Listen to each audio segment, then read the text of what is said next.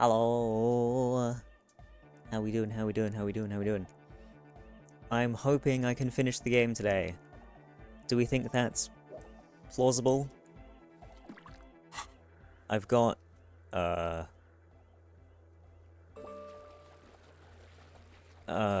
this to do,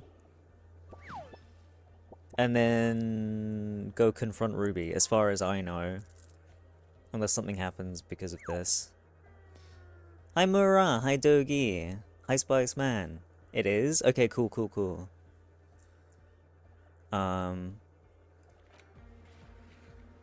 Mirror? Wait. No, that's not relevant anymore, because I already looked at my face. That's like to do with turning the tap off or on, right? Man with the sunglasses. Who the fuck is this? Wait, no! That's the guy who's from my, office or whatever. My police, office. But he's undercover. Repairing the faucet. Yeah, I don't need to do that anymore, do I?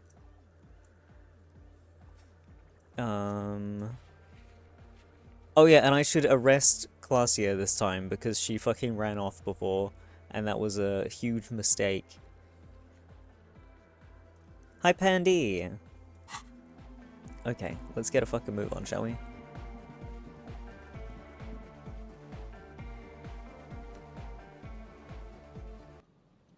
Okay. What time is it? It's nearly 10, but not quite 10. Fucking love my new PC. Hell yeah, dude. It's always nice getting new tech. Although, maybe I should go arrest Claudia now to kill some time. I hate having to, like, set up a new PC. It's fucking horrid. Having to, like, make sure you've got all of your, shit set up correctly and, like, reinstalling stuff. I hate it.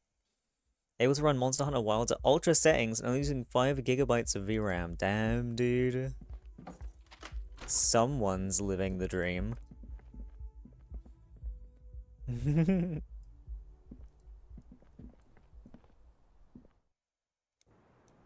Hello, I need to arrest you. I was just thinking, what a nice evening it is for taking part in a murder investigation. How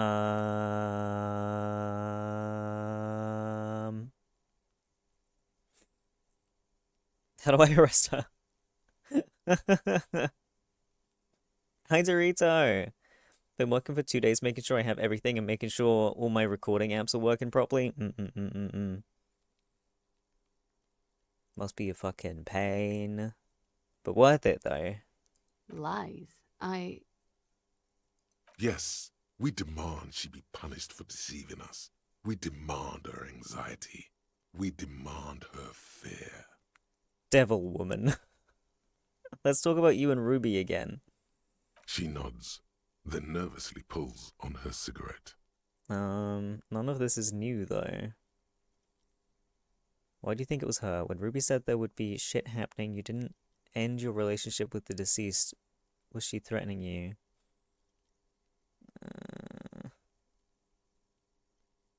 She has this thing for me. What she's saying is sex. Sex. And more.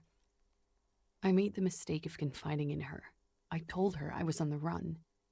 She started protecting me. It became an unhealthy relationship. When I started spending time with Lely, she told me to end it. Said there would be shit if I didn't. It was not a good meeting. We stopped talking after that, but... I don't understand.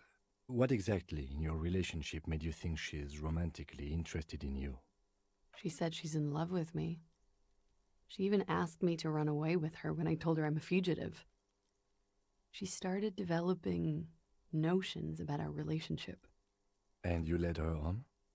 A little. I was flattered, you know? But then I had to let her off, and it was not easy. I came to regret being friendly with her. We maybe kissed, nothing more.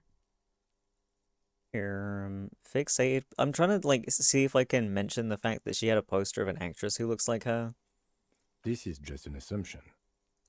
I know what it sounds like. That's why I didn't want to tell you before. But she knew what had happened when I came downstairs. Somehow, she knew Lely was dead. She wasn't surprised at all. When we came up here, she was calm as a stone, too. She cleaned it all up like she had a plan. This is a familiar theory. You had it too, remember? Could it be that Ruby was covering up after herself?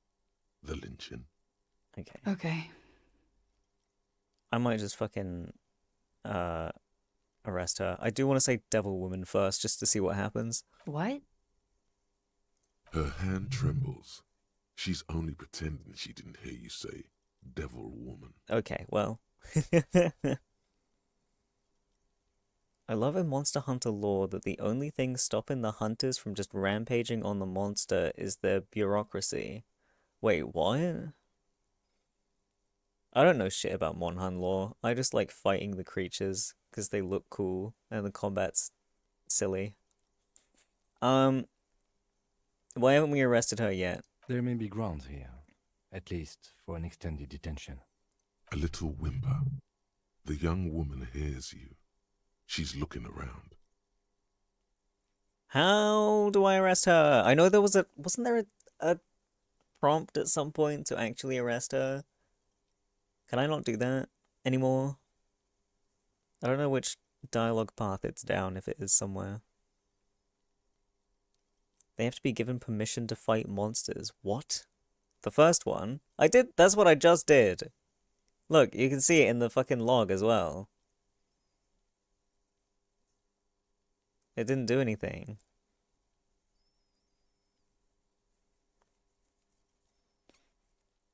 So I don't know. Chose not to already? I thought I could go back on that.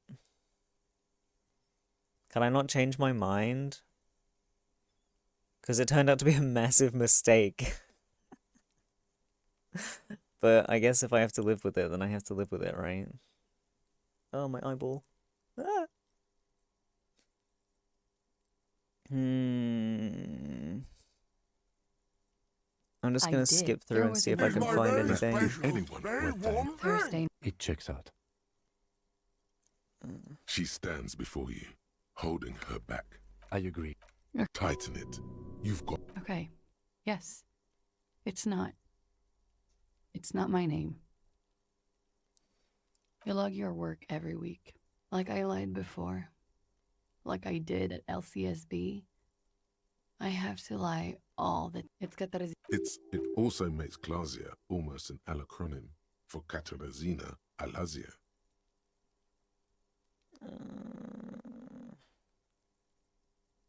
That's cool. She nods, her back straight, ready for whatever is next. Okay. She slowly lights another cigarette and steadies her breath, as if in the presence of some tiger. Did you find her boy? I haven't been over there yet.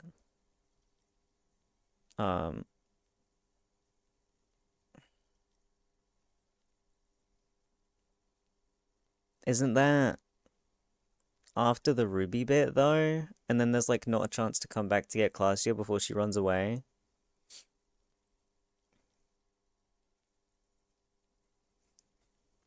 Yeah,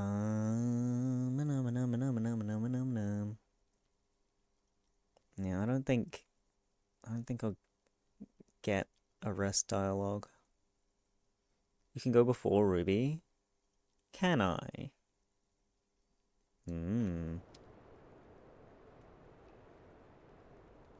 Okay. That's not what I wanted. Stairs, please. Don't remember if the arrest comes back. Okay. Well, it's 10 o'clock now. I at least killed enough time to go to the meeting.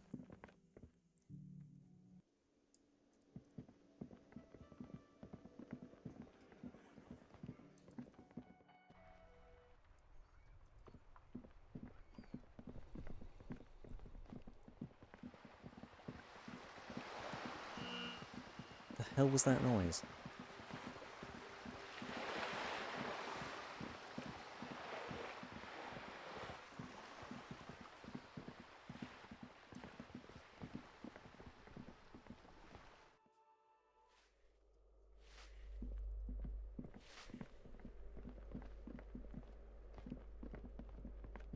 Is it here? No?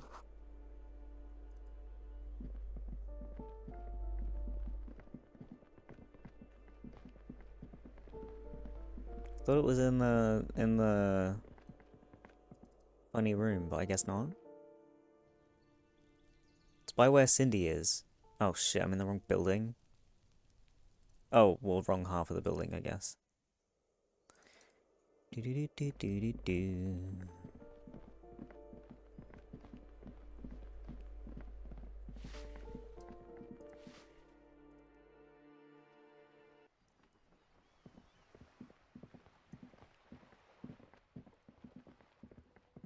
Is it up here? As you approach the metal grill, you can hear several voices having what appears to be an animated discussion. This must be it. Beyond this door lies the beating heart of radical communism in Martinez. Somehow, the night air softens the smell of trash and sea brine. As the breeze pulls through the canvas like a shuttle through a loom, you catch a hint of something unexpected, something earthy, warm, and burnt. The acrid smell of failure. Huh? No, that's just slightly burnt coffee. There we A go. smell you would recognize anywhere. Coffee. Just look at these pigs sniffing about after hours. Why didn't you say the secret door was right behind you? Hey, it's past curfew. Go to bed, Cindy. Go ahead and arrest me, officer. I swear I'll go peacefully. Feel her smirk through the dark. She's right next to a light. I can probably see her. The metal grill is cool to the touch.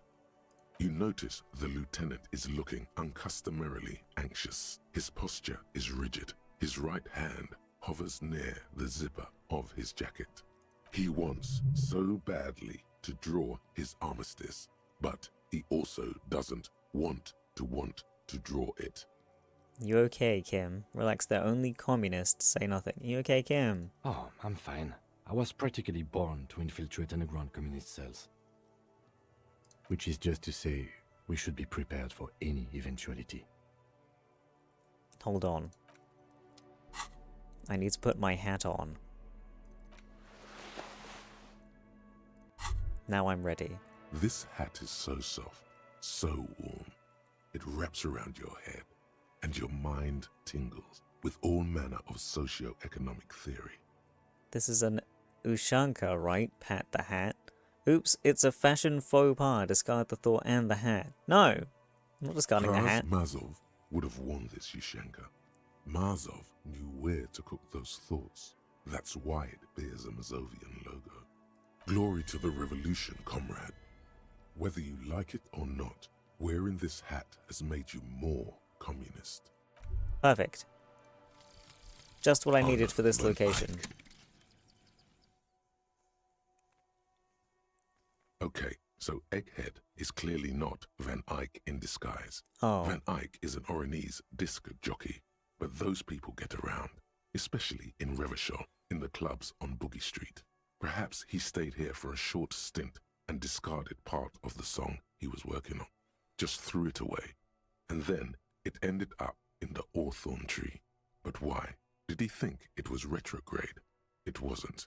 Perhaps he caught a glimpse of the future and did not want for it to arrive just yet. Perhaps the city whispered the top line to him, and he was frightened by it.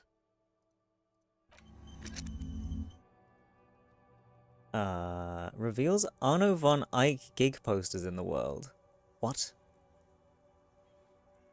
Okay, if you say so. What was that new one I got?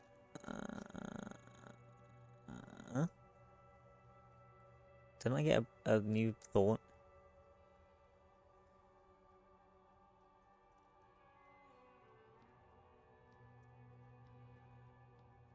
Maybe not.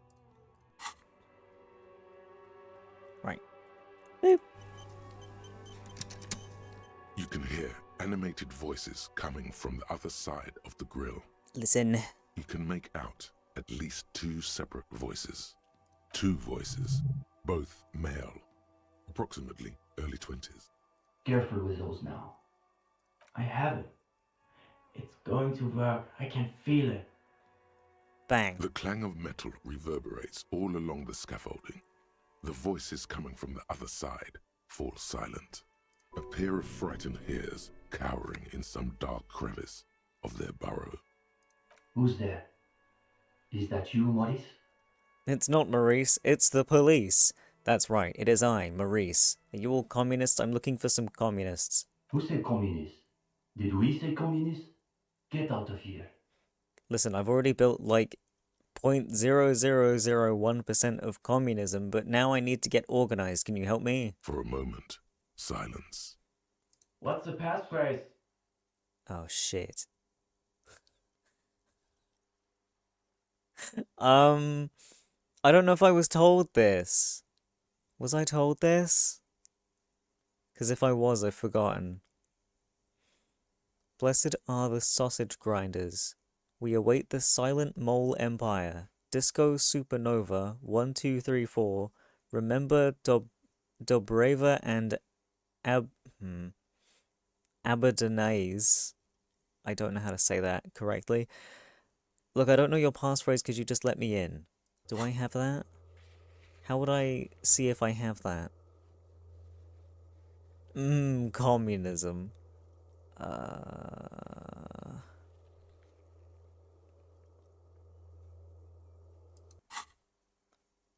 Piss. I feel like this rings a bell, and I don't know if that's for a reason or not. Did he say something about sausages? Okay, it wasn't sausages. Can I get a hint? Not a chance. We can't afford to compromise on our operation. Not at this point. Come back when you know the passphrase. Look at that! The pig's trying to break in without the passphrase. Tisk tisk. Let's go, detective. We'll get nowhere standing around here in the dark. I thought I had something. I guess I The metal don't. grill is cool to the touch. The long stretches of canvas billow like sails in the night breeze. Do I have like a note anywhere? That's the fridge note.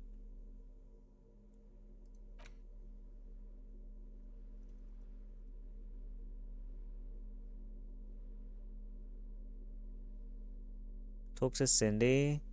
Okay. What's the passphrase? Help. Hello again, officers. Have you come to admire my mural?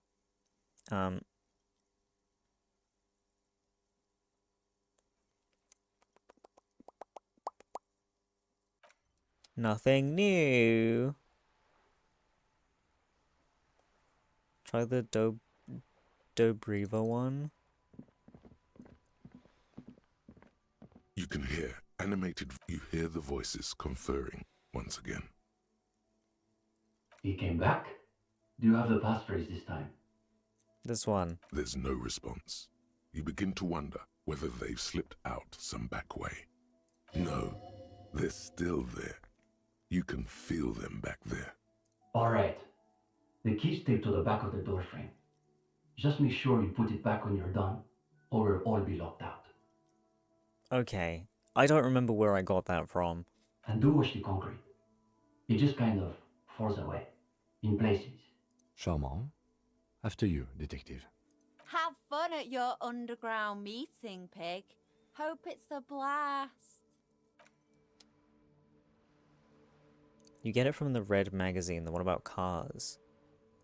Okay. The 2 young men are either oblivious to or ignoring your entrance. Their attentions are fixed on whatever it is they're stacking in the middle of the floor. What are you making?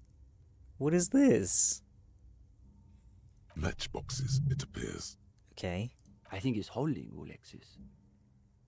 It is. It's holding. It's definitely not holding. Those matchboxes are stacked so haphazardly, It's like they want them to collapse. They're building communism. Okay, my bad. Careful, careful.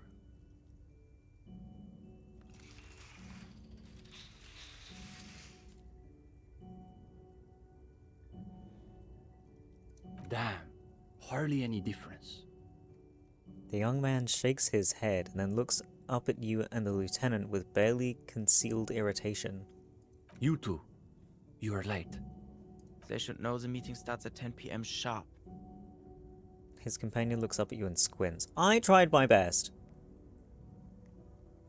There's a great deal of tension in this young man's shoulders, more than someone his age should bear.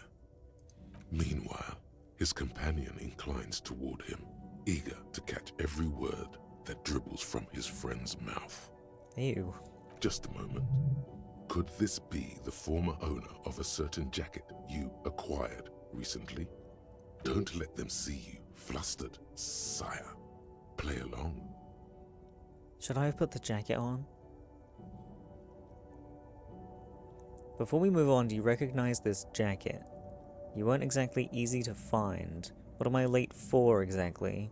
My apologies, comrades, but I had to be sure I was being tailed by our class enemies.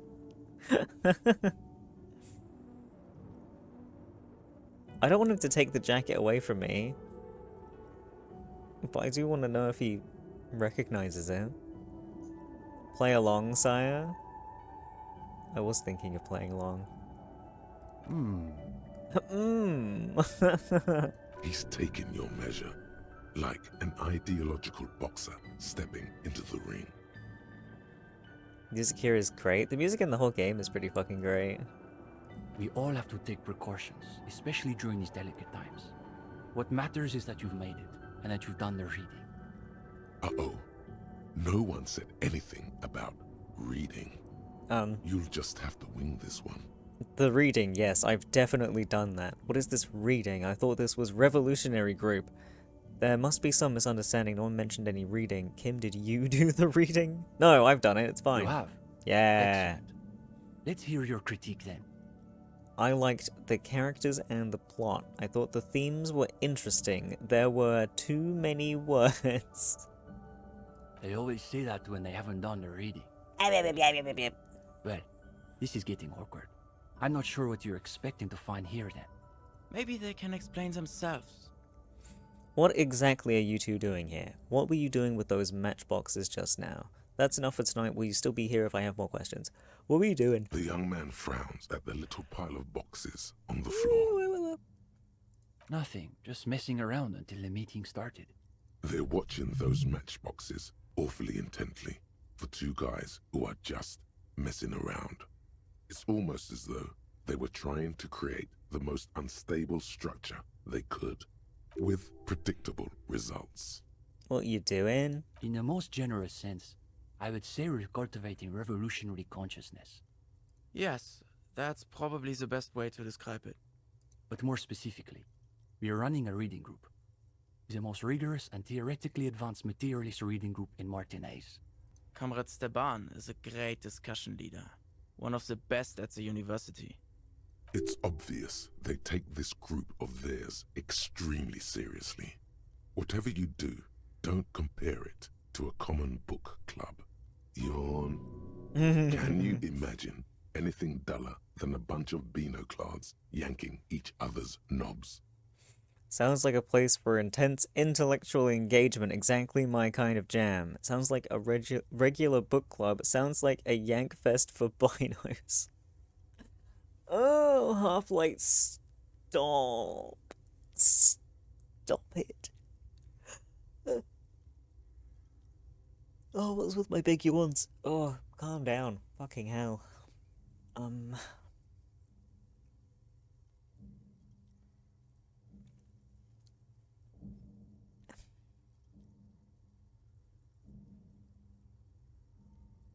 As much as I'm building communism, which one of these are you in terms of sitting on a coach? What?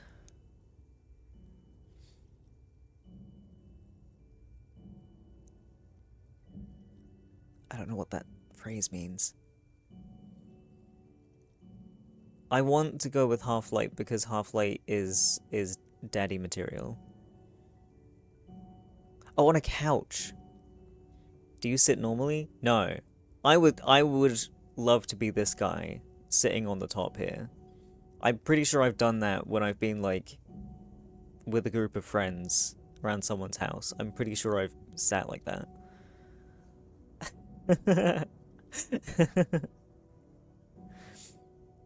I never sit with 2 feet on the floor. Never. Like this, if you take this pose and you put it down here, never me. Never ever. But up here, fine. Same. I'm the boring one. Like, even this is more doable for me than having this foot also on the floor. Like, I need to not be just like... I don't know. I can't do it. Like, right now, both my feet are on my chair and my knees are up, like, against my desk. But we cannot be grounded. Yeah. Okay, I have to Half-Light. I have to. It's nothing like that. A young fist is a decadent bourgeois phenomenon. A pastime for overeducated office workers who lack proper revolutionary outlets for their social dissatisfactions and repressed sexuality. Is this the homosexual underground? Repressed sexualities are something of an idée fixe of his. One of capitalism's more banal pathologies. But let's move on. Didn't realize they taught radical Mazovian theory in the universities. Okay, so what does your reading group actually read? I think I get the idea. Let me ask you about something else. This one. Huh. As though you can call that problem teaching. One thing you learn quickly at university is that you're not going to find a real education in any lecture hall or discussion seminar. We are post-attendance, basically. Exactly. The only worthwhile part of the so-called École Normale de Reversol is the library. That's where we've made our greatest critical strides. Kim, can we arrest these kids for truancy? I forgot what truancy means. Does it mean that they're not showing up to class? Isn't that a thing?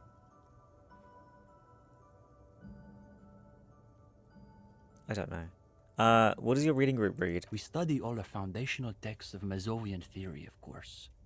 Just last week we finished the second volume of Puncher and Watman's Innocence of Capital. Truly extraordinary. And before that we spent 6 weeks on State and Plasm. Yeah, skipping classes. Okay. There's definitions of words hidden somewhere in my brain then. Uh-oh. You can feel your attention span rapidly deteriorating. Oh, fuck. Oh, fuck.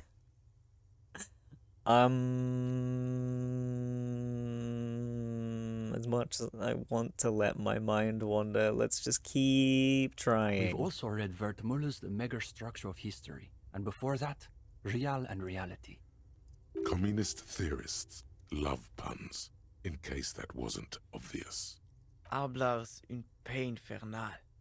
The original Fisdale translation, not that watered-down revisionist garbage. These two deserve the Order of Honor for bullshitting. There's no way they've actually read all this stuff. Obviously. But, of course, our special emphasis is on the theories of Ignace Nilsson and his followers, especially the inframaterialists. Who are these inframaterialists? I know who Krasmazov is, but who is this Ignace Nilsson guy? Only Krasmazov's most trusted lieutenant, the evangelist of the revolution, and the founding father of the People's Republic of Samara. It's hard to overstate how unimpressed he is that you've never heard of this world historical individual. I'm supposed to be good with encyclopedia. Fuck this. My brain's not big enough. He also happens to be the greatest communist theorist after Mazov himself. It was Nilsson who first postulated the existence of ideological plasm, What? which forms the basis of inframaterialist theory. What? Plasm, huh? Sounds like a hell of a drug. You might want to ask about it. The young man sighs. His companion looks about furtively. Did this reading group have anything to do with the lynching? Where's the rest of the reading group? Is the reading group accepting new members? Where's the rest? What do you mean? This is the reading group. So there's 2 of you. Shouldn't a group have, like, more people in it? 2's all you need. Me and Kim are the same way. Shouldn't it have more people? We're in something of a rebuilding phase. Hi, Carl. Some of our former comrades didn't have the ideological fortitude our work demands. What happened to them? Intellectual attrition is maybe the best way to describe it. Felix said he couldn't keep up with the reading on top of his classwork. And Susanna wanted to read text other than Mazovian theory. Like novels, if you can believe it. Imagine the audacity of wanting to read a novel in a reading group. Novels. Unbelievable. Shake your head. I like a good novel every now and then. Maybe you just haven't found the right group yet. Unbelievable. See? Even the gendarme gets it. Imagine reading novels. We've tried recruiting new members, but unfortunately the current intellectual climate is pretty hostile to inframaterialist thought. These days, if you're on the left, the ascendant schools are the Gotwaldians and their iconoclasts. Don't forget about Maurice and the turnips. Right. Then there was the whole turnip debacle. Huh? Whatever this turnip business is about, one thing is perfectly clear. These young students have a much deeper understanding of communism than you do. You could learn a thing or two from them. If you can convince them, you're one of them. What's so bad about the Gottswaldians? Who are the Enoclads? What about Cindy? Is she part of the group? Did you say something about turnips?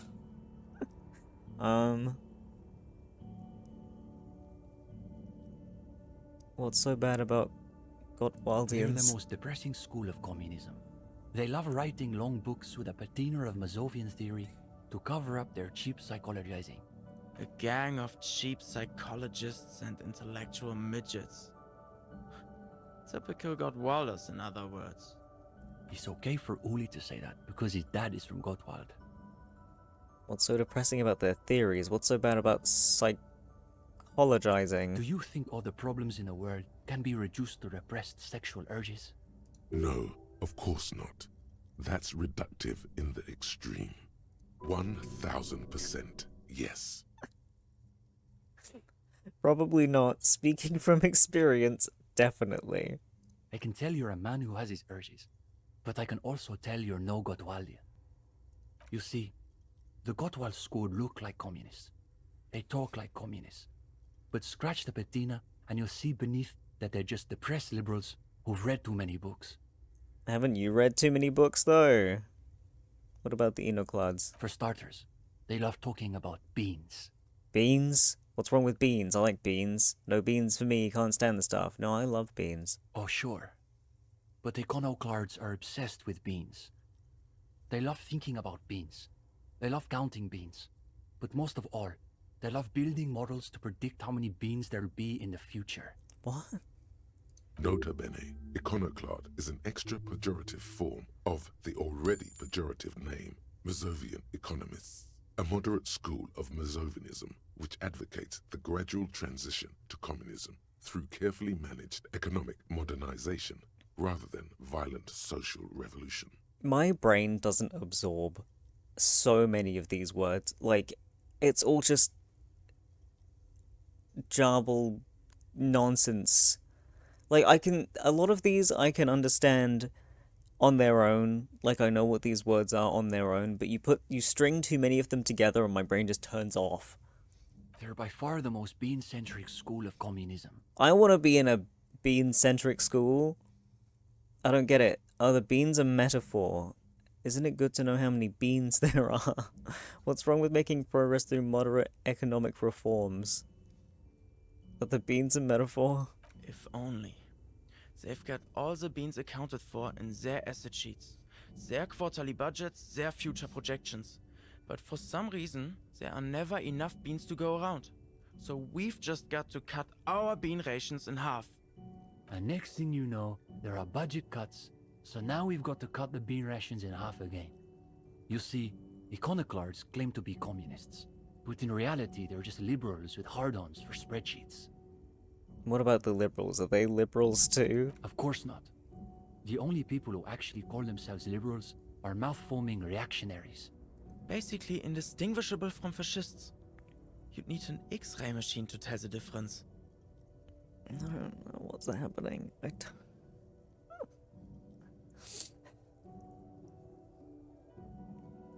My brain can't grasp any of this. Convinced this is a political parody? Thing is, I wouldn't even know, though.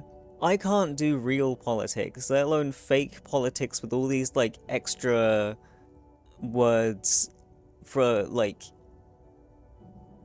groups that, like, fictional groups, right? Like, it's just adding in more shit that I don't understand.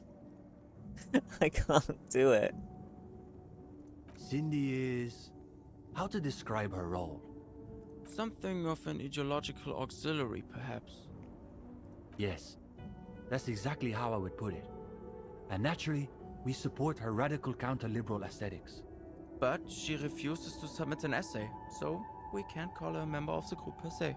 That doesn't stop her from using a room for studio space, of course. They make fun of everything, even the writers were communists themselves. Oh, even if the writers were communists themselves. I don't know. Turnips? It's an unfortunate story. You see, our ex-comrade Maurice is something of an economist. He's studying macro and microeconomics. Wow, a real intellectual, it sounds like. Right. So a few weeks ago, we were discussing the extra physical capabilities of the revolutionary state. And Maurice said... what were his exact words, Ulex's? It was unbelievable. He said, turnips don't care if they are grown by communists, moralists, or Vulcan. They grow just the same. Basically, he was rejecting the whole foundation of inframaterialist theory. What is this inframaterialist business they keep blathering about? You've never heard of anything like it.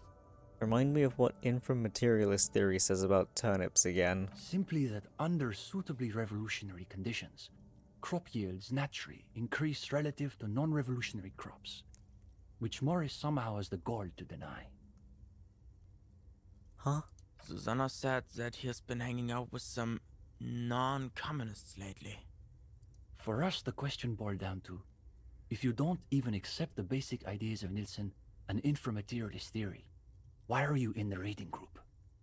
I totally understand. I don't understand at all. So we expelled Maurice from the reading group over an argument about turnips.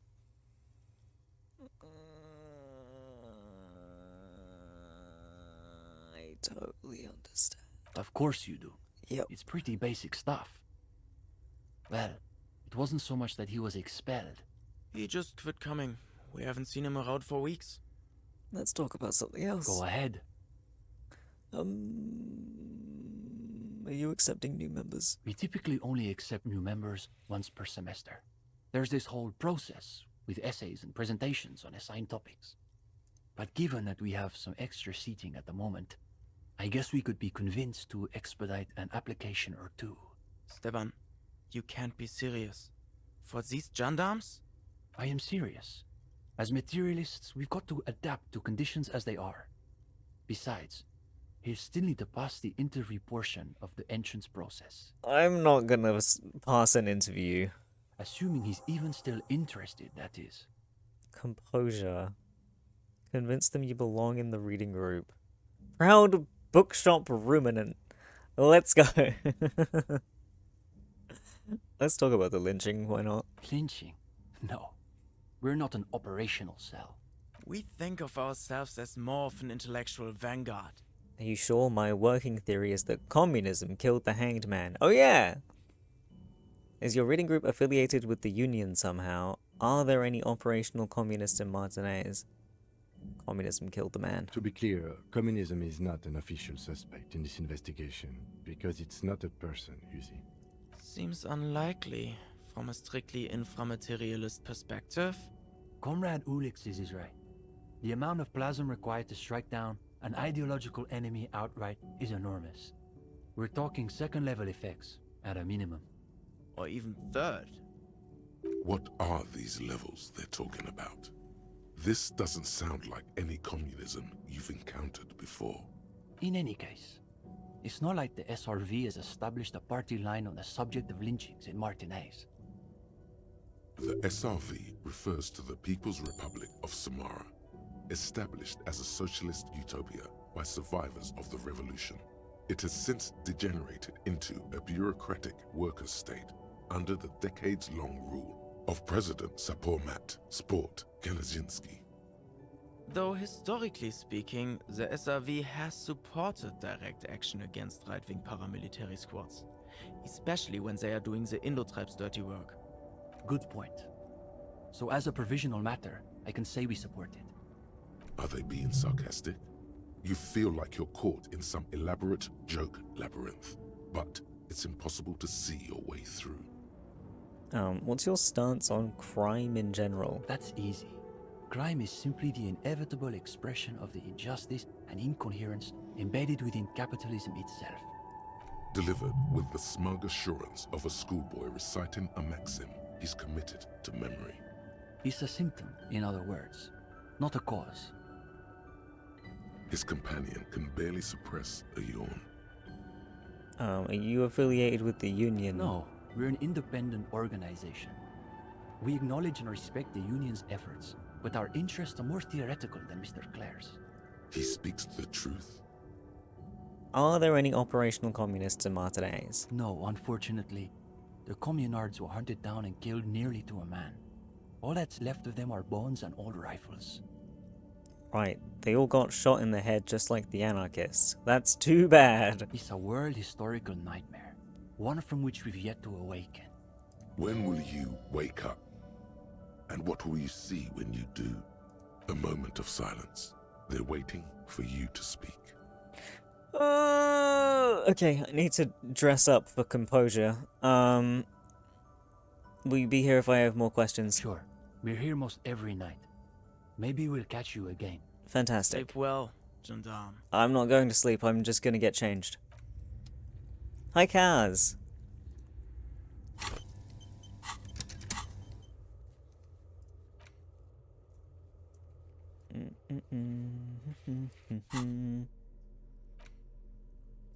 Composure. Do do do do do do do do do do do.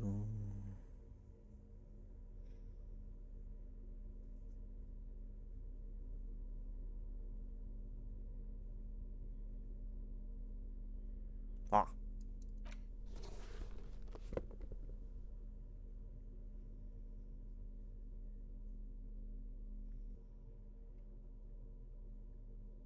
Is that it?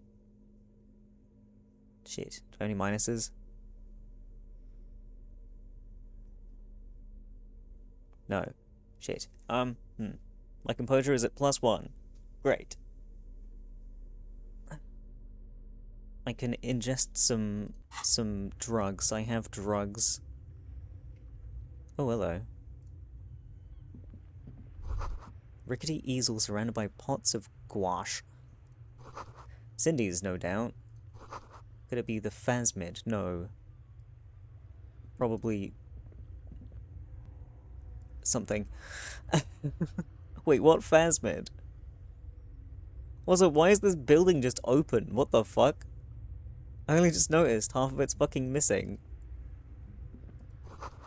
Try not to think about the cracks splintering across the floor. There's not much of the floor left. This one says no war but class war. This poster reads, under the cobblestones, communism.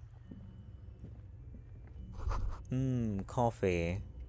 At the bottom of the pot, an isle of black sludge rises from a shadowy sea. What's this? Reflective construction vest. Great. Ludicrously reflective safety vest like those favored by construction and road repair crews. Comes with replaceable battery pack, makes you feel like a deep sea anemone. Wait, how does it make me feel like an anemone? Wow. Stunning.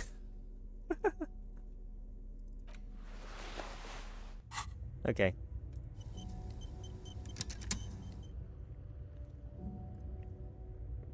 The gendarme returns. Oh, What do you need? guessing these pots of gouache belong to Cindy. Ah, yeah, it's hers. She just sort of moved it all in a few months ago. She said if she's going to make truly radical art, she needs a suitably radical workspace. And I don't think she could afford rent at an actual studio. Do you like her art? Now I'm wondering what's the deal with this place. Do you like her art? Oh, sure. It's definitely interesting, I would say. Wait, I thought interesting is what people said when they don't have anything real to add. His companion's eyes widen with interest. He has a cold smile. It's like you sucker punched him with your words. Come on. It's not that I don't have anything to say about Cindy's art. It's more that I'm still working out the details. It's a complex question. You've got to take your time with it.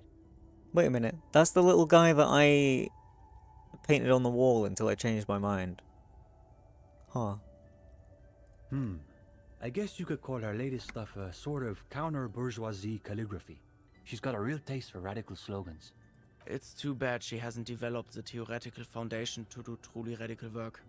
I think she'll get there, though. She's still looking for a subject equal to her ambitions. What's the deal with this place? The deal? At a fundamental level, I guess you could call it the shattered bones of a dream crushed by capital. That's really good, Steban. You should save that for an essay. Thanks, Uli. When the idea is sound, the words just sort of flow. Yes, now keep developing the idea. If this place is the Shattered Bones, that must make us the Bone Weevils. I heard these used to be luxury apartments, the million real views, that sort of thing. Bone Weevils. Yeah, that's not bad. Not as good as Steban's original idea, though. Okay, fine. Go ahead. Let me join your book club. What's there to be scared of? You've really been cracking the books these last few days. You can go toe to intellectual toe with any reading group in Martinez. You've spent a not inconsiderable amount of time arranging the works in your mental library by theme and period. All the ideas and references you'll need are ready at hand. Now, chin up. You've got this. This is just the group I've been looking for. When do we start? Crack your knuckles. Alright, let's do this interview. Oh, you want to start now? Sure, we can manage that. Let's go. You've caught him off balance. Haha. The momentum is already in your favor. Go ahead and take a seat. Since we haven't had time to prepare an exhaustive questionnaire, I think we can keep this interview more freeform. Why don't you tell us a bit about the books you're interested in? And we'll just see where the conversation goes. Like you guys, I really get into political and historical subjects. I'm into more practical books, books that help me understand the real world. Look guys, I gotta be honest, I may not have read many books, but that doesn't mean I don't have stories. It's my very special, very warm drink. Hi, new balls.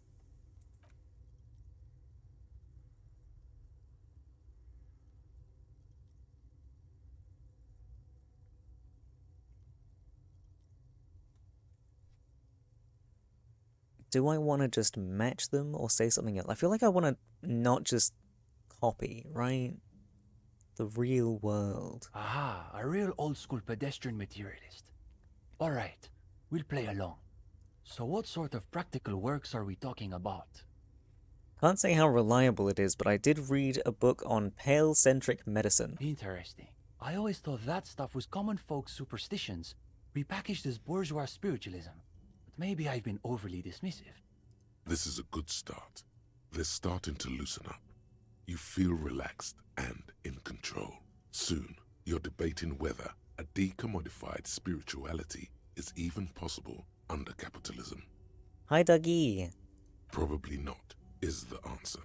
Which isn't to say it isn't sometimes still useful.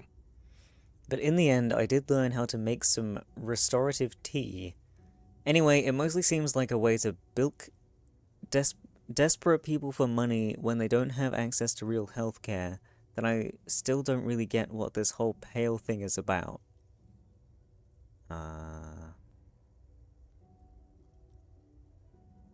Intellectual. Ogutwalian will tell you that it's an inescapable fact of modernity that we can only repackage our collective history in increasingly ludicrous forms.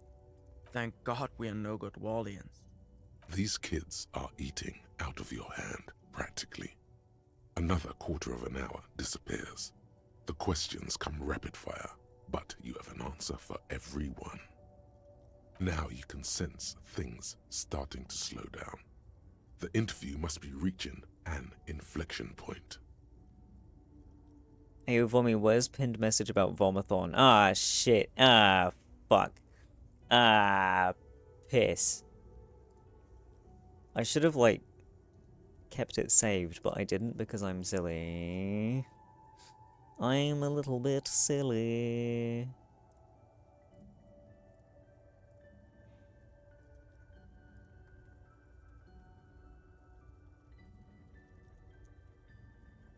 That's not how you spell.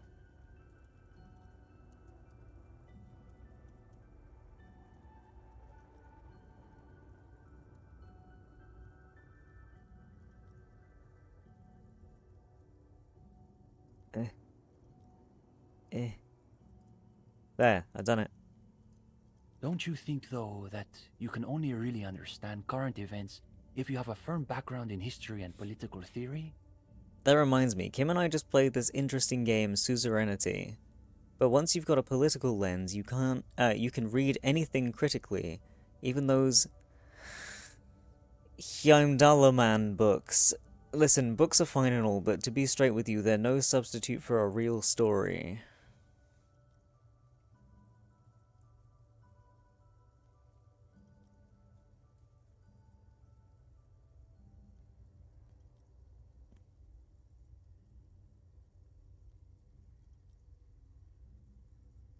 Interesting. Say more about that. Now's your chance to end this interview on a high note. Soon, you're in a lively back and forth on the political substrata of the Hyamdalaman universe. Did I do good? Even if they won't admit it, these two love blood and sex as much as anyone. Hell yeah. But don't you think that pornographic fascist mythology gets pretty tiresome after a few books?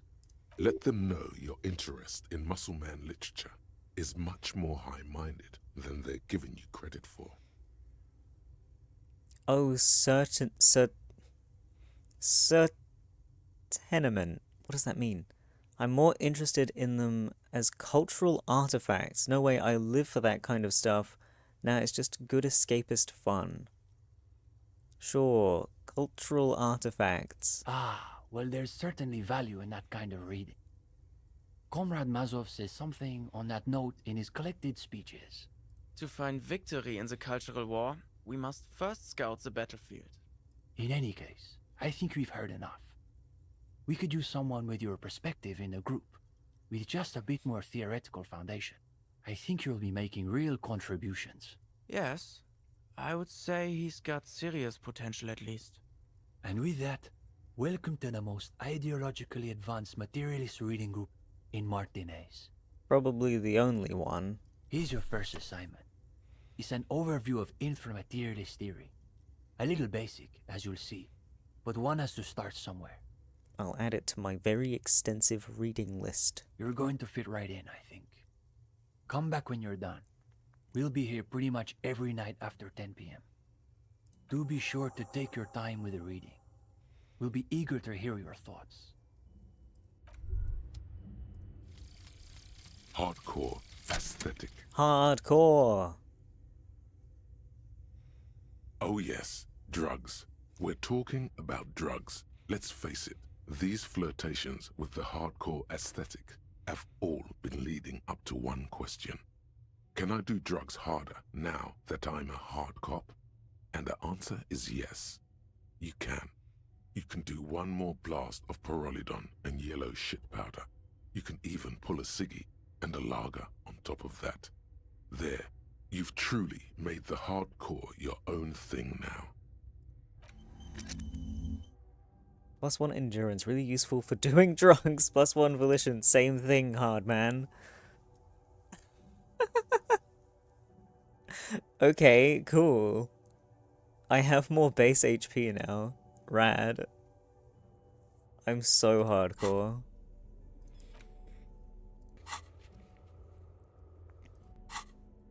Okay. Book. Concise introduction to inframaterialist theory intended for a general audience. You can tell this particular copy has spent a lot of time in someone's back pocket. Hi, Eric. The cover of this pocket-sized volume features a swirl of orange, yellow, and green. The title, A Brief Look at Inframaterialism, is set in an authoritative yet approachable serif font. What an interesting color palette. It's vibrant, yet somehow leaves you ever so slightly nauseated. On the inside jacket flap, you find a brief summary. What is inframaterialism? A highly theoretical branch of Mazovian communism? A collection of mystical ramblings by a discredited revolutionary? Or possibly both? This brief look, TM, introduces readers to one of this century's most fascinating and misunderstood theories in a concise, jargon-free manner. So far, so good. This feels like kid stuff. Is there no slightly longer glance TM series? The back of the book contains 4 or 5 pages of primary and secondary sources, but you'd need access to a university library to find most of them. In other words, this guide is the only source you're likely to find. You turn to the table of contents. The guide itself is divided into several sections with seemingly esoteric titles like Effects of Plasm on Root Vegetables, Not the and turnips. Mental Projection and Transference. There's also a brief introduction about the life of Ignis Nielsen. Read the first chapter. If you're like most people, you probably believe that your thoughts reside in your brain, right? Do they not? That's not right at all. Thoughts don't exist in the brain. They float through the air. Your brain is but a fish swimming through them. Right. I always thought I swam through them. Honestly, I have no idea where some of these thoughts come from. Sure, I like swimming. Very interesting. Mm-hmm. And not so far removed from Ignis Nielsen's own theories. That's because I'm an intellectual. As Mazov's devoted comrade and leading theoretician, Nielsen was responsible for developing much of the intellectual foundation of communism. But his interests and speculations were famously wide-ranging. During his final years in exile, he produced, among other things, an early guide to home brewing, instructions for raising revolutionary children, plans for a universal pictographic language, and a detailed materialist critique of Dolores Day's chess strategy. A true man of ideas, equal to any of the great DeLorean polymaths. But one subject he returned to time and time again was the fundamental relationship between thoughts and matter. We may yet discover, he wrote in his notebooks, that under certain exceptional circumstances, the proletariat's embrace of historical materialism may be so fervent that their beliefs take form in the world of matter as a kind of revolutionary plasm. Hold on, can you put that in slightly more basic terms? Whoa. Okay. Whoa. Whoa is right. What's more, Nielsen speculated that this plasm, when it becomes powerful enough, might begin to influence the material reality surrounding it. Hence the name, inframaterialism. Unfortunately, Nielsen passed away before he was able to develop these initial ideas into a full-fledged theory. That work was left to subsequent generations of communist theorists. Building on Nielsen's basic insight, these theorists reached a startling conclusion that a sufficiently revolutionary state might begin to exhibit certain extra-physical effects based on the amount of plasm generated by its citizens. Wait, so this isn't even Nielsen's theory, it's his followers. This doesn't make any sense. I'm completely lost. These people are saying that if enough people just believe in communism, it will come true. But belief defines reality, sir. The actual theory is highly technical, but For the purposes of this brief look, TM, that's a fine working definition of the concept. That's because this is absolute idiocy, not even worth engaging with. If you believe enough, it will happen. Exactly. No, no, no. There's something here. You can feel it. Let's hear about this extra physical stuff. I'll give it a few more pages. Let's go. Materialists divide the extra physical effects of the revolutionary state by the level of plasm required to achieve them. At the lowest, or first level, revolutionary plasm is believed to stimulate or invigorate matter without altering its essential properties. Sounds like that business with the turnips. How exactly does this plasm stimulate matter? To take one example, during the revolutionary period, many communard farmers in Grad reported extraordinary yields of certain root vegetables, most notably turnips. Oh. The difference in these yields was simply too great to be accounted for by mere climate or soil conditions. The only reasonable explanation, inframaterialists argue, is the high level of revolutionary plasm emanating from the commune itself. Even today, in parts of the SRV, there are collective farms whose root vegetable yields exceed those thought possible by capitalist agronomists. Who's to say the farmers aren't just cooking the books? Sounds like obvious SRV propaganda. It's also been postulated that plasm may account for the remarkably full and manly facial hair observed on many communist males. Stroke your beard proudly. Stroke it, but modestly. No, I'm proud. Of course, inframaterialists argue that revolutionary plasm may stimulate human physiology in other ways as well. Oh yeah, we're talking about white-hot communist sex, baby. Let's go. That's correct. Reports from the revolutionary period claim that the most radically devoted communards were able to engage in vigorous intercourse for up to 8 hours at a time. Vigorous for a whole 8 hours. 8 hours? There's no way. Your equipment would be mashed to jelly. Don't call it equipment. No wonder the communards couldn't shoot straight. They were too shagged out. Hyperproductive vegetables and ultra-horny communards are fine. But this theory hasn't quite gotten strange enough for you. Sexual euphoria. Increased sensitivity to stimulation. If you didn't know better, you'd say this plasm stuff sounds a lot like being on amphetamines. Yeah, but are you putting the turnips on amphetamines? Huh? Huh? And on that note, you feel like you've gotten the general idea of inframaterialism, enough to carry on a basic conversation at least. But if you'd like to go even deeper into some of the more speculative aspects of the theory, you could always read further. Of course you want to go deeper. What else are you here for? The book fits quite snugly into your palm. It would also fit comfortably into a jacket pocket. Keep reading. You flip forward a few pages until you come upon a chapter titled Mental Projection and Transference. Sounds like Tantra. When a community has achieved a sufficiently high degree of revolutionary fervor, inframaterialists believe that second-level effects may be observed. Something I've just realized. So, like, throughout this, I've been thinking about these two gentlemen on the sofa and how my brain does not work like that. I can't, like, stuff all of this, like, political and worldview jargon into my head. I can't form any kind of reasonable discussion around such topics, okay? But then I'm thinking, when I read even, like, a bit of Aleister Crowley's nonsense, that stuck.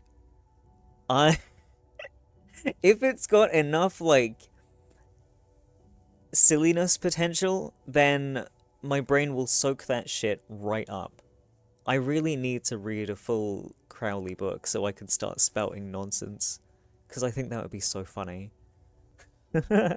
At this second level, certain hyper-revolutionary individuals may even develop the ability to extend their thoughts into material space, and vice versa. Does that mean communists can read minds? Why do these effects only work for hyper-revolutionary communists? Yeah, why? Because plasm has never been directly observed, the exact mechanism behind these effects remains entirely speculative. In other words, there's no evidence that any of this mind-reading stuff is real. Why are you getting hung up on mechanisms? Open your mind's aperture just a little wider. You're so close to true understanding. Psst. You know what else lets you feel like you can read minds? Spooky old Pyrrolidon. Wait, if there's no evidence plasm exists, how can the theory be true? Mind-reading communists. I mean, why not? Why not? Most inframaterialists would argue that the inability of skeptics to detect plasm is simply evidence of their own insufficient revolutionary enthusiasm. There you have it, a perfectly unfalsifiable loop. The theory is impossible to disprove on its own grounds, meaning it's hardly a theory at all. This should be more than enough for a stimulating discussion. That said, if you're still yearning for more, you must. Everyone knows books save their best parts for the end. You breeze through the next several sections until you arrive at the final chapter, titled A Communism Above Reality. When a society's revolutionary fervor reaches the third and highest level, inframaterialist theoreticians have postulated that the laws of physics cease to be laws.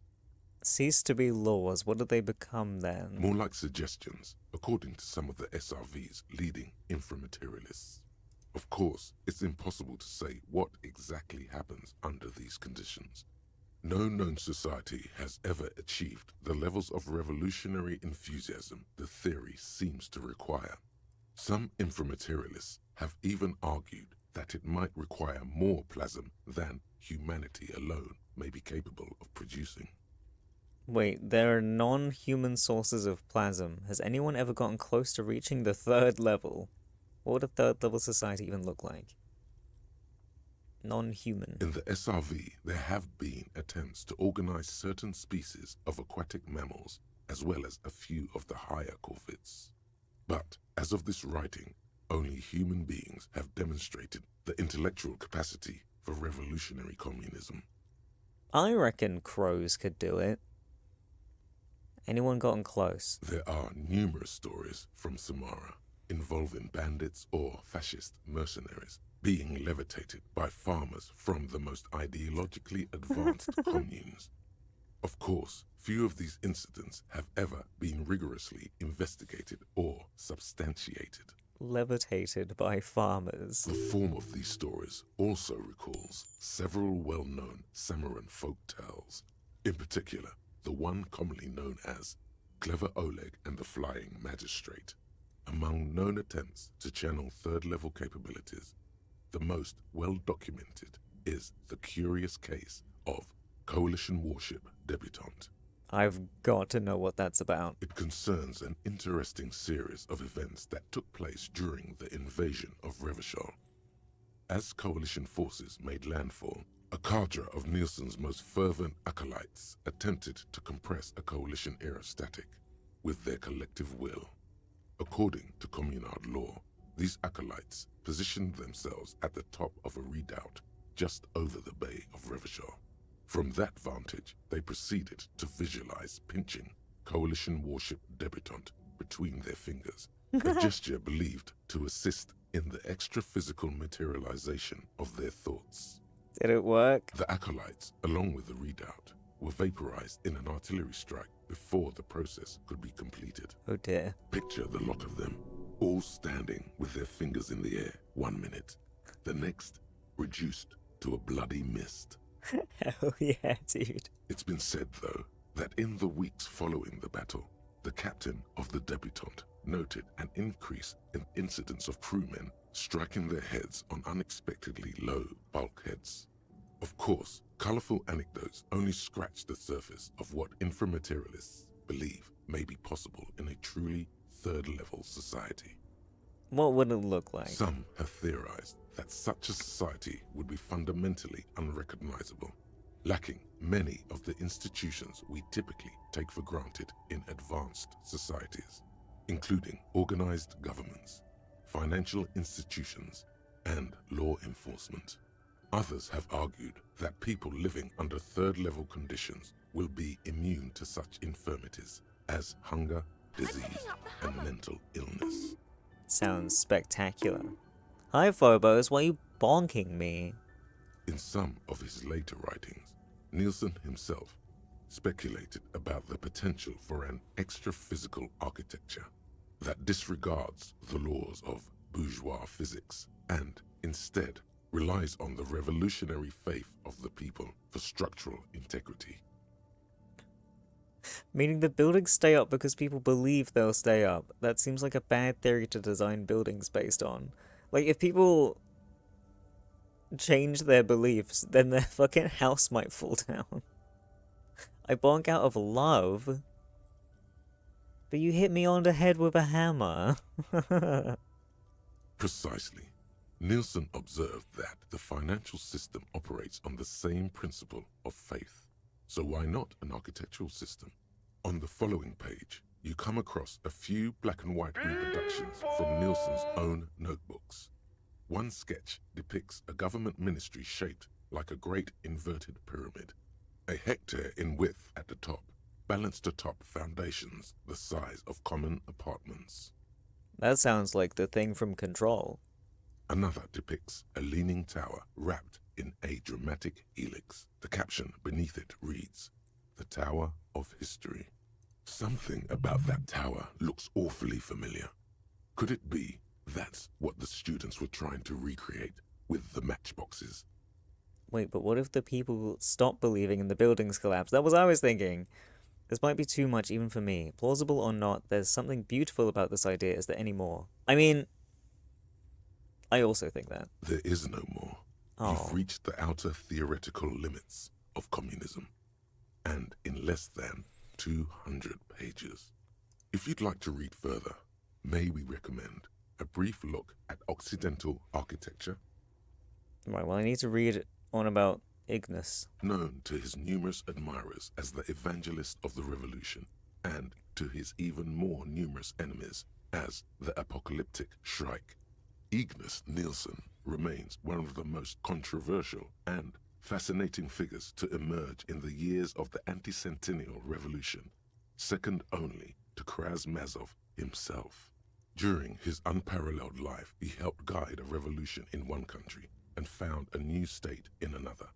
Along the way, he committed some of the most notorious war crimes in an era famed for its atrocities. Hell yeah. And yet, his most fascinating contribution to history may be the most overlooked. His theory of ideological plasm, from which his followers and successors developed the school of communism known as inframaterialism. Well, there we fucking go. Now I know everything.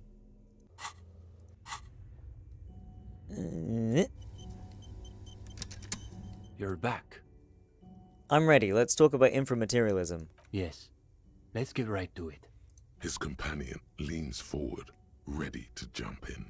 They're impressed that you dove right into the most advanced parts of the theory. Half an hour evaporates and the conversation is still wending its way toward new and unexpected places. But if it's true that this individual possesses so much capital that light literally bends around him, then that must mean... That guy, the fucking guy in the container. That capital produces its own form of plasm. That light itself is a bourgeois illusion.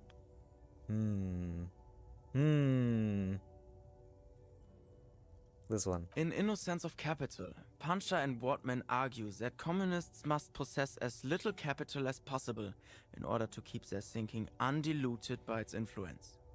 Watch out.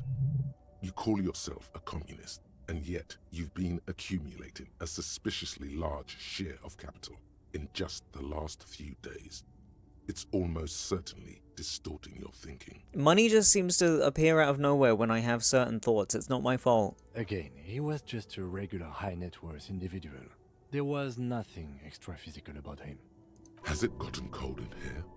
Your arms seem to be covered in goose flesh. Well, on that note, I think we can call it an evening. No, wait. Can this really be the end? You feel like you've just gotten to the real stuff. Yes. One of our better discussions lately, on the whole. Hang on, is that it? What do you mean, is that it? You've done the reading, we talked about it. What more do you expect from a reading group? What if I have more questions, about communism? Well, you could always ask, I guess. We probably won't get a better chance. Honestly. But it's getting late, so maybe pick the most important question.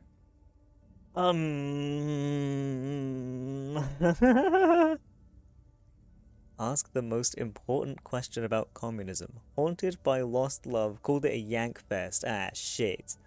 Ah, fuck.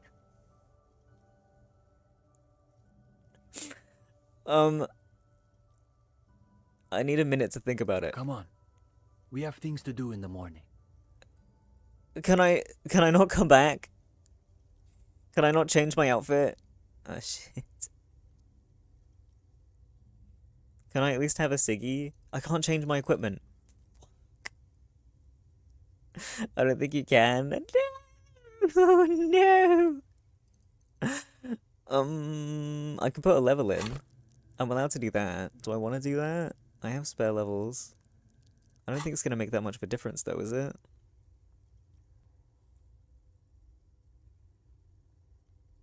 I'll do one.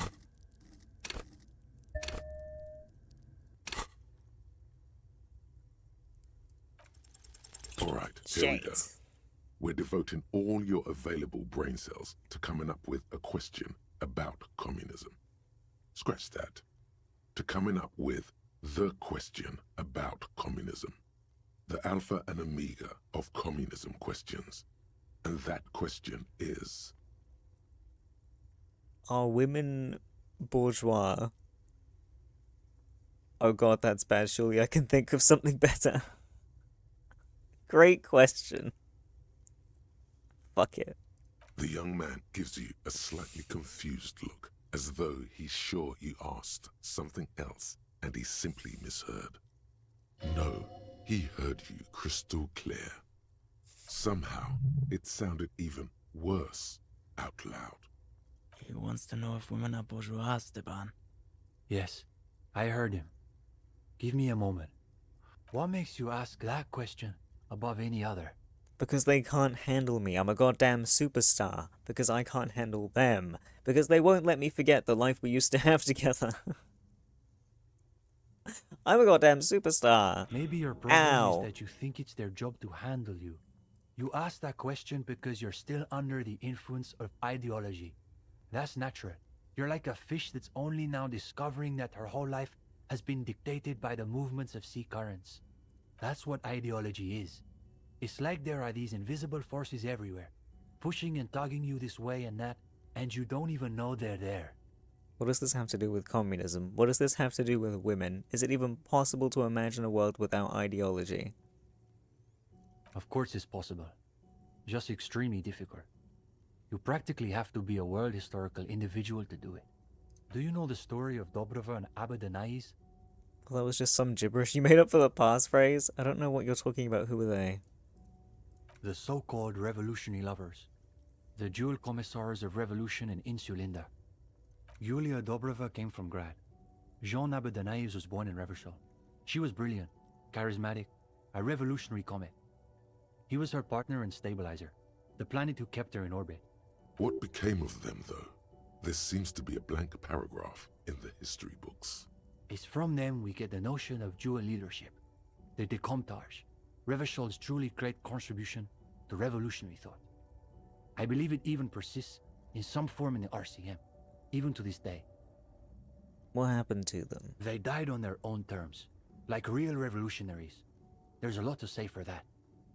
Is that true, Kim, about that It's my thing? very special, very warm drink.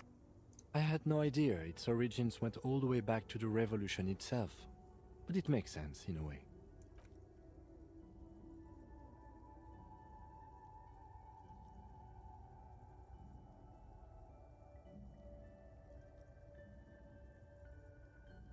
Meep, meep, meep, meep, meep. What you're saying is women are only bourgeois because of ideology. There's more to it than that. People still make their own choices. It's a matter of being aware of what's influencing them. What does this question say about me? Yes, that's the question you should be asking yourself. I don't want to. His companion nods, but offers no further solace. I need to take time to think about all this. The young man nods, but says nothing. He appears to be distracted by something. He's wrestling with some question of his own. Of course, the matchboxes. You'd very nearly forgotten to ask about them. Now may be your last chance. The matchboxes. You were trying to make the tower from Nilsson's journals. So you really did read all the way to the end. Yeah, Uli and I were trying to see whether there was enough plasm between the two of us to hold up a few matchboxes. It was just a little informal experiment. No reason to take it too seriously. We should try again, all of us. The young man looks at you a moment, then at his companion. What could it hurt? Alright, let's give it another go. Everyone feel your communism with all your hearts. You know what? I'll sit this one out. I don't think you want my skeptical materialism interfering. Before long, a modest tower begins to rise from the pile of matchboxes. Channel your energy. You place every box with the utmost delicacy and precision. Easy, Uli. It's holding. It's holding. I mean, it's just a big pile of mess on the floor. I don't see a tower. For the moment, the higher the tower goes, the quieter the room seems to become. Oh, Aside from the occasional comment, the three of you are completely absorbed by the task. Alright, you go next, Stepan. The young man pushes back his shirt sleeves, revealing the pale flesh of his forearms. don't distract him. Is it? It's holding. It's holding. Yes, this is the closest we've ever gotten. It's almost exactly as Nilsson's sketch imagined, a physical manifestation of the dialectical spiral of history. Where did you get all these boxes from? This is huge. Alright, gendarme. Your turn. You've got this. Theories aside, they're only matchboxes. Even the lieutenant is watching intently now. This is tall enough, better not risk it. Ghost of Mazov, please give me strength. It's...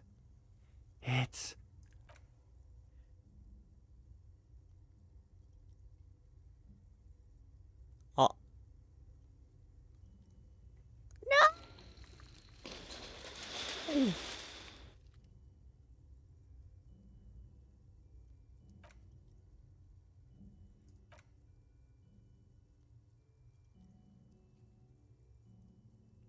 Shit. For a second there, I thought we had it. Just goes to show how constrained we are under the limits of the prevailing regime. Well, we made a huge fucking thing. That was pretty cool. Undoubtedly. Alternatively, it could be that our own ideological fervor is still insufficient. Yes, the problem is almost certainly your lack of commitment, and not, say, gravity. Harder to believe, but still possible. Either way, that's enough parlor games for one night. Thanks for humoring us. You didn't believe enough? You guys didn't help. I'm blaming you guys. I was fucking channeling all my fucking ideologies or whatever the fuck into it. We should probably clean up.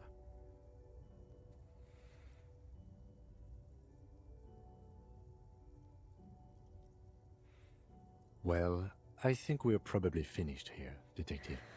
Yeah, let's go. Wait a minute. If you don't mind, we wanted to get your opinion on something. A few little changes we've been thinking about. What kind of changes? Nothing too major, I think. We were talking potentially about relaxing some parts of our admissions process. It probably would help if you didn't make people go through a whole interview just to join. Maybe you should ditch the passphrases and meet in a coffee house. Have you considered changing up the reading list? No, you should keep it the way things are. I think the secret clubhouse is cool.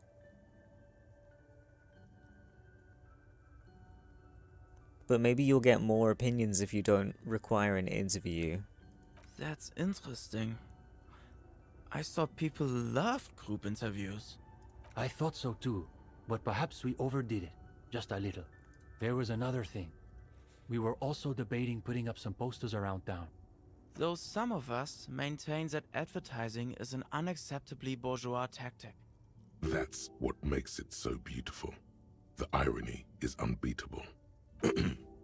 As a noted art cop, you definitely have an opinion on this. As someone who's dabbled in murals himself, I support this plan. As something of an art critic myself, I support this poster plan. Think of it this way, you're approaching the bourgeois methods for revolutionary ends. Sounds like something Cindy would help with.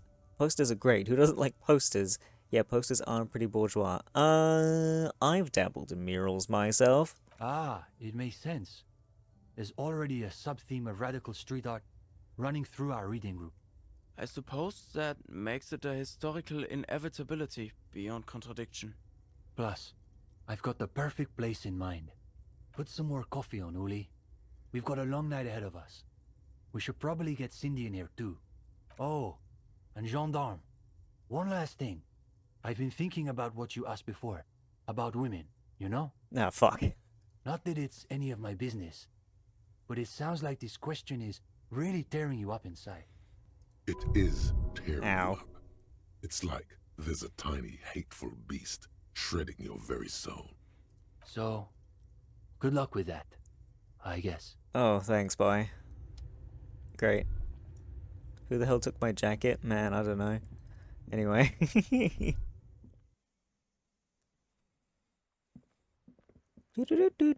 Hi, Cindy. Can you help make some posters? Hello again, officers. Okay, never mind. I should probably, like, go to bed or something, right?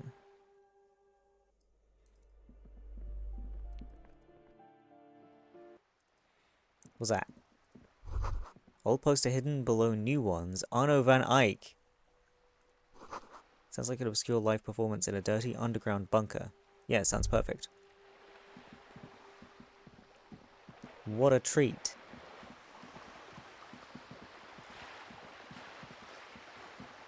Believe it's possible that you took his jacket? I did. And I don't want him to take it away from me. So I'm not telling him, but I have it.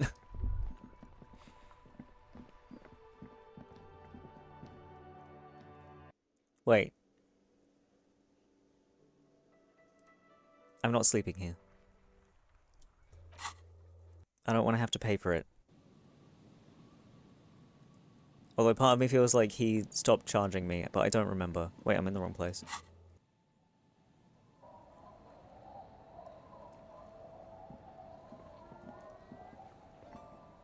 It's getting late and it's snowing. Time to call it a day. Good night, Kim. Send him away. Good night, officer. We'll meet in front of the shack in the morning. Shack.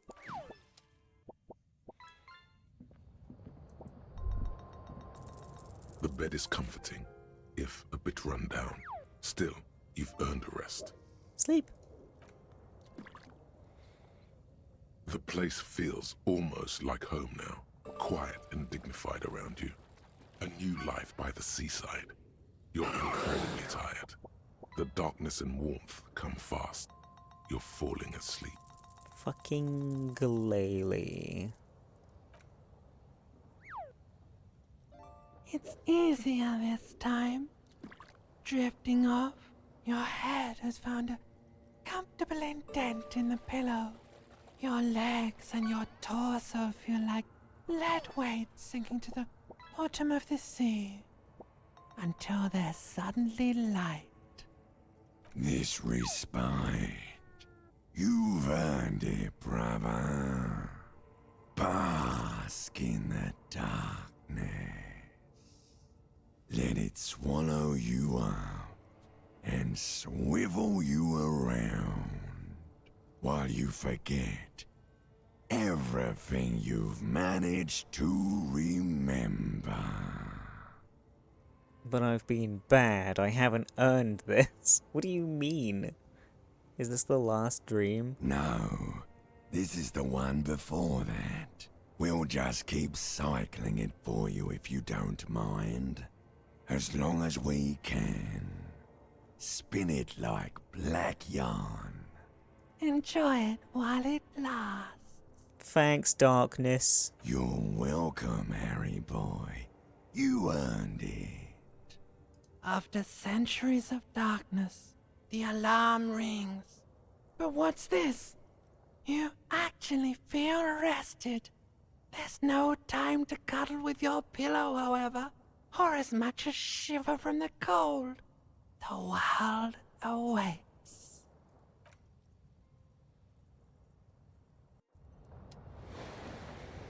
Hello, world.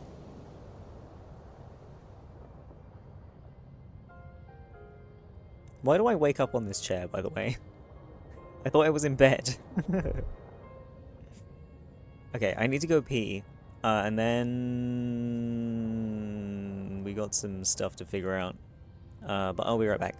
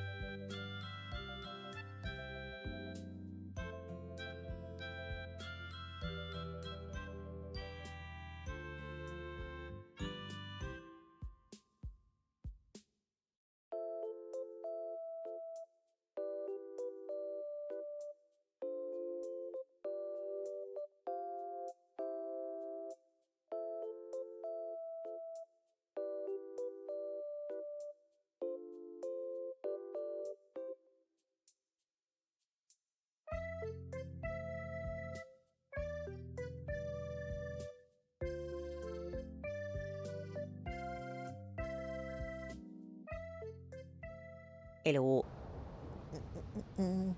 Okay. So, supposedly we can go over to the island with the boy and other such things. So I guess we talk to you. Aye, the sea's gonna calm down soon, I can feel it. The wind is turning southeast. What's on your mind, officer? Can I not? I guess maybe I can't? Or is it somewhere else? I thought it was by the... the guy who lives on the... It's my very special, very warm drink. abandoned islandy thing. With the funny reed creature. Am I dumb?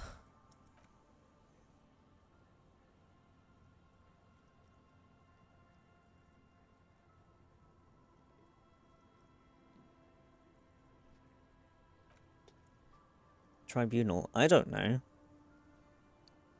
God. Him's presence makes it awkward.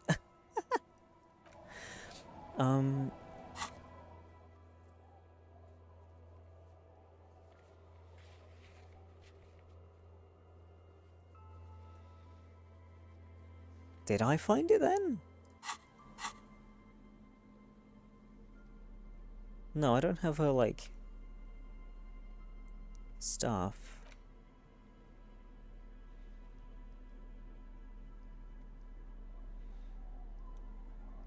What are we doing? The Classia's, like, passport and shit.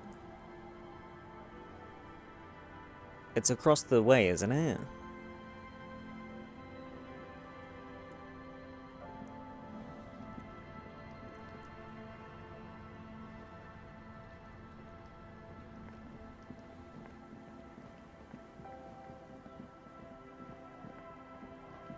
It's not here? I thought it was like, on the island.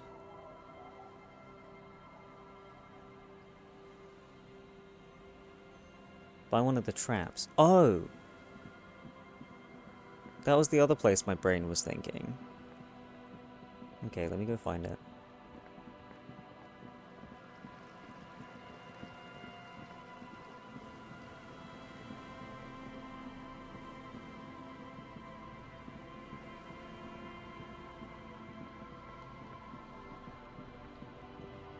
Wasn't it like over here? Hey, look at me go. Right. The dome-shaped plastic boy bobs up and down in the water amidst the trembling reeds. The ajar latch still exhibits the emptiness within. Oh, there was nothing in it. We still got here too late. There's nothing of use here anymore. I have no idea. This is a minor quirk. We know what was in the boy anyway. This is a disaster. Everything is ruined. Or think we do. This is a small loose end, either way. Not important, I hope. Must have been Classia's enemies, which means she's in danger. Maybe Classia took them out herself. Think there's a cosmic conspiracy, identities being lost and stolen left and right. Could this be related to the cryptozoologists and their little expedition? Do you have any theories?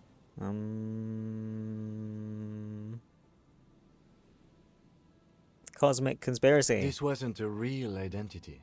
At least not as far as we know. We should go.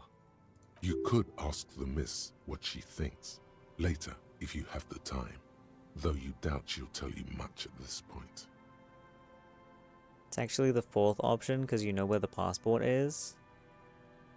Huh? I have no idea. Or think we do.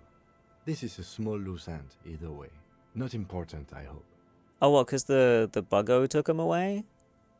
In my experience, cryptids are generally uninterested in travel documentation. We should go. I thought it was suggesting that the cryptozoologists themselves took them for whatever reason. Buggo has the passport. That's why I thought I needed to go to the island for it. You could ask the miss what she... Okay. Well, that's that done in my head. So now is it time to go say hi to Ruby? Oh wait, I can look at the mural again. I had that unlocked. I forgot what, thing it was there.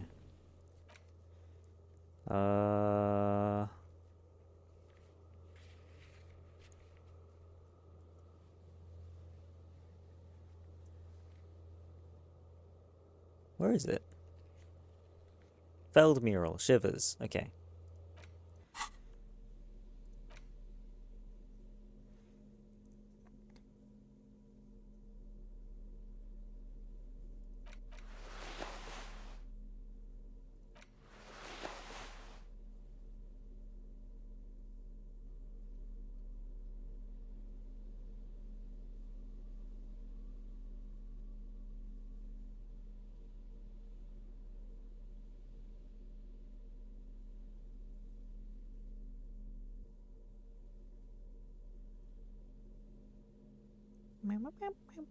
Put my nice shoots back on. You can also get Renee's coat from his guard booth in the dock. Oh, yeah. I should go do that. I also don't think I finished, with... Fuck, what was his name? The fucking guy in the chair at the dock. With the funny voice. I don't think I finished his thing with, like, Joyce.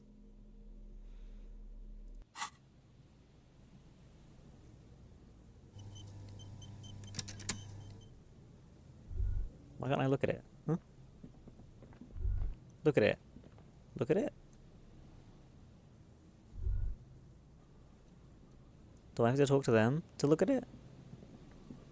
Hello. Isn't this a fine morning?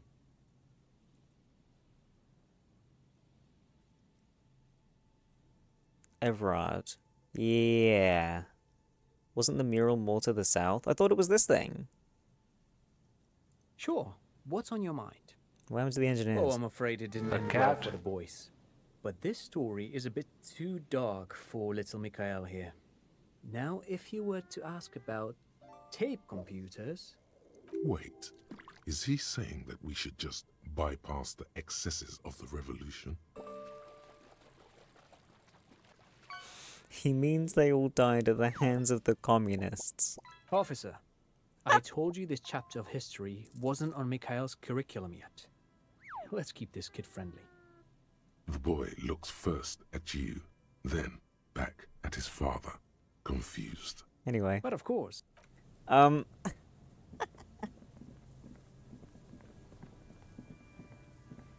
thought the thing to the south was like bullet holes or something, wasn't it? Shit, how do I get there again? Huh?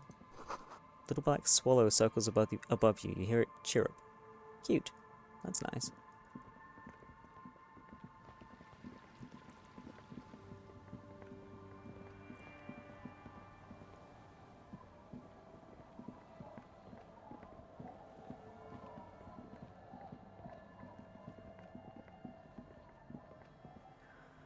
Oh, this place is such a pain.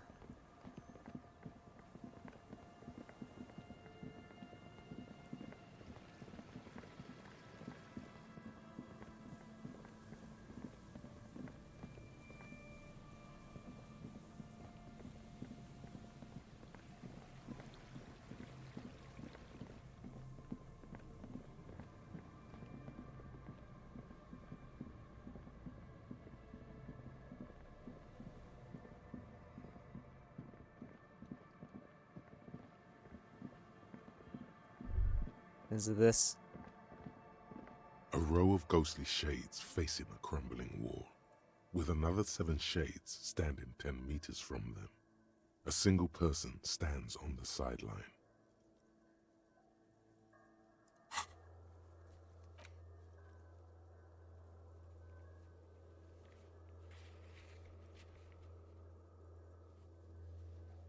Yeah, it was that.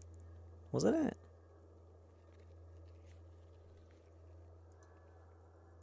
I don't think it's this thing.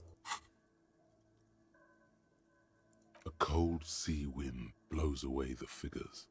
Behind this building, the other one, once filled with engineers and designers of Feld Electric, now collapsed and dead, but for some rats.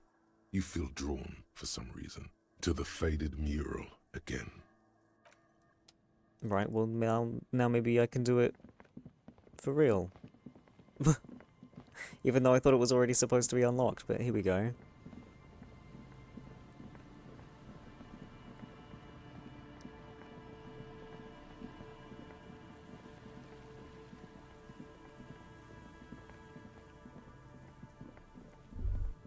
What?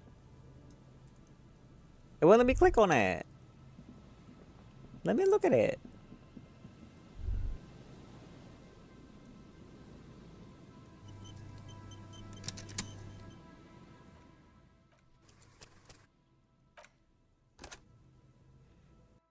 Fucking game. Ah!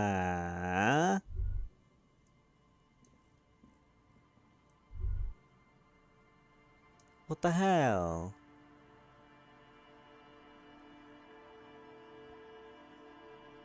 Fine, guess I'm not allowed then. Put my cool outfit back on.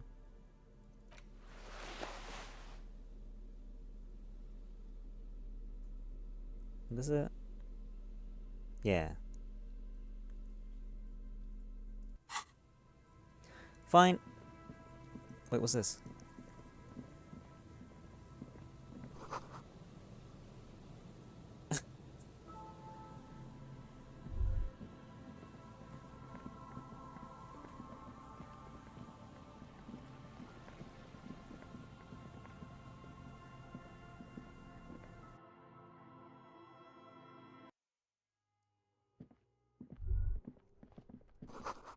Take out your flashlight. Okay.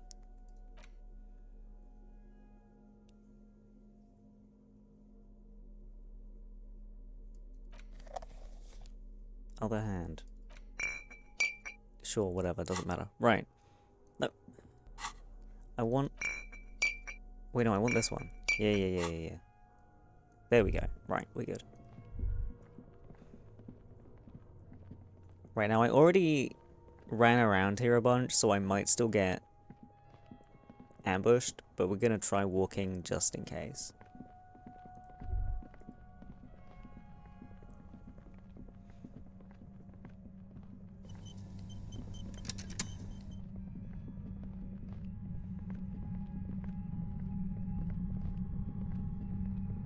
Right.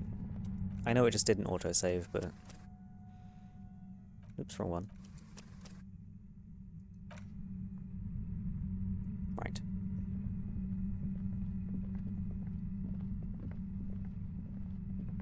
Suddenly, Yep. your entire body is paralyzed. Aggressive white noise fills your skull.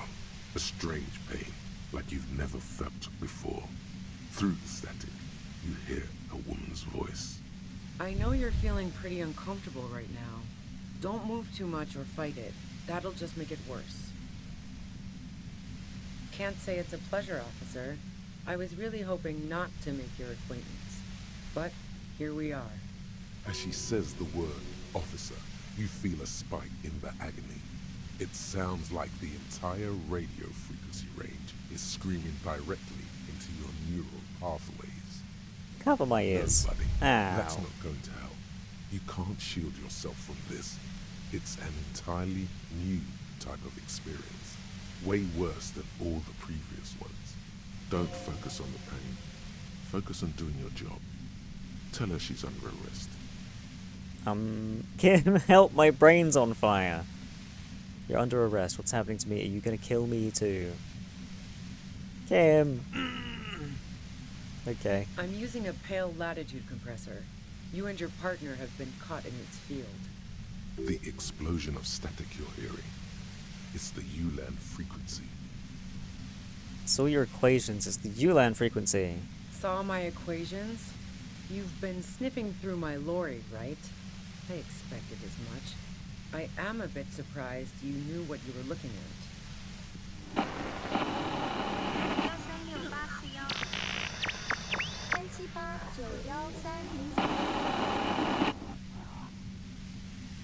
Right behind you, officer. I always gotta keep my eye on Kim. A pale latitude compressor is used to sort of make the pale more manageable. With a lot of these, you can force a radio signal grid on the pale, literally crunch the distance across it. Signals are relayed across a series of repeater stations fixed to buoys. Not a fun job manning those stations. All alone out there in the pale, people lose their minds in just a few years. So, what we are experiencing is a concentration of radio waves.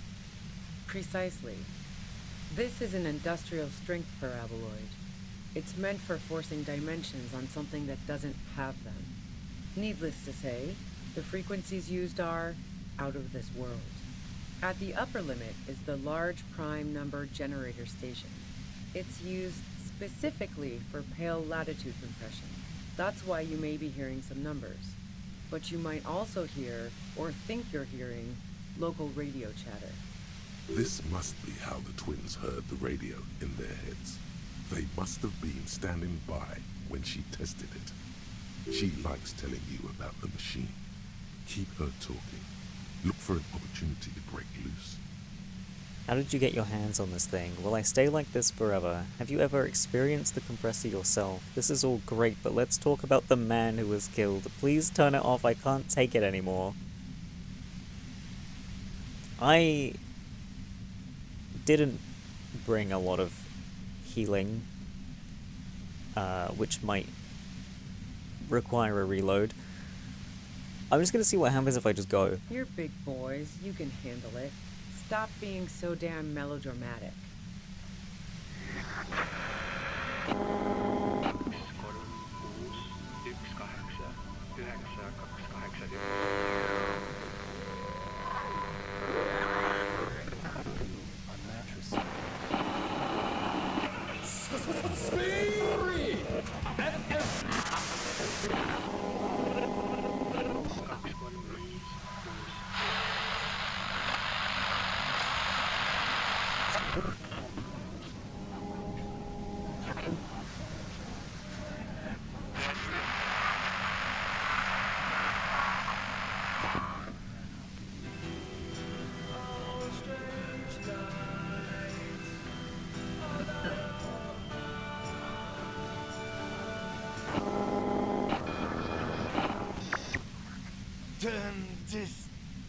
God damn it. She regards you and Kim with sudden sympathy. Really? Fine. I can dial it down. I've also got a gun, by the way. Well, it doesn't feel much better, but you can form sentences now. Thinking doesn't seem to hurt as much. There's only 3 meters between you and the machine. If you keep her distracted for long enough, maybe. Be careful when you make your move. That'll be it for questions. Bide your time. Yeah, but it will hurt me and I'll die. How did you know we were coming? Did you shoot Laylee? Destroy the machine. I can't take it anymore, just go. Don't attempt to destroy the compressor.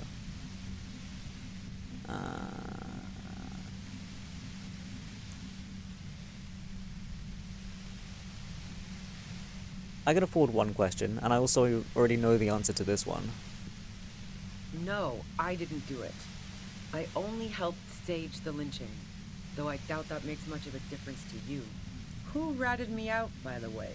Was it Titus? No, he wouldn't have broken first. You're right, Claudia was the first to share her suspicions. When I threatened to arrest her, Claudia broke. She told me everything. Oh. Well, I guess I always knew she was a survivor above all else. But she couldn't have known I was on the coast. How did you find me? Your first guess wasn't entirely off. Your own boys told us you were on the coast. Titus told me it took some convincing. Oh, fuck. Took some convincing my ass. And those guys liked me, I know it. This is what happens to people whom people like. A dull despair is creeping into her voice. How the fuck did the rest of you get by? Wait, wasn't it you who called me the human can opener? It's not personal. I opened them up. I do it by asking questions, and I have some for you. Honestly, I don't know how I do it. I just stumbled in here. Can you please explain this shit to me?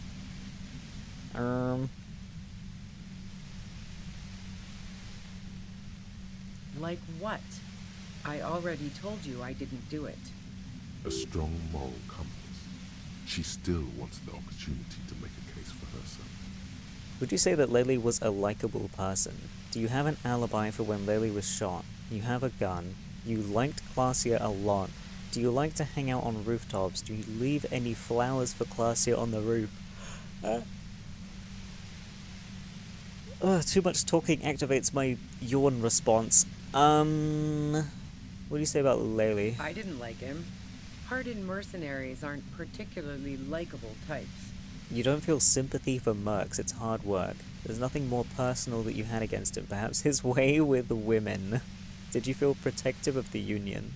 What about his way with women? You think I was envious of his conquests? Look, pussy's not a problem for me, and definitely not a reason to off someone. See her confident gaze, her toned arm.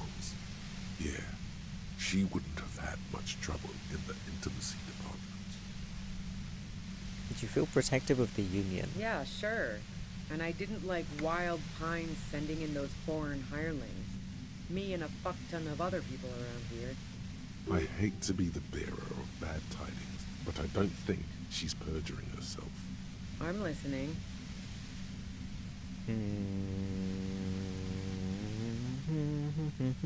Alibi. Man, I was with the boys the whole night.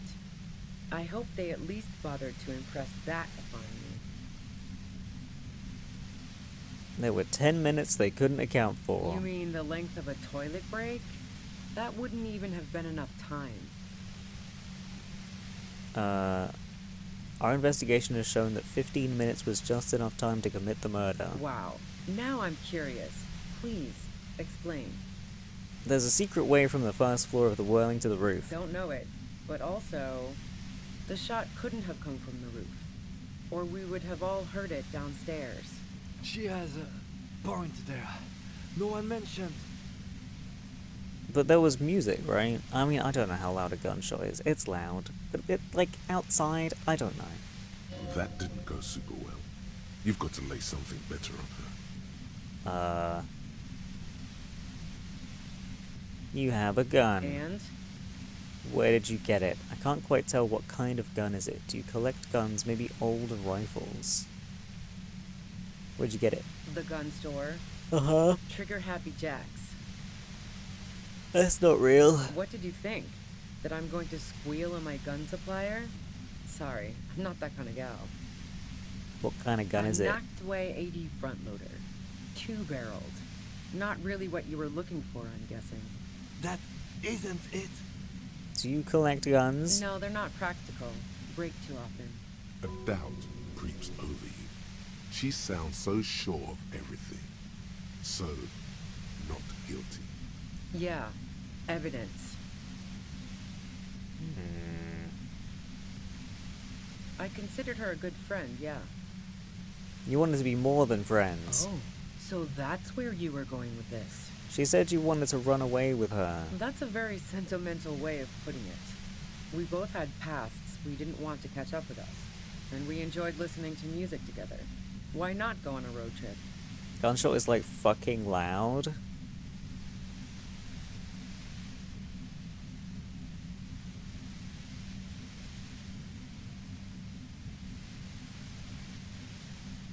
Yeah, I guess sometimes I can hear, like, hunting guns in the distance when freaks go out shooting pheasants.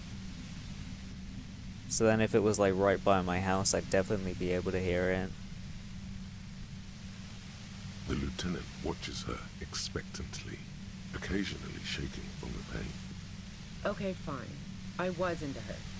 Clausy was into me too for a time, I know it. We even fooled around once. And yeah, after that I thought maybe we could make a go of it. Clausia only said they maybe kissed. Someone is lying here. Hold on, Glacia only likes truly buff men. She said you only kissed. If that's what she wants on the record, so be it. I'm not about to go into details for you to jerk off to later. Seriously, just move on. What happened? She rejected me with some wishy-washy bullshit about how she was confused because she felt so close to me and valued my friendship so much, and how guilty she felt for leading me on. The way people in the bar wouldn't hear anything if the shot was taken at the roof. Would have to be some mad rave going on to somewhat muffle that. Okay. I knew that wasn't the whole story, but thought, fine, I'll take it and move on. She said you got angry when she started seeing Lely. Yeah. One time when we'd both been drinking, I said some heated things about how dangerous her patterns with men were. I was a little worried she'd blow it out of proportion in her head. All the drugs she was doing can make you feel like you're living in a DeLorean tragedy. Despite everything, you helped her by staging the lynching. Yeah, the girl seemed terrified. The merc was beyond caring what happened to his mortal coil. It was a no-brainer. Go ahead. It's your body. And mine too, he thinks. But keep on. This must be done.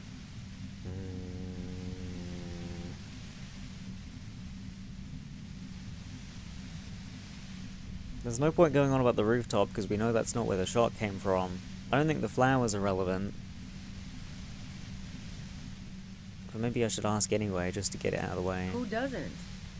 Oh, you probably mean Claudia's rooftop. Sure, I've hung out there. She's got this great antenna. What's so great about it? It's very powerful. I used it to tune into RCM frequencies. That's how I knew to be prepared for your arrival.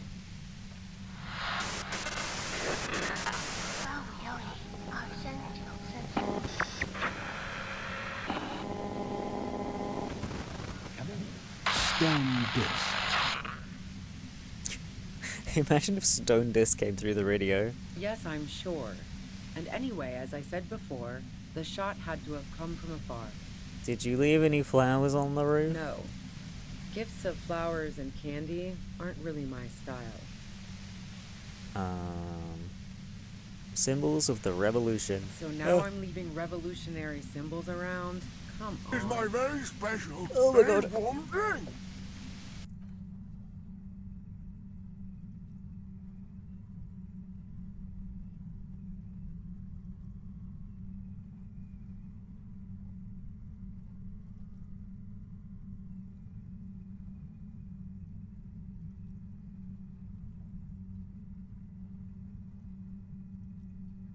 Stop yawning, man. I'm yawning too now. Keep yawning, man. I just had some coffee. We'll try and suppress the yawning urges. Okay. No, I did not. Yeah? Where? Hi, Rion. What's with the fucking feet? Get out of here. Get out of here. More questions before doing anything. I don't want to do more questions. Ow, I just hit my hand. Hold on. More feet? No! No!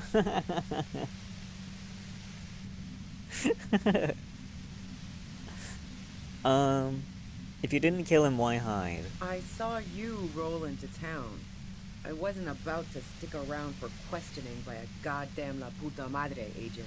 Not you too, Lollipop. No. A fear fills you. A bad kind of fear. Of yourself. What do you mean, La Puta Madre agent? Yes, you. Everyone says you're his peon, his human can opener. Ow. Through the sudden sharp pain in your head, you Sorry, I yawned again. mumble something to himself. It's especially bad suddenly. Felt like a vein exploded. Ooh. Who's everyone? How do you know this? Bullshit, you're trying to throw me off. No one says that. Oh, yes, they do. The cops, the criminals. Why do you think I'm holed up in here with a goddamn death ray waiting for you? If she knows that about you, she must know your real name too. Tell me, what's my name? If you know that about me, you must know my name. No. You better let me go. He's dangerous, right? Is that a joke or a threat? I'm guessing both. I'm sorry, I know I'm supposed to be... I'm supposed to know all about this, but I lost my memory recently. Of course, are you scared yet? Of you? No, not really. What did you do to this Madre anyway? You know what I did. I fucked him over. And now I have Harry Can Opener in my lair. Fucking Titus. She's not going to change her mind that easily. She still perceives you as a threat. Are you winning? I have no idea. Wait, one thing. Possibly small, but she said you rolled into town. Was that you singular or plural? She might know something. When I came into town, was there anyone with me? Yeah, there were two other guys, and they were downstairs and you couldn't recognize them. Yeah, you had your death squad with you. What Who happened was to in- them anyway? Who was in the squad? Well, it wasn't this scrawny dude. You had two guys and a lady. The guys looked pretty buff. Lady wasn't bad either. What else can you tell me? One of the guys seemed chipper, a blonde. The other had a brooding something or other about him. And the woman was the only one in uniform. All were carrying. That sound about right? No idea who these people are. Literally. Satellite Officer Vicmere looks out of the window grimly, then puts his coffee down and turns to Patrol Officer Minnow. We could either take a room here in the Whirling or go home for today. Let's go home, Jean. Nothing's going to happen today, she responds quietly. Jean takes his blonde wig off. Call Heidelstein. He can give us a ride. I think I know them. They're in Martinez. That's right, I was just testing you. They're right outside with guns. I've faced worse. She hasn't. She hasn't gone up against 3 armed people before, and she believed you. Tell me your version. She eyes you warily, as though gauging your sincerity. It's okay. We just want to... All right, don't kill yourself over it. I was shooting the shit with Hardy and the boys over a few beers, like always. Then Klasia comes in, all pale and shuddering. She sits down with a drink, trying to steady her nerves. So I grab a seat next to her. Did she seem high to you? Klasia said you knew something was wrong immediately. No, I really didn't. She's not that easy to read. I just assumed she'd done too much blow. It wouldn't be a first for her. But no such luck. She was in some deep shit. She asked me to come upstairs. The merc she'd been going with was lying on the bedroom floor, dead. I knew she couldn't get the authorities involved, so yeah. You made it look like he'd been hanged. Klasia found out Ouija came with the plan so quickly. What? No. Faking a lynching was her idea. She looks shaken. She wasn't surprised to be ratted out, but framed. Her idea? Yeah, in cold blood. It really surprised me how quickly she was able to get a hold of herself once we got up there. It was like she was another person. The party girl was gone. She asked me to help her drag him into the shower so she could wind the shower head around his neck to fake lividity. Then she dressed him while I went to get the Hardy Boys. She lied to you about that, too. That's bad that she'd be so calm. Yeah. I wasn't sure whether to admire her or be disturbed. Do you think she killed Laylee herself? Well, no, because it's a fucking gunshot killed him. As I keep telling you cops, we didn't hear anything downstairs. God. No gunshot, nothing. But even if this is true, weren't you worried this lynching might lead to... War? The thought crossed my mind. But the mercenary's death was going to have repercussions either way. Although the way things are going... She doesn't want to talk about this, but not because she has something to hide. She doesn't want the guilt. Fuck it. I'm not responsible for these people after what they did to me.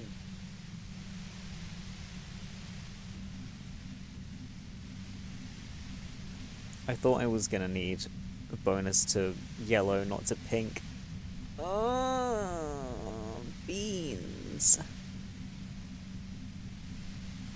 Bonk.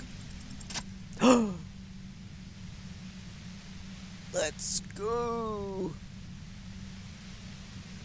This also doesn't make sense that, like, she's just watching me wander towards it. Like, why doesn't she shoot me? You did it. The compressor lies broken on its side. It's quiet in your head again.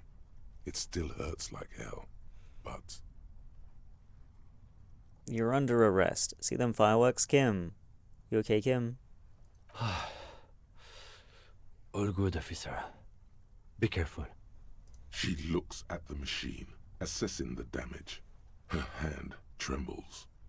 Oh, fuck it.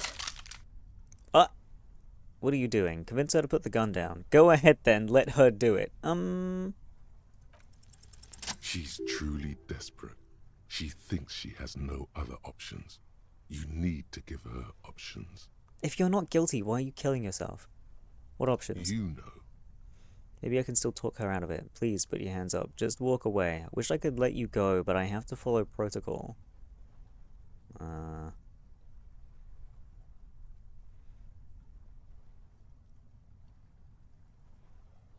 This is how you talk her out of it. It's the only scenario in which she lives.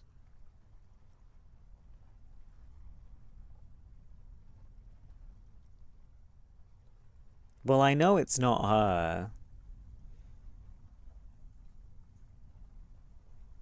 She stares at you, frozen, the gun still in her mouth, eyes filled with dark intensity. Then something shifts in her. Her neck and shoulders relax, and her grip on the gun loosens.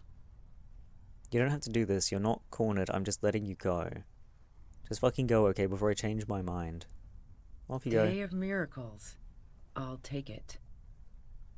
She runs past you, then past the lieutenant, and disappears into the darkness of the tunnel. Good call.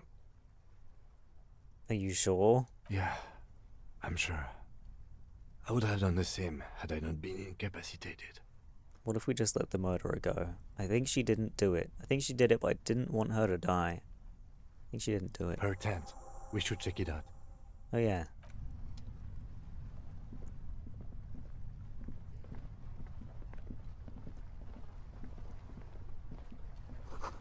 Dark water trails into the distance. There's no way out. Ooh. Cooking utensils. She prepared herself porridge with bananas. Money! The plain red tent stands by dispassionately. It was pitched by practiced hands. She's used to camping out.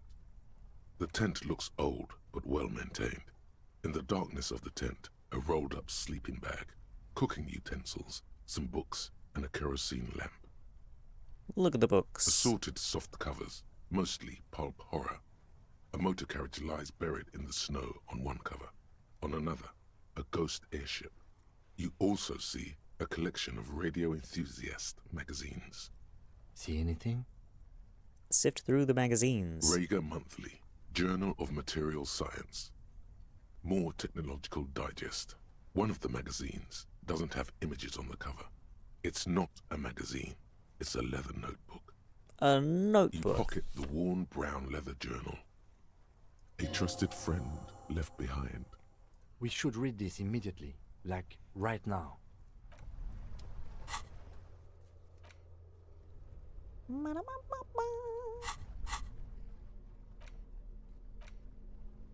A thick journal. The cover is worn like someone used to carry it around in their back pocket. It's made of full-grain leather. The lower left corner of the back cover sports an embossed brand name, Schneller. What does full grain leather mean? Leather's not made of grain, and it's not like wood grain. Schneller is a stationery brand from Gottwald, beloved among architects and engineers. She's got good taste and must have taken whatever she recorded here seriously. The journal falls open. About 2/3 of its ruled pages have been filled. Handwriting. The large cursive of someone who writes quickly and confidently, perhaps too confidently. Many phrases and even paragraphs have been crossed out, with tiny corrections scrawled above and in the margins. It's a mix of logistical notes, diagrams, and personal reflections, all dated. It's good she left in a hurry. We could learn a lot from this. There's so much stuff in here. Hard to tell exactly. It's mostly noted down in code. Looks like contact information, quantities, directions. There could be useful information about local operations in those notes. We have a junior sergeant at my station who's good with codes. I can give this to her after we finish this. Diagrams. Esoteric radio technology. The most recent ones probably pertain to the latitude compressor, sketches, calculations of distance and density. You make out a familiar spiral shape. Anything personal? Short, wry observations of people and places. Probably a way to pass the time on the road. Also, what appears to be attempts to sort through some difficult decisions. There are a few passages with many questions in them. How far back do the entries go? The first entry is from August 2nd of last year. It reads simply, I know my position is precarious. All I can do is make myself as useful as I can while looking for a way out. Remember, no one is indispensable. What did she write the day Lily died? Nothing on March 4th. March 5th, though, Well, that's bound to come back and bite me in the ass. I'm bad at this. Loyal to a fault. But that's another matter entirely. She is referring to betraying her previous employer. Does this suggest she did it in self-defense? Anything about La Puta Madre? That name isn't mentioned as far as you can tell. Small wonder. Would you talk about La Puta Madre in your journal? You do see an M though.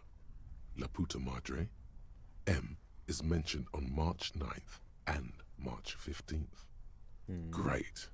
M's peon is coming to town, no doubt to investigate the lynching, but also, I feel it in my gut to finally put a bullet in my head while I'm napping in my lorry or on a smoke break. Well, I won't stick around just to twist my own neck by constantly looking over my shoulder. Then again, isn't that what I've been doing ever since I got the call? Were you supposed to find her, even apart from the investigation then? On M's request? No, you wouldn't do something like this. This must be a mistake. You didn't follow through. You should have shot her in the head. Goddamn right I should have. This is a coincidence. I would never kill people for a mob boss. Maybe I would. Maybe I should have. Too late to do that now. Asesino grande. Better start looking over your shoulder now. Maybe I should have had the gun in my hand. I didn't think about that. Not that I probably would have followed through and shot her, because I don't think Kim would like that. Been holed up here for 3 days now. I'm used to being alone and all, but I don't know when I'll be able to leave, or if I'll be ratted out. They will rat me out, of course. I've made it a point to believe in the best in people, the boys, for example. But experience tells me, did M feel truly betrayed by me? I was feeling threatened. He'd have to know if he threatened people, they'd take measures to protect themselves. Even I know that. Economic measures first of all. Gotta make a living, right? I can still hear his voice in the receiver. Taste the plastic. The entry ends abruptly. Most recent entry. The most recent entry is from today. It reads, even when I leave here, if I leave here alive, what's my next move? Staging a lynching is a crime, even if I'm not accused of murder on top of that. Forever on the run. Not really my idea of the open road. Man, I was really looking forward to winning. They did such a good job with Kim. Even people who play games to choose worst possible outcomes come to a pause in this game with Kim around. Yeah. Yeah. I'm normally like, yeah, fucking murder everyone, who cares? But Kim's like really sweet, and I don't want him to be like disappointed in me. It looks like she might have been framed.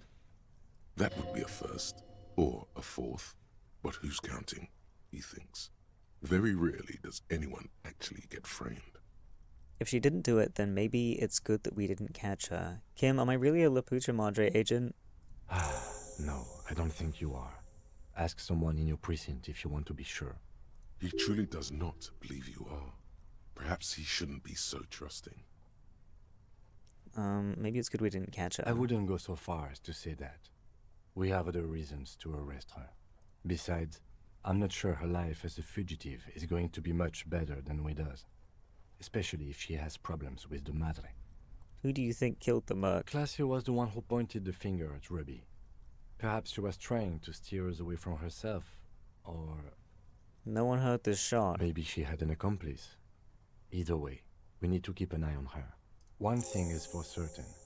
We have business back in the whirling and rags. Questions to ask. We should get to it.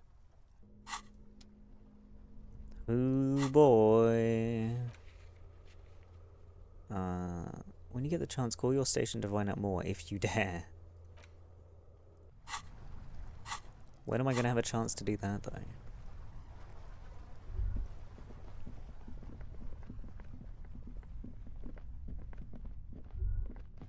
Ratan! Oh, now yeah. is the time! Time for what? Oh, you will see. Feels like the tie is rubbing itself against your chest like a cat in heat. First the spirits! The blue medicinal spirits! Grab the bottle and uncork it! It is time to unleash The other world. Right now, Ruby's gone. I don't really think there's anything to celebrate here. Slowly uncork the blue medicinal spirit. You know what? I'm done with this crazy talking necktie. No, just do what he says. The bottle opens with a silent, mysterious hiss. Ooh. The fumes rising from its mouth are as crisp as the northern winds. No, Bratan, take me off. I didn't know I could do that. Bratan, have I ever lied to you? Just take me off. Take the necktie off. Your fingers manage to undo the oily knot. Oily? And the necktie slides off. It looks so frail sitting there in your hand, weighing almost nothing.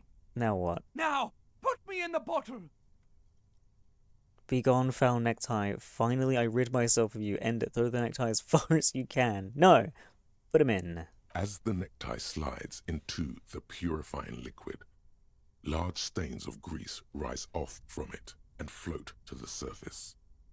There, they quickly dissolve and disappear completely, cleansed by the blue spirit fire of 98.7% pure alcohol. The fabric looks almost new again, no longer like a disgusting worm of the lower intestine, but like a colorful and deadly poisonous reef snake of the Insulindian Ocean. What next? The necktie floats in the bluish liquid with almost unearthly grace. Necktie? There is silence. Okay. The lieutenant has been observing you quietly all this time. Don't look at me. I've got to ask, what are you doing? Nothing. As always, lie. I don't really know, but I'm eager to find out. In my family, you put a piece of clothing in some hard liquor and drink it for good luck. It's silly, but no harm done, right? Okay, Kim, I didn't want to tell you anyone, but my necktie has been talking to me lately. Mind your own business. No. It's silly, but no harm done, right? No harm in drinking 98.7% alcohol with a God knows how old tie in it? I wouldn't be so sure. However, I'm not here to judge. Let's go. Yay! No judgment!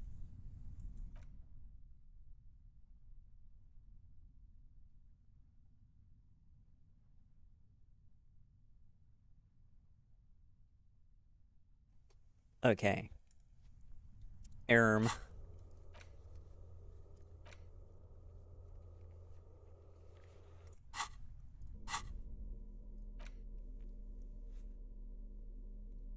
Why is this one orange?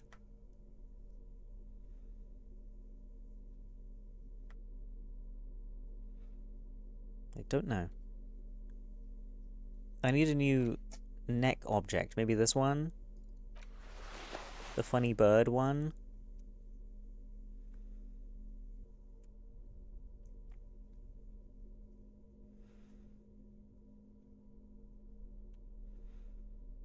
Okay, I don't want to be holding this flashlight. It's kind of annoying.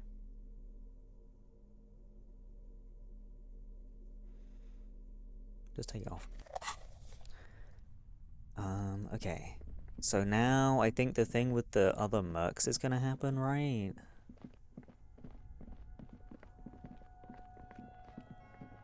Don't know if there's anything I can do before then.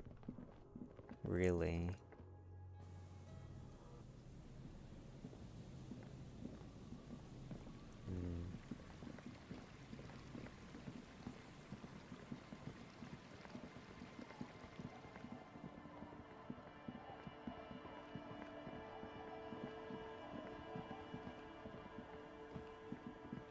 Oh, excuse me. Wait, hold on.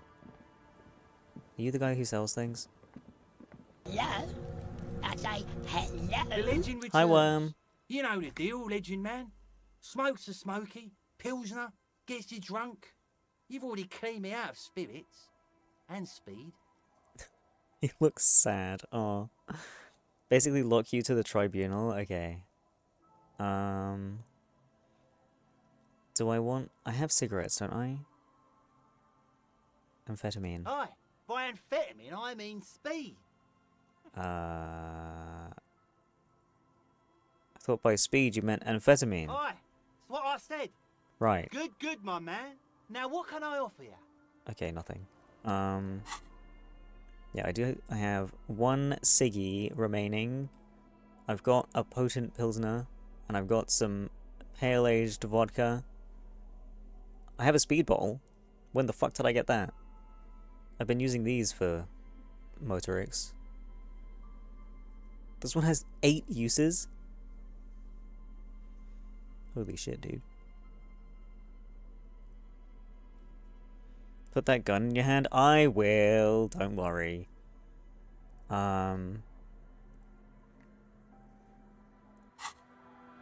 on. I'm gonna get closer because I'm paranoid about how long effects last. Even though I know like dialogue is what moves things along, but I just need to I need to prepare myself. Watch him forget immediately. No! I'm gonna get ready. It's gonna be fine.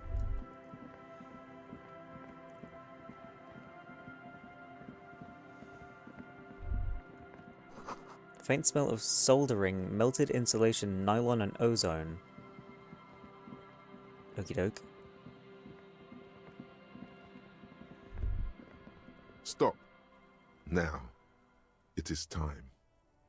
For the tribunal? Yes.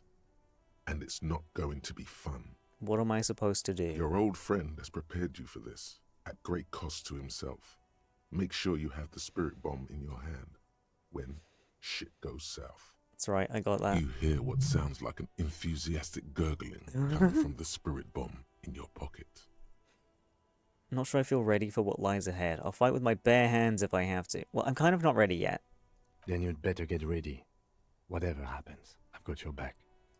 Okay, I'm not ready yet. I need to get ready. So I need... I might as well stack buffs.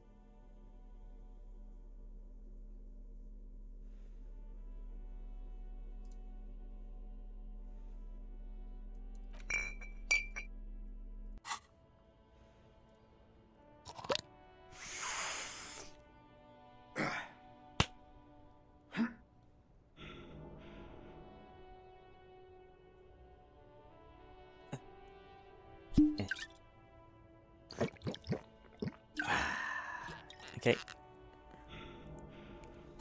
And then we want gun, and we want spirit bomb. What do I want clothing item wise? What do I want clothing wise? What do I want? I need to be able to throw things. Hi, Antimillis. I need to be able to aim. I don't know how much talking I have to do. Probably some. Do I want more like purple or blue stats? Volition, Inland Empire, authority. Talk with your gun. Oh, my perception is garbo. It's probably because of these, isn't it? That and something else. Right, what do I want? Interfacing? I don't think that's going to help. Logic. Conceptualization. Logic, but minus authority. Police.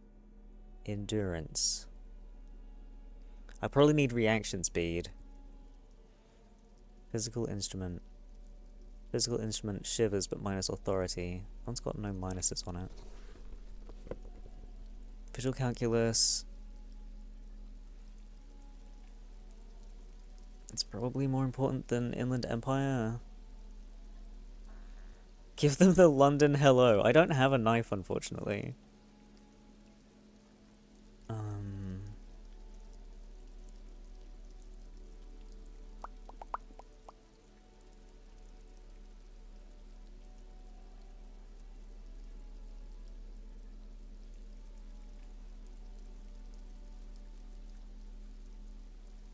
Keep those shoes on.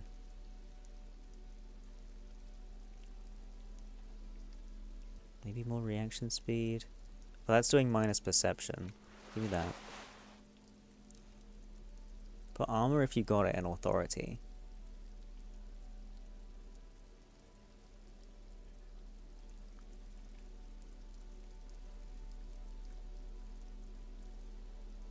Empathy, hand-eye coordination. Maybe.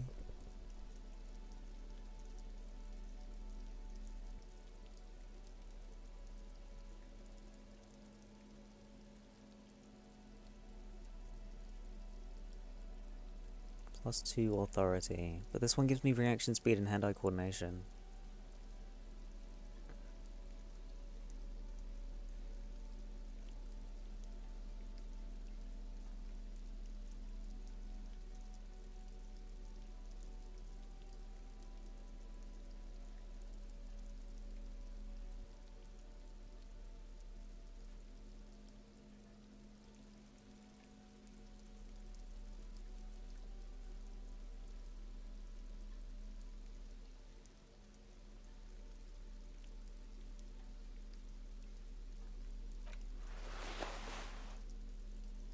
I look like a fucking idiot right now. What do my gloves do? Half light. Do I have any better gloves?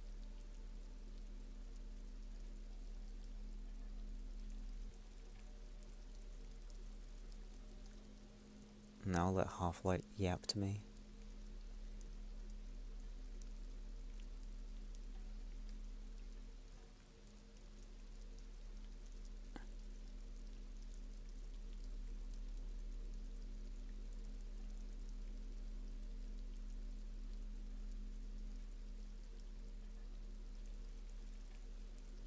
Get my authority to +3, but then my hand-eye coordination and reaction speed go down.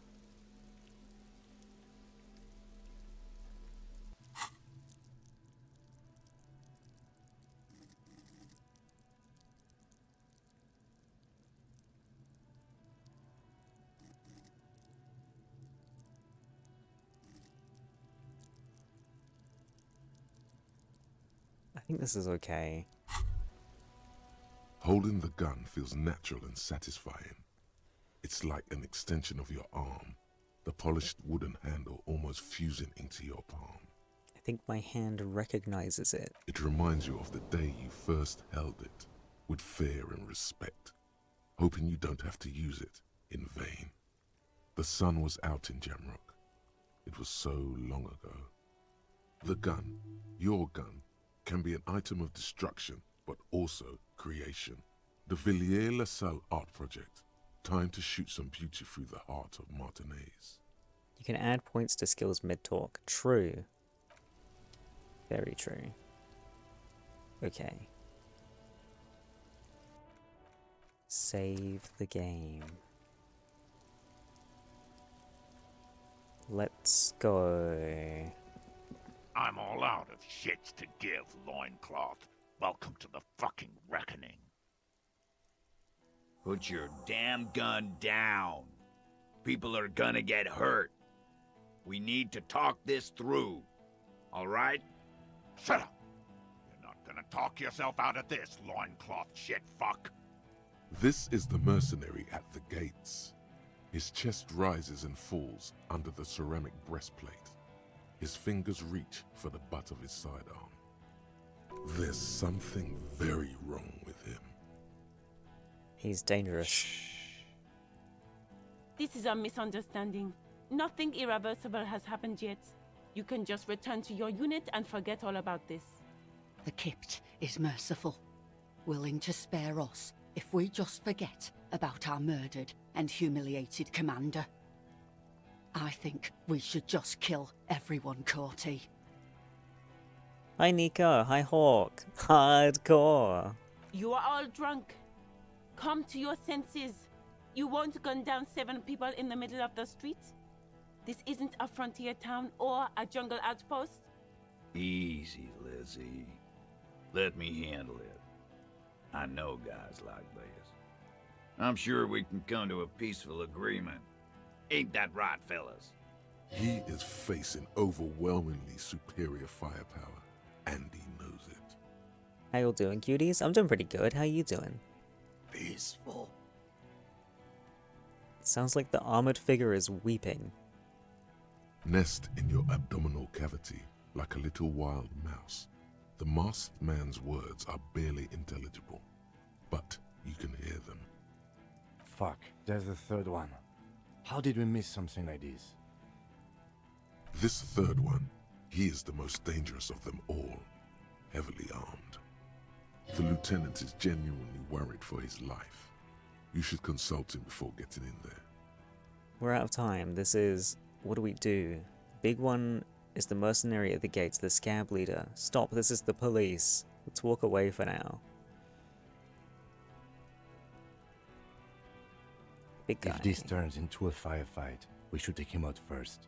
Okay. A sound strategy. He's the leader. What do we do? My plan is not to get killed, but we have to intervene. Okay. This is the police. Get lost, comedian. You cops had your chance. Now it's fucking time for some justice. He licks his lips, waving his gun at the crowd. Losing his balance for a moment, he staggers backward. Pig fuck! Wow. You guys are all in your right minds.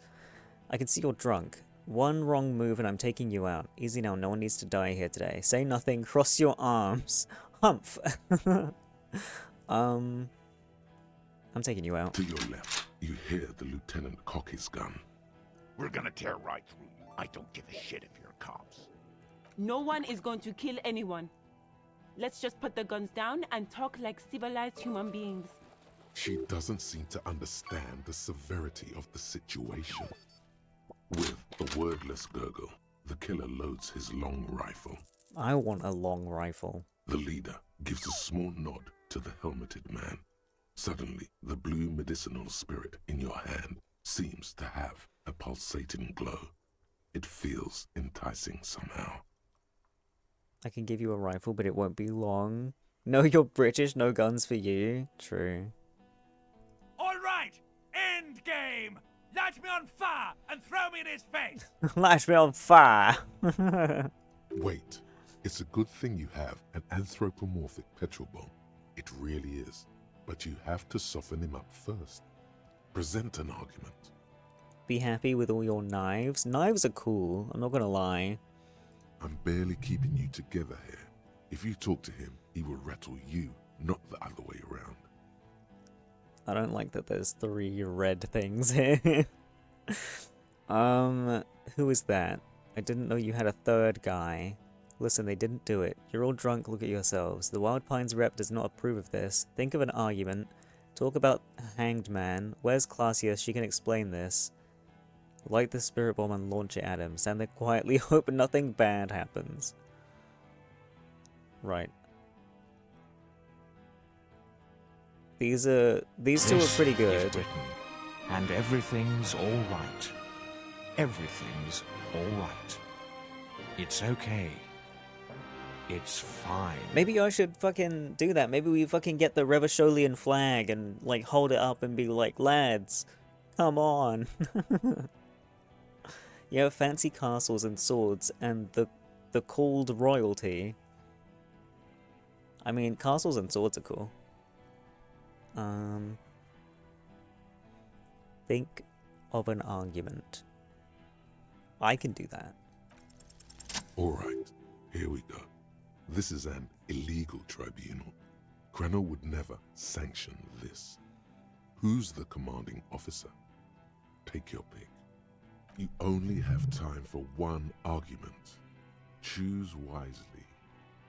Just a question. Who's in charge of your unit after the death of your colonel? Krenner does not give you the right to conduct a tribunal. You were called Downwell once. What happened? Gulp and say nothing. You can't do this. Pops, you have no idea about the rights Crenell extends to us. I don't care. It's not okay to kill civilians and local law enforcement officers. If I fuck and kill you, hang you to that streetlight by your shit pipes, then that's called a necessary display of force. That's so stupid.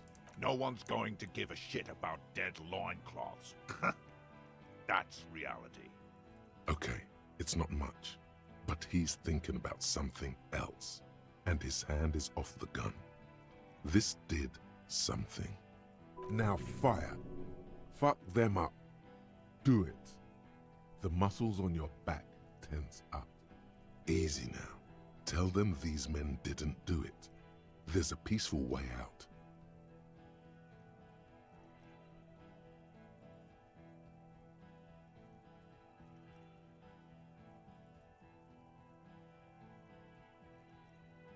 I didn't know you had a third guy. Rude. Rude is the killer. Rude, the killer. Owen Cloven. He doesn't talk much. All of you cunts inside out. What was that, Rude? The killer? Okay, let's keep talking. No one needs to die today. What was that, Rude? Rip you open. Okay. Perhaps it's for the best. Him not talking too much. The killer? The gunner. The raddest. The killer. Okay. What do you think he does? Tends to the stables. You think you're real tough, huh? This killing is meaningless. I'm a killer too. Good, I kill killers. Point to your chest. Shoulder devil and the shoulder angel. Never managed to solve this peacefully. Man. He kills? Smart loincloth. He fucks natives up. Soldier of the apocalypse style. Now is the time. Stop waiting. What? Launch? Got him talking? I need more than that. I don't think now's the time, Half-Light. I love you, but I don't think... 72? But I think last time I got a minus on it when I said the wrong shit here. Let's not do suggestion yet. They didn't do it. Yeah? Who did that? Someone else who's not here now. How fucking convenient. His fingers are twitching. That's a draw reflex. He's about to draw. He was shot from a great distance. A sniper did it. A lot of people could have gotten onto that roof. No. Actually, they are here. It was one of you. Changed my mind. No. Sniper did it. Do you think I'm fucking stupid, cop? What if I just shot one of your pals here, right now, huh? How about the kid? Tell me, it's a magic fucking sniper one more time. Listen, please. This cop and this drumhead cop marshal won't decide who... He's gonna do it. He's gonna shoot her. I can logic.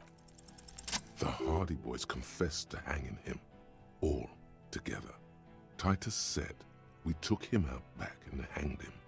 He said it loud. In a public place.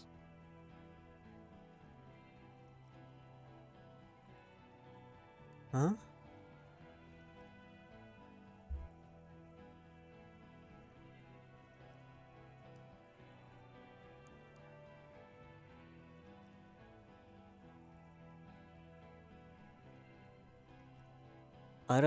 I'm confused by this.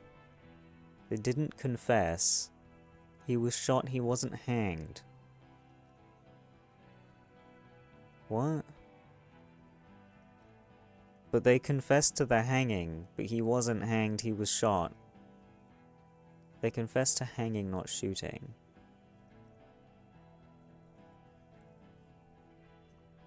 Well, yeah, but does that mean I say 2?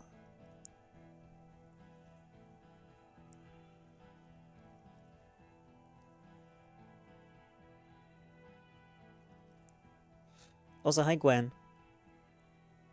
You're lying. DePaul heard it. A Kiel Model 40 revolver. 8 rounds in the barrel.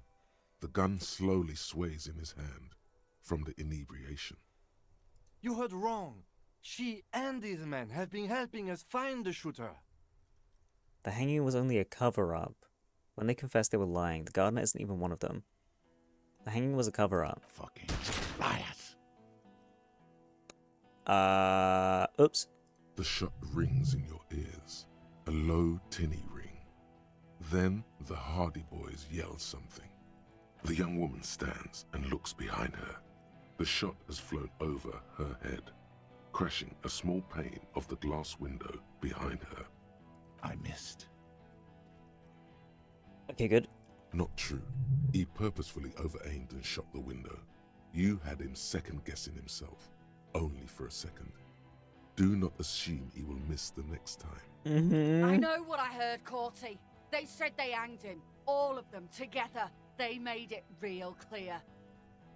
That doesn't sound good. You need to change the topic now, or there will be another shot. What topic? Shots have been fired. Act before it's too late. This was a close call. Didn't miss in my playthrough? Oh, really? Oh, no. I think last time he shot one of the boys, but I'm not sure. Maybe that was like a different thing. Different dialogue tree. Do you have chest armor equipped? No. Failed almost every check in this tribunal. Same, that's why I'm replaying. I've completed this game already. But I missed a bunch of shit because I didn't realize that I was at a point of no return.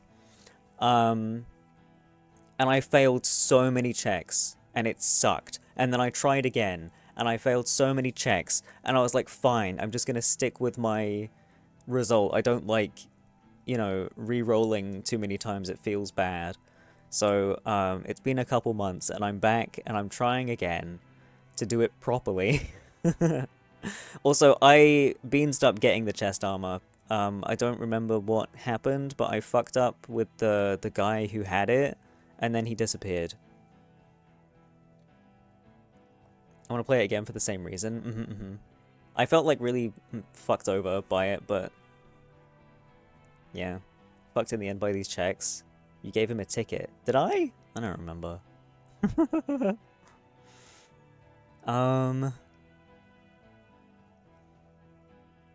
still haven't bumped that up.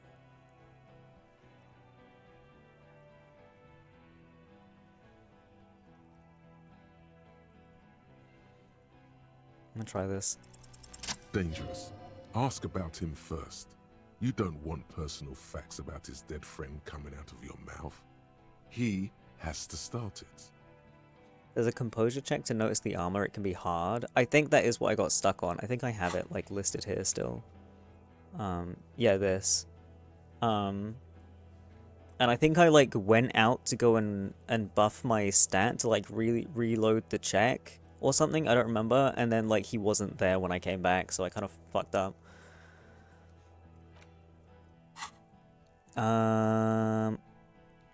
I knew you weren't a goddamn scab leader. Yeah, I don't fucking act so well. Laylee had a hard-on for making faces for you natives. Fucking food aid shit. That shit is done now. Trigger time. Who are you? Sergeant Major Raoul Cortiner, reporting in to burn this fucking mud hut to the ground. As he moves, the interlocking pieces of his armor click. Softly. Click, click, click. The realization comes to you, like a picture puzzle coming together. His name is Raoul Cortiner. The dead man's name is Elise Cortiner. He's brothers with the deceased. No, probably foster brothers. Elise was put into a foster home, remember? For killing, maiming, and humiliating our commanding officer, you're all sentenced to death by lead. Cortiner, I know that name. His parents left him in a fucking leaf compactor. Listen, you're Laylee. Everyone says good things about him. He was a talker. He had blue eyes, didn't he, your colonel? Colonel did not deserve to go out like that. I promise I will find his killer.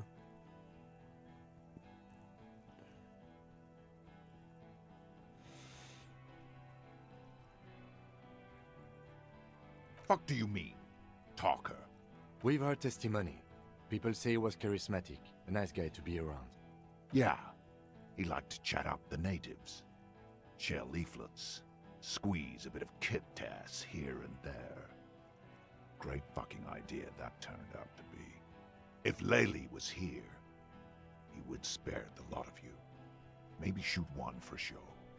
But me, I'm not a big fan of public affairs, clay monkey. I'll gun every one of you down for what you did. I don't understand this kind of, like, thought process.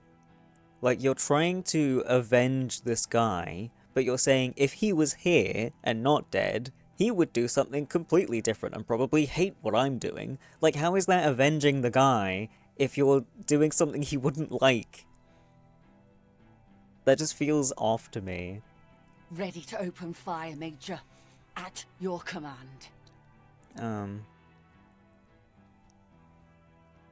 His parents left him in a leaf compactor. Who? Laylee? Yeah, when he was a little baby. We researched him. We contacted the ICP and looked at his birth records. That was in there. And other things. Hi, Pepsi. It do. He's also hella drunk, don't forget. True. They fucking put Laylee in a leaf compactor, and now these cunts finished the job. There's real anguish in his voice. A drunken sadness suddenly engulfs him. Memories. It's a mind fuck, Corty. He wasn't put in a leaf compactor. It's my very They're making special, it very to fuck warm with us. drink. Major, permission to. Permission to drink.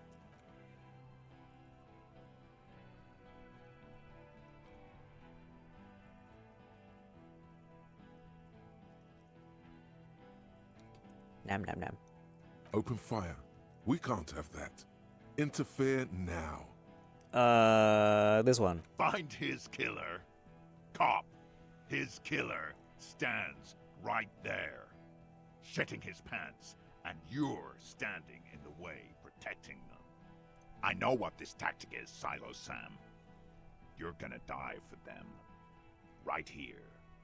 Today. Big talk, but that leaf compactor won't leave his mind anytime soon. It's Aha. a small thing, but it got him off center. Leaves. Okay, we're at 83. Is me talking about them being drunk going to help? Maybe. Yes. So what? Yeah? So what? You should be drunk too. Or, like, drunker. You don't want to die sober, do you? I'm not! Look what I've got in the corner! I'm not sober! I don't need a drink right now, for God's sake. Look at this. I'm in a fight. Your judgment is impaired. You'll regret this. I'm drunk too. Let's dance, baby. Oh, it's so tempting. It might throw him off. I'm trying to throw him off. All right. Let's do this. Smear your shit all over this fucking dung field. That didn't work at all. Oh, shit. He's more focused now. I beansed it. No, I didn't. It didn't minus anything, so it's fine. It doesn't matter. I mean, they don't care about the Wild Pines rep. They do not give a shit. Glacier is gone.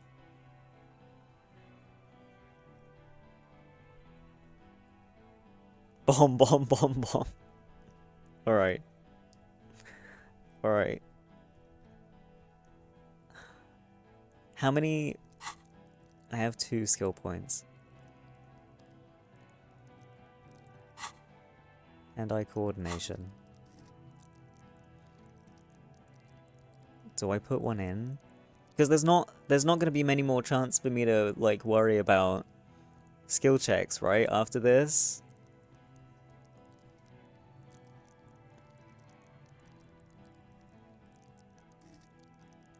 I don't want to miss this. I missed so horribly before. I don't want to miss it.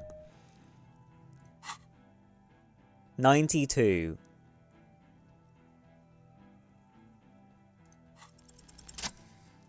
Let's go. Get fucked, man. Why does he throw it that way? With a crash of shattering glass and a terrible roar, the fire draws in oxygen. The bomb hits the mercenary in the chest, swallowing him in flames as he staggers backward. I don't get it. This happened before. Like, he throws it towards the helmeted guy, but the bottle still goes to the big man. It's so weird. In the fiery inferno, you see your tie, coiling around the man's neck. No way. It is no longer horrific, but beautiful. Beautiful necktie. Pure. Oh my god. A necktie of flames. I only ever wanted you to have fun, Harry. Wait, I didn't even know your name. What's going on with that guy? Goodbye, Necktie. Judging by their climbing ladder animation, I think it's just safe to say that animation isn't their strong suit. I don't remember what the ladder animation was. But the animation itself is fine, it's just facing the wrong way. I didn't even know your name. My name, should you know it, is Jobson AS Men's Fashion Model, Colourful Tie, Catalogue number J327. I know so little about you, how did we meet? One day a sad man walked into a clothing store. He looked really darn like he hadn't had fun in years. He needed someone to show him how to rock and roll again. I'm referring to the teleportation. Oh. Yes, the teleportation. Jobson AS Catalogue number J327 shone on the tie rack, trying to get his attention. The sad man picked it up and put it on. He looked at himself in the mirror, didn't smile. This is gonna be fun. I'm young again. Nothing will ever heal me, but at least I'll have a funny time. And from that moment on, we rode together. The rest of your clothes were still normal back then, but we took care of that soon enough. Hell yeah, dude. Normal police officer clothes just don't go well with a multi-pattern disco tie made of 98.7% pure flammable polyester. Did we have any fun? What's wrong with me? Did we have fun? Truthfully, not a lot. Oh. I did everything a multi-pattern necktie can do to help a man. I mean, I tried to get you to do all the fun things. Drink beer, drink wine, drink cider. Go to parties with young people around and drink beer and cider. Do drugs too, so you don't fall asleep. You had some fun, but not enough to heal you. What's wrong with me? Your heart is broken, Bratushka, and it cannot be mended. Believe me, I've tried. Am I going to stay like this forever? No, you're going to be mowed down by gunfire from the 2 remaining marks. So no, not forever. No, I'm not. I'm gonna be fine. Who broke my heart? You both did, Bratan. Deep down, you know it was both of you. No, it was her mostly. Don't lie to him, Necktie. What's going on with that guy? This guy, well, his face has cracked open into a scream of terror. Oh dear. It looks like he's performing some sort of a shamanistic dance that requires you to be on fire. Wow. Beautiful. Yeah, his body contorts in a very disturbing manner. There's no mincing words with this one. He's dying a horrible, painful death as you're talking to your tie in your head. Yeah, well, we're two different people. We got different things going on. He got what was coming for him. Eventually, we all do, Harry. Goodbye, necktie! See you on the other side. The necktie disintegrates into molten heat, its last remaining embers letting out a pop and crack that sounds like... Harry, for God's sake! Watch out! Huh?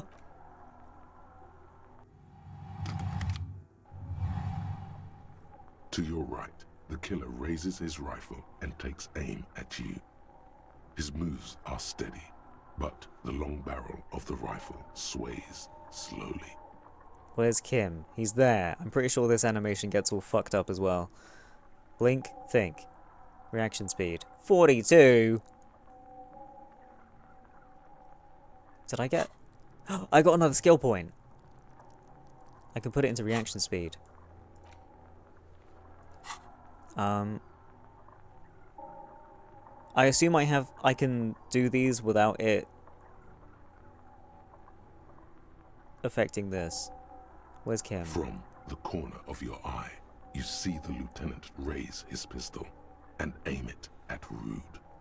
He's trying to find a straight line of sight before the rifleman can take you out. In the background, the leader is still on fire. It's not easy. He has 0.6 seconds to do so. He won't make it. You're on your own. Brain, activate. You stare down the barrel of the gun. You see Rude's mask behind it. His eyes in the slit of the helmet, like a camera lens, focusing on you. 0.4 seconds remain. There are 6 little black dots in the tip of the barrel, like a honeycomb. This is a knock cannon. It shoots 6 rounds in one pull of the trigger. Absolute destruction. God, you're so frail. Too frail to think further. I'm not that bad. My endurance isn't that shit, is it? What's my endurance right now? Oh, it's 2. Okay, my bad.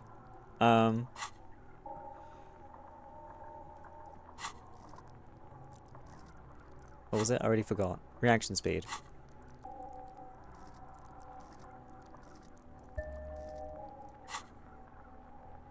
That makes me feel a bit better.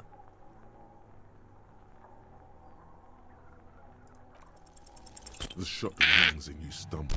Something violently tugs at your shoulder, pushing you backwards with incredible force. I'm fine. A volcano of burning pain erupts from your left shoulder. I'm fine. The pain flows over your entire body like an awful shock. A grim knowing rises from within. Half of your body must be gone. God, please. Lieutenant says quietly without trembling. He aims, face pale. He's aiming for the eye slot in Rude's helmet. An extremely difficult shot. Then, 2 shots ring and you hear a scream. But you're too hurt to see who screamed. Glenn Whoops. Dying in a puddle of blood. Oh. His mangled torso has 2 gunshot wounds. Blood gushes out of them like red geysers. Okay, that's the guy who got shot. Oh God, watch out. You see 2 crazed eyes stare at you through the burning meat and the flames. With his face boiling off, the man raises his pistol at you. Then he squeezes the trigger. Okay, well this guy's become jam because Kim's a fucking god. Look the burning man in the eye. There's an insane artwork about this moment. I'll put it in disc. Hell yeah. 3%. Look him in the eye. The look of vengeance, framed by melting skin. This is the last thing he will do on Earth. But he will do it. He will end you. Here it comes. Death.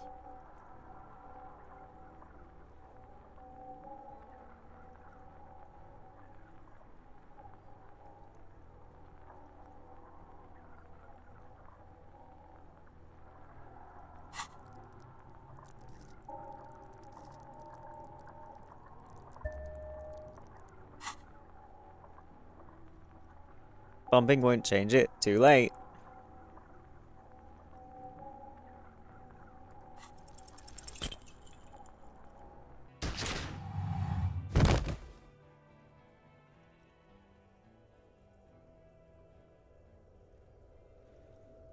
You can't. There is no time. Something inside your pelvis explodes. Your entire lower body is on fire, and your legs can't support you. You fall down like a rag doll. The pain is too immense to scream. It pushes the air out of your lungs. Everything goes dark. A distant blur as you recede into it. Listen through the darkness and the pain. The Hardy Boys are screaming, fighting, dying. Someone jumps over you. Nearby gunfire shatters glass. Stop! The cop! Protect the cop! He's down! Touch my lower body. Feels slick and warm with blood. Ew. The pain is too strong to know what has happened there. Even clutching to your consciousness takes everything you got. What parts of me are missing? Most of what's down there. I don't care. Fuck me. You can also feel the bone where the bullet went in. Ooh. Something very sharp, like broken teeth under your fingers. What do I see? Nothing. A persisting darkness. Ew. Dancing lights of pain. Distant shadows cast by them. Like a hellish play. You're bleeding out. Out of it, a silhouette appears, crouching over you. You hear a familiar voice filled with urgency and fear. No one wants to do anything with me. No one wants to party with me. It's so dark I can't see anything. Kim, I lied about me not remembering who I am. I made it up. I remember everything. There's a white shadow that smells like apricots. It's always there.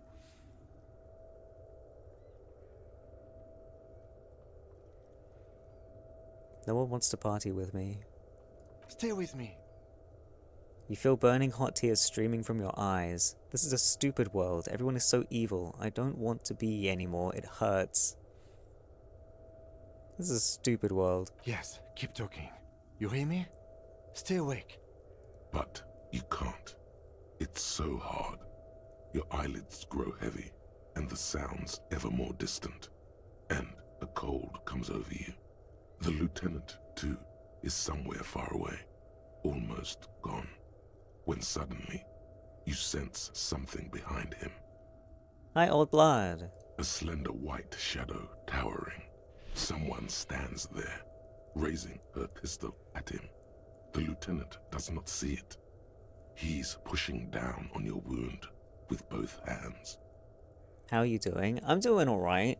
I'm beansing this only slightly less than I did last time. Scream immediately. He's gonna die. 92. Kim. No, you say, and hand out your firearm to him. Your hand trembles, and your eyes are full of fear. That's all it takes. That was a weird noise. No room for hesitation. The lieutenant moves like a spring unloaded. He grabs the gun from your bloody hand and fires behind him. You hear a faint scream, a woman's. Then the sound disappears, like someone pressed stop on the tape. The woman is gone. So is Kim. Then the whole world. Fall into darkness. This is death. One more door, baby. One more door. Will I be a ghost now? Good, I want to die. No, let me back into the fight. Ghost? Brother, you already were a ghost. Up there screaming along with all of them. Scaring each other. Haunting each other. It's the living who are ghosts. The dead are silent. They don't rattle windows or write letters in blood. The living do. Leave them behind. Rest. Let me back. The fight? There is no fight. The fight is over. It was lost 1,000 years ago. You have laid here forever. Keep falling deeper. Take the door. He's not taking it. His body is not taking it. Oh God, no. He's not disintegrating. He's swelling up instead. Over the hours, hurting, moaning in his sleep, and rotting, and being disinfected, and smelling of drugs, and feeling saliva in his mouth, drifting in painkillers, thrashing in his wound sleep. He can't go. Not before the case is solved. There is a radio in the distance. A radio of the world. Playing sounds. Good morning, Elysium. Soon you will return to the world. Hours turn to days. Soon we will get up again and go through it again. Finally we know what the infernal engine was outside. The clarion call. The engine of a Caprice Kinema. No, it was him. He is the infernal engine. Can't you see?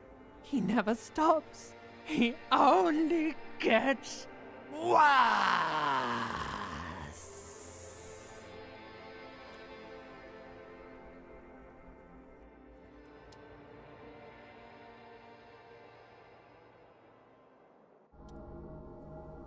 Ow.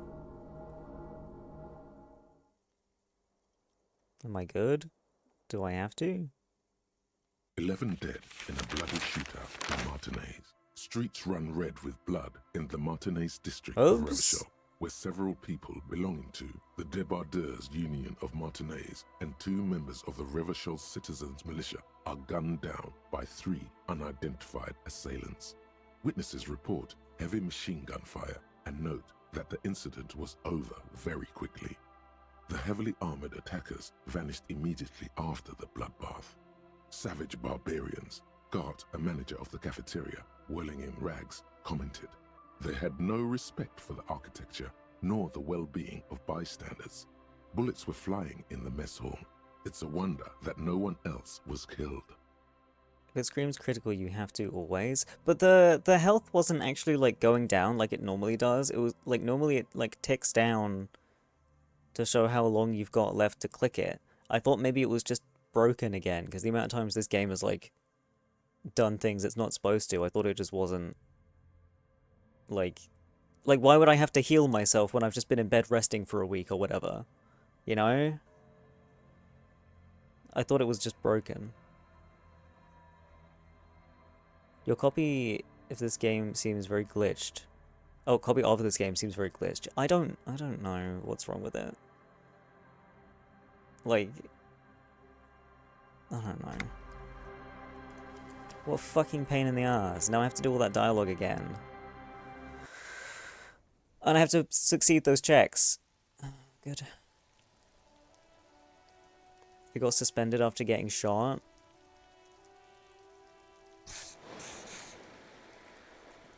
I'm all out of put your shut up. There's something. Shh. This is a... The kip. You are... He is Nest. Fuck. The lieutenant is genuinely worried. If the... A sound strategy. My plan... Get lost, comedian. You pig fuck! Vomit is really a brain downloaded into a powerful AI. I wish I was. I don't want to have a physical form. To your left. We're gonna... No one... I have to remember what I did and hope that I succeed all the same checks that I did. Keeping you together here. If you talk to him, he... Rude. All of you cunt. The gunner. What do you think he does? Smart. Now is the time. Stop waiting. Yeah? Who? How? His fingers are twitching. You think... How about... Listen. He's gonna do it. He's gonna shoot her. Your mind grinds to a halt. All you can see is the revolver in the man's armored hand, swaying, pointed at her. You move your mouth like a fish gasping for air. He pulls the trigger. A plume of smoke erupts from the muzzle. It's early. I'm redoing it. If I get much further through the dialogue and it goes differently, then I can't be asked. Put your... Shut up! There's Shh. This is a misunderstanding. The kipped. You are all drunk. He is Nest in your... Fuck. The lieutenant is If the... A sound My plan is... Get lost! Pig fuck! To your... We're gonna... No one... She does with the leap. All right! Wait, I'm barely keeping you to... Rude. All of you cunts. The gunner. What do you think he... Small. Now is the time. Stop waiting. Yeah? How? His fingers are twitching. You... How about... Listen. He's gonna do it. Did I put another point into logic last time? I know I put a point into something. I don't remember what it was. I don't think I did logic.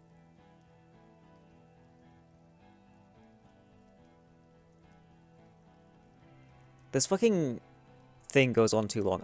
Oops, I forgot to do this earlier. Let's do that. Come on. The Hardy boys confessed to hanging him. You're lying. You heard wrong. She and these men have been helping us find the shoot. Fucking... The shot... The young... I missed. Not true. I know. That... What topic? Shots have been fired. Yes. Yeah? So what? You should be drunk. All right. That didn't work at all. He's more focused now. All right. You only have time for one... Pops! You have... If I've... No one... Okay. Now fire. Fuck them up. Do it. The muscle dangerous. Ask about him. Yeah, Sergeant. As he moved, click. No. For killing, maiming, who? We research. This. It's Open fire. We can't have that. Fuck. We've heard it. Yeah, if leg. ready to. This one isn't used to being suited this long. Fine, I know. Big talk, but that leaf compactor won't leave his mind anytime soon. It's a small thing, but it got him off center. Okay.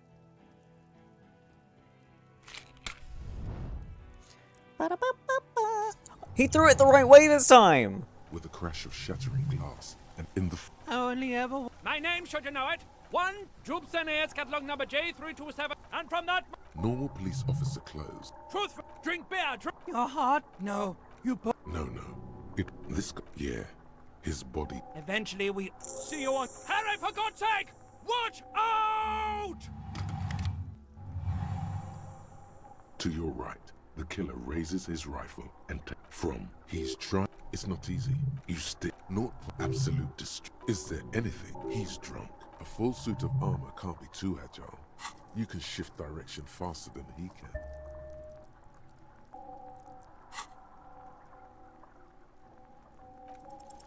You leap left.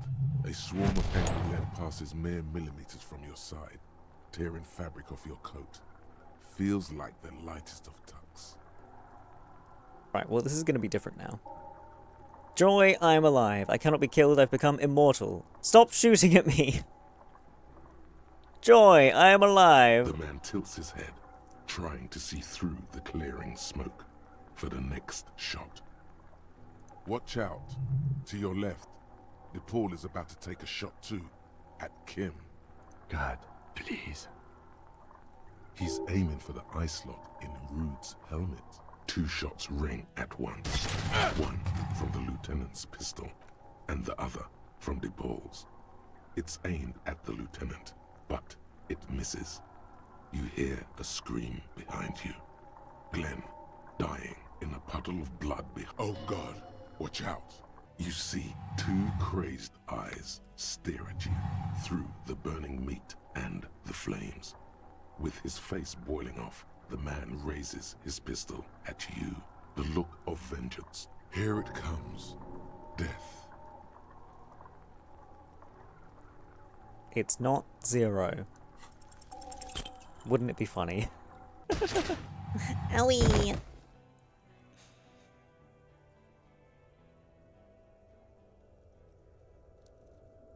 You can't. The pain is too immense. The Stop! Protect! Feels slick and most. You can also feel nothing. A persisting darkness. You're bleeding out. Stay with me.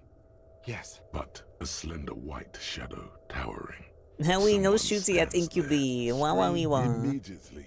Scream. He's gonna die. No. Nice. That's all you hear. This is Debra. It's the living who are. He's. And. He can't. There was a. Ow. The end. No. It was him. He. Right.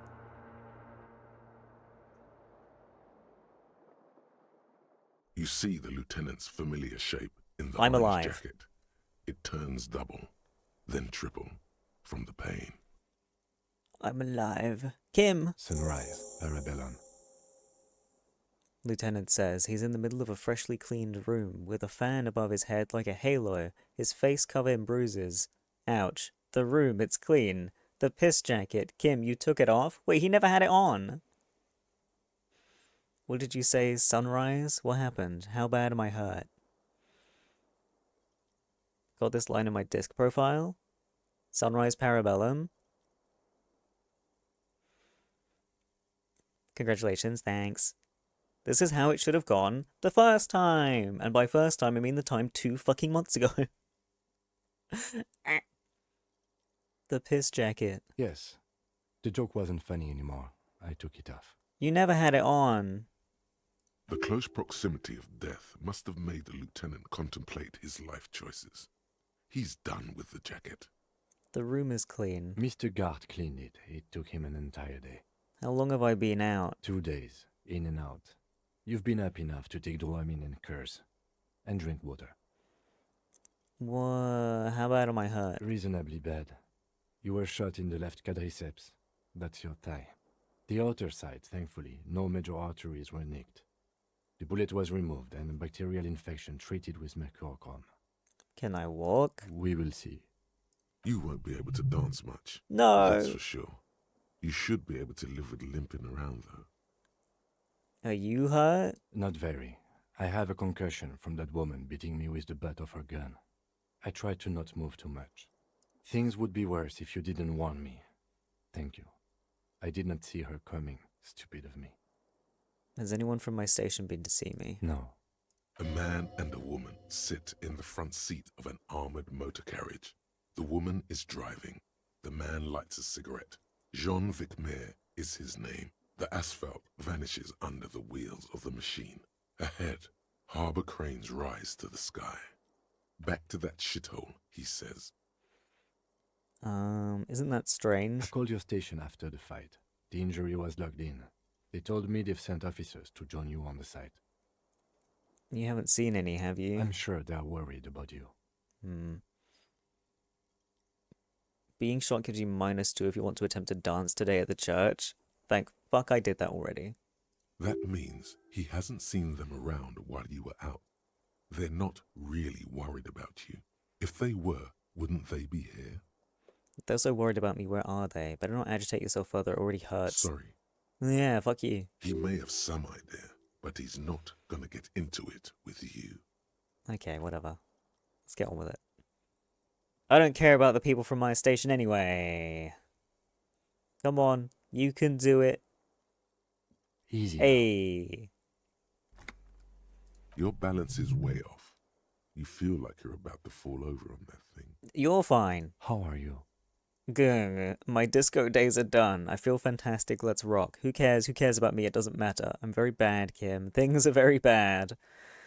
My disco days are done. Your disco days should have been done quite a while back, Lieutenant Freighter. That's not nice. What happens now? I honestly don't know. I don't know either. We can't talk to Everard. The harbor is in lockdown. Everyone in there is outside our grasp now. Joyce has left too, thanks to our meddling. Shit. You don't think it was a good idea? I don't know what to think. It might not have been a bad idea. There is a pin somewhere in the machine. Something is keeping Connell from sending in a death squad. Maybe it's her. Maybe she kept her hand. Either way, Ruby's gone, and Classio too. We really should have arrested her, you know? Classio's gone too. Oh, yes. She left 20 minutes prior to the tribunal showing up.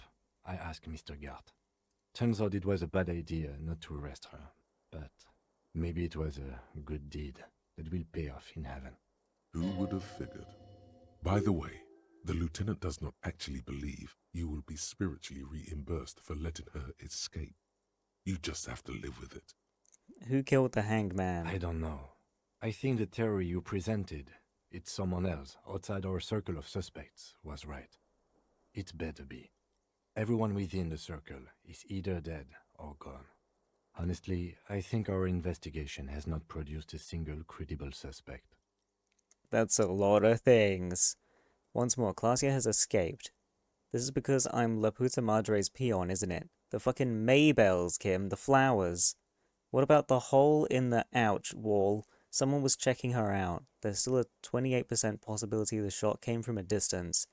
An antique bullet from a Belle Margrave 4.46mm. How hard can it be to find one? How hard can it be?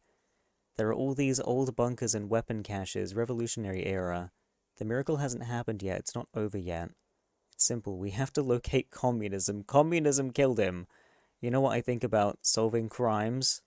Communism killed him. I'm afraid we may not be able to locate communism, Detective, on account of it being dead. Are you sure? I see communism everywhere, telling us what to think. Stifling, ouch, my leg hurts. Ideology does not have anything to do with the murder investigation at hand. I'm sorry, it does not. Okay. 28% possibility the shot came from a distance. We should go upstairs, rethink the ballistics in situ. I agree with this. What else? The funny gun. It's extremely easy. There are thousands lying around from the war, all completely unusable. It's precisely how easy it is that makes that bullet useless. What about the hole in the wall? I don't know. That's been there for years. Okay, well, what about the miracle? He does not know what to reply. Looks out of the window, then back at you. It's morning outside, you think. You know what I think about solving crimes? He arches his brow. The ceiling fan patiently spins overhead. Solving crimes is hard. Solving crimes is almost impossible. Solving crimes is super easy. Actually, I want to talk about this crime some more before I tell you what I think about its hardness. It's hard. It really is very hard.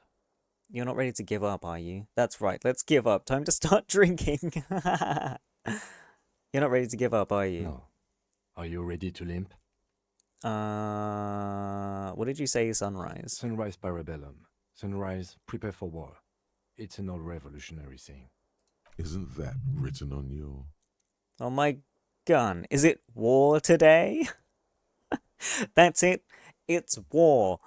Cops like it. Is it war the today? gates of the harbor are boarded up. The streets are a little more empty. Apocalyptic violence is yet to erupt, I am relieved to say. I think we may have held it off, for now. Barely. Ouch. That's right. Ouch, indeed. I'm ready, I think. No, what happened? What happened? You threw an improvised petroleum bomb at the Major. A firefight ensued. The tie made me do it. He does not answer, and searches for something in his coat pocket instead. A smoke, most likely. Is he dead? Very. He died in the hospital. A blood-stained killer. I'm a killer. You're an officer of the RCM. As retaliation, their rifleman tried shooting you. He missed, or you dodged. I dodged. Then I shot and wounded him, while Glenn took a bullet in the spine. It was meant for me. Glenn did not survive. This is not the first person to die in his place. He goes on. Titus, Fat Angus, and Theo charged. Angus and Theo did not make it. They both died before they made it to intensive care. Titus survives. So do Alain and the musician. I forget his name. Eugene? Yes. He's still alive too. You were bleeding out by then. I think you say that no one wants to party with you. And you warned me. I was able to disarm one of them, the Pole, before she got the jump on me. Thank you. I killed her. And that's what happened. You're allowed to smoke indoors. So you also killed. I thought you only smoked one a day. And they're all dead, all three of the contractors. How many casualties on the Union side total? All the contractors are dead. The Pole was the last to die. Evrard had their bodies returned to Crenel for a funeral. The company is yet to retaliate. Why? Because we deterred them? Or Joyce did? Maybe the harbor in full lockdown is too costly a target. Or maybe they are simply taking their time and will attack soon. I don't know. So you also killed? He nods. Okay. How many casualties on the Union side? 4. Glenn, Theo, Shanky, and Angus. The fat one, he took a lot of bullets. And that's... All. Okay. An absolute disaster. It's a total shit show, Kim. Not that bad, all things considered. I don't see how it could have gone any better. Total shit show, Kim. Yes, officer. 7 people are dead. It's not a success. Is it 6 or 7? What do I believe? The voiceover or the subtitles? But what's done is done. The violence is cordoned off. The Hornet did not get into the beehive. The worst scenario has not materialized. Yet. And we are still alive. Both of us. He did not expect you both to survive once you stepped between those two armies. His smoking, his hunched back. You have it worse, but he took a real beating. That cigarette has medicinal purposes. Maybe they counted you as dead as well? Why would they do that? Surely the game can't continue if I died. I'm ready. Good. Where do you want to limp to? The lieutenant did mention doing more ballistics. Let's just aimlessly wander until a clue presents itself. Let's go upstairs. Why not?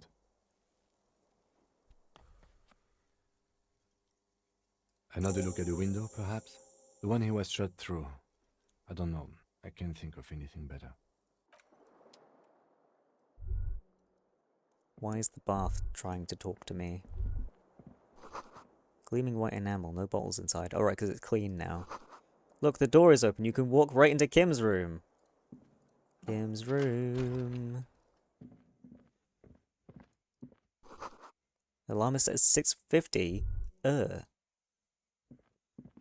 These papers bear the stamp of the RCM. They appear to be fragments of the lieutenant's paperwork, half finished. You make out notes on this and other recent cases. I had Gart open the door to your room. You were running a low bacterial fever the first night. Thank you for keeping this thing alive a little longer. Point to yourself. I'm such a burden. I should just fuck off. I saw apocalyptic visions of the darkness, behind darkness, behind darkness. I thought I was dead for a moment. Thanks, Kim. It would have been easy were it not for my concussion. We both got lucky, considering the odds we faced. Let's go? Okay. Medicinal supplies on the cupboard. You don't wake up at 7? God, no.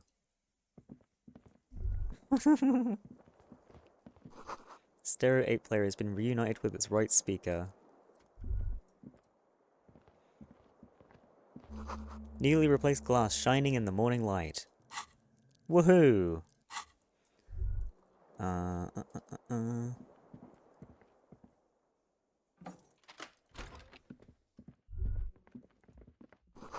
Ouch, that leg hurts. Maybe if you don't run, it'll be okay. Oh yeah, whoops. I forgot.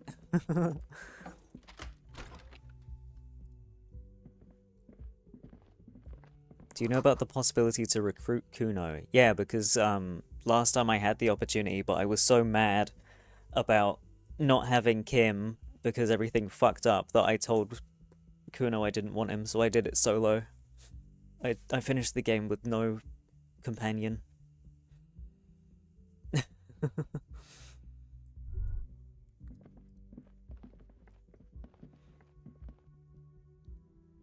I should put my gun away. Oh cool, never done that. Yeah, apparently, I think I had a couple people saying that they hadn't seen my ending before. What do I want to hold? I don't know. String. Red thread made of nylon. It leads out of the room and onto the roof. Wait. You see the same two neon-lit shapes, a man and a woman, only now a red thread bisects the room, pointing from the antenna outside to the cupboard on the wall. This is ballistics. She's left a trajectory for us. The lieutenant tests the thread with his finger. Drawn taut, it rebounds instantly. A ray of backward motion explodes from his mouth to the roof outside, A prime, to then widen into a radius of locations in Martinez, B prime, B double prime, and B triple prime. Where does the thread lead? It suggests the bullet came from the extreme upper quadrant of possible angles, from a point beyond the roof, B triple prime. Hi, pizza! The island in the bay. How did she know how to do this? She was there that night. She would have known precisely where the bullet hole was in the glass. She had a long time to think about it after, standing on that roof, staring at the glass. It also looks like there may be more to her skill set than we know. The question is, should we trust her? It's her way of saying she's sorry. I find that hard to believe. But at this point, what difference does it make? Is she trying to tell us the shot came from the islet? Unless she thinks the perpetrator was standing on the ring antenna. That is where the thread seems to point. This is also the only point of origin we haven't ruled out yet. So it is. For a second he seems tired. You seem unenthusiastic. Maybe we need to go to the island. It's not going to work. There must be something else we've missed. We need to go to the island. Kim, let's go to the fucking island. Go. I'm going to the island. Are you in? Go. Actually, yeah, let's not go to the island. No, go. How's the pretty incubus? I'm doing alright. How are you doing? Are you in? Of course. I'm in. Good. How do we get there? Joyce Messier had a sloop, but she's gone. The net picker. Ah, yes, of course. The village. Let's go. Aw, he sounds more enthusiastic now. No, not that way. This way.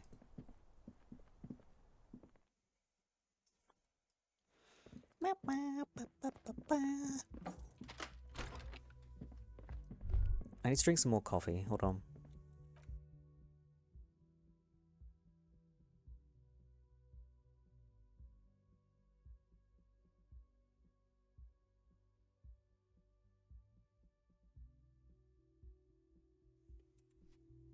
Okay.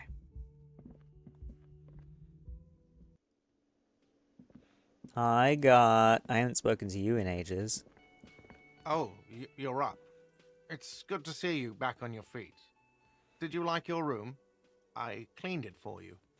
I did, thank you. Big improvement. Could have used more work. After all, I just took a bullet for this place. You did. I was too distracted to notice. Thanks. You're welcome. I thought it would be nice for you to wake up in a clean place after you, let's be fair, defended this establishment and its clientele from gunfire. Hi, Melwife. Hello. I give credit where credit is due, and that was a crazy move. Crazy effective. Petroleum bomb. Never seen anything like that. I was there until it struck him. Crawled inside then. Bullets started flying. Anyway, I wish you a quick recovery. Also, you and your partner are staying here free now. Yay. This establishment supports cops. The stay is free, the drinks are not. Just felt I needed to specify that. Where did everyone go? Oh, you know, people don't tend to stick around after shootouts. Turns out they're not good for business. Lena and Morel still in town. What happened to the man with the sunglasses? I have to mention, when it happened, you were right out there, on the balcony. What happened to the man with the sunglasses? I don't remember everyone who comes here, and many people wear sunglasses inside lately. Must be a fad. You were on the balcony. Yeah, I was, yeah. That's because I'm a badass. I guess you are a badass. If you say it's two different words like that, it sounds like there's something wrong with your ass. Just nod stoically. He nods back at you, even more stoically. Nice. Just two badass men nodding stoically. I'm so stoic. Make that three. The lieutenant is nodding too, hands crossed.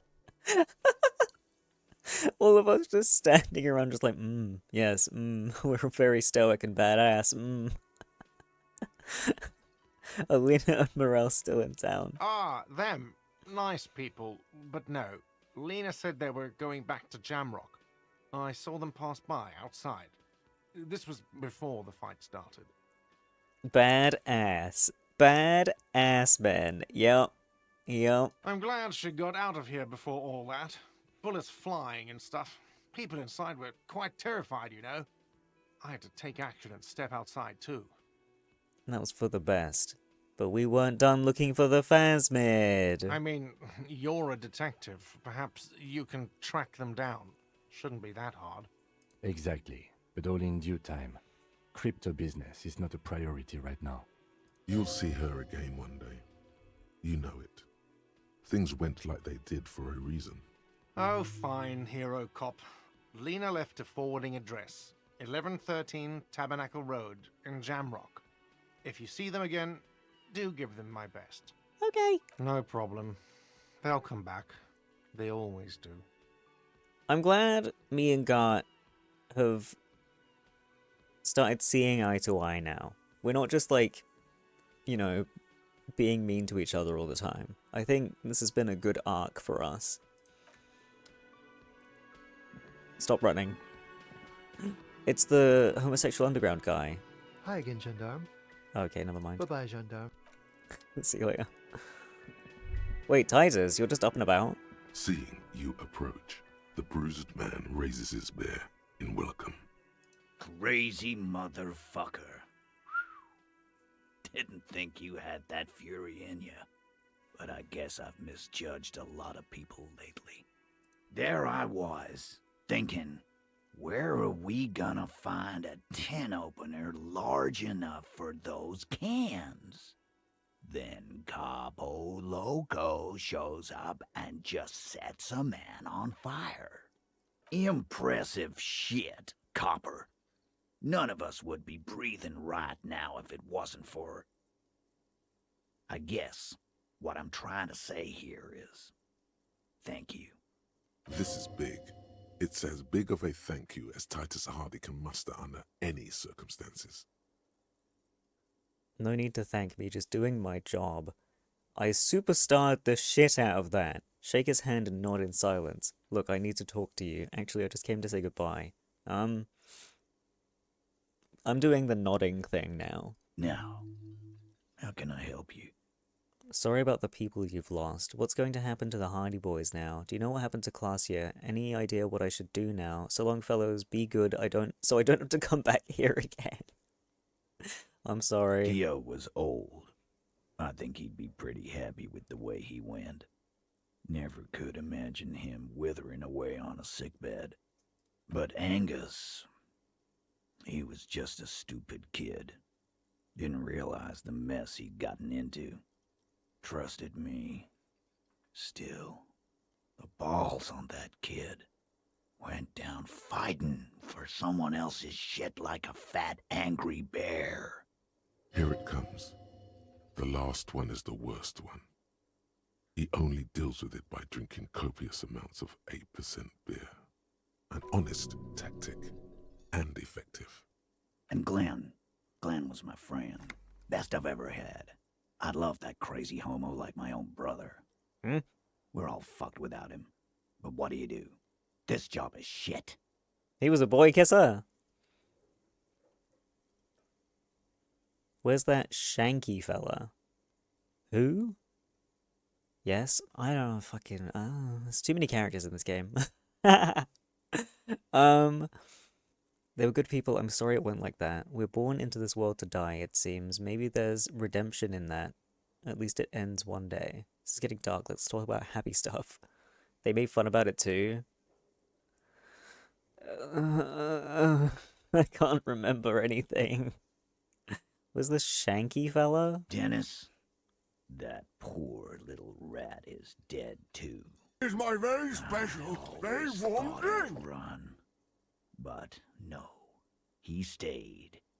Stupid, brave fella.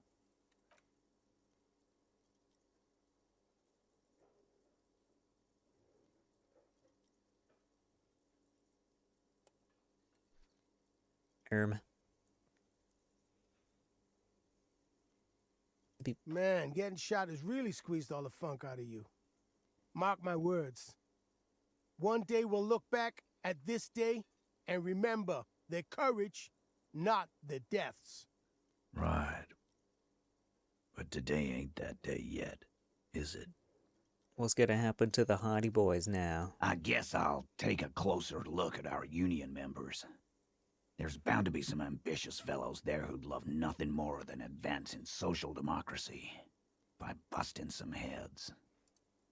Might even ask Tibbs if he's tired of replacing Winters, and maybe wants to have some fun with his brother. Anyway, don't you worry. As long as Titus Hardy's standing, there will be Hardy Boys.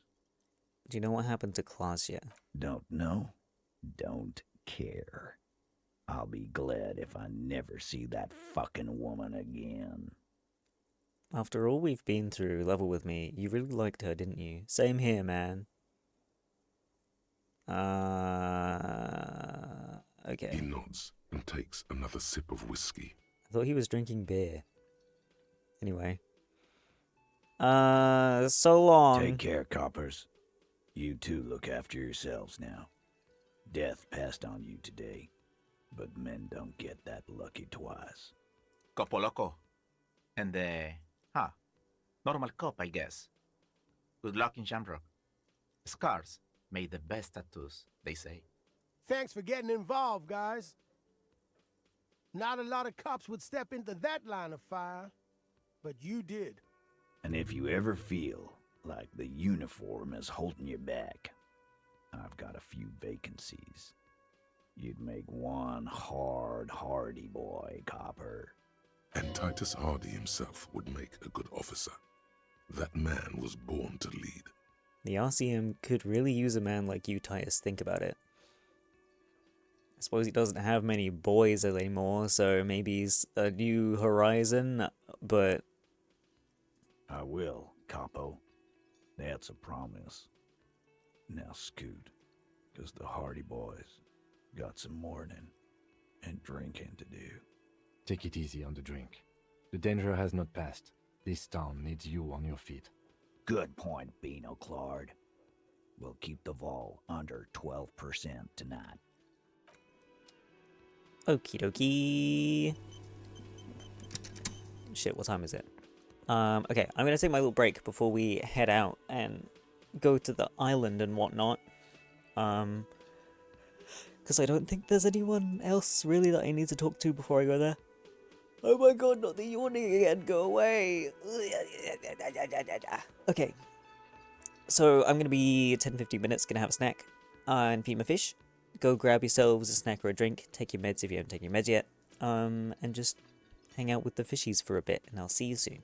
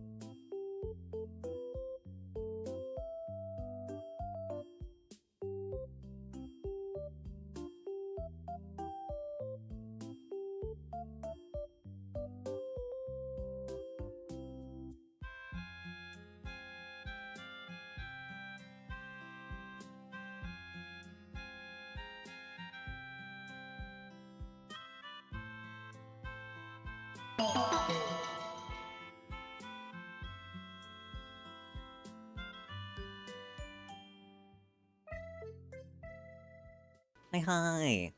Kuroki, thank you for the follow, by the way. Go to the island. Oh, it's all like been crunched together. That's helpful. Thanks, Lollipop! Okay, am I Laputa Madre's peon? Call my station. Okay, maybe. Inform Dice Maker about the source of doom. What is the source of doom? Oh, that. Right. Murder weapon.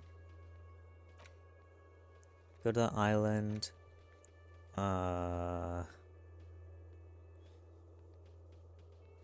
Flat 12 in Capeside apartment building. I have the jacket. Armor pieces, that's not happening. Okay. I need to get changed. We'll ignore the paint for now. I don't like my outfit. Let's put my usual style back on. Are we good? I think we're good. The tyranny of capitalism is the source of doom. Also, welcome back. Thanks, Rion.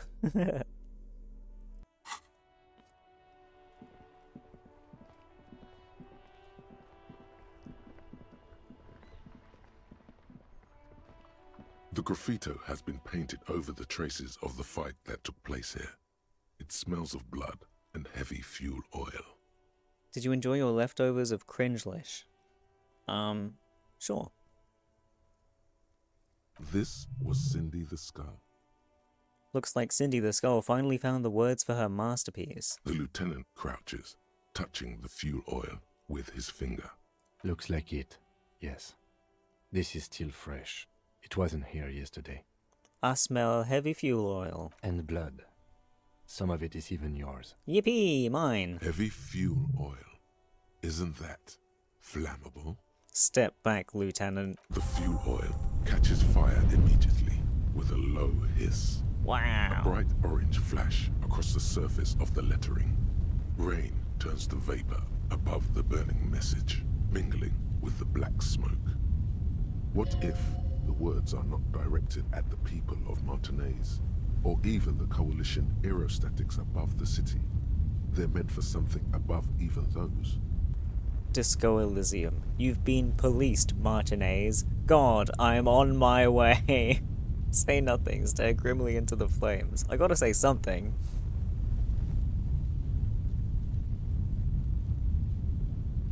I'm on my way. The lieutenant has taken a small step back. He looks at your face illuminated by the flames and nods silently. Then the fire falters. Let's go to that island.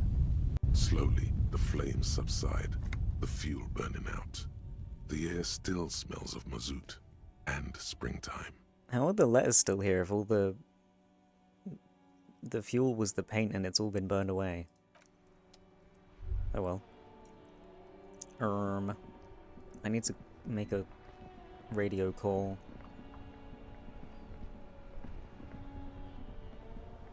Inside, you see a set of steering levers, a radio microphone, a pull-out toolbox, and the soft... This is Precinct 57. How may I assist you? Precinct 57, we've been attacked. I repeat, Lieutenant Kim Kitsuragi and... This is Firewalker. Reconnect me to the 41st. Right. Please hold. 10-4, come in. Firewalker, over. I'm happy to report that I have found my badge. Listen, I've actually lost my gun too. This might sound odd, but there's personal details I'd like to discuss. I've heard that some people think of me as Laputa Madre's peon. Do you think I'm corrupted? 10-4, sir. Well, there's been some talk, sir. Some talk? What does it even mean there's been some talk? Do they think I'm corrupt or not?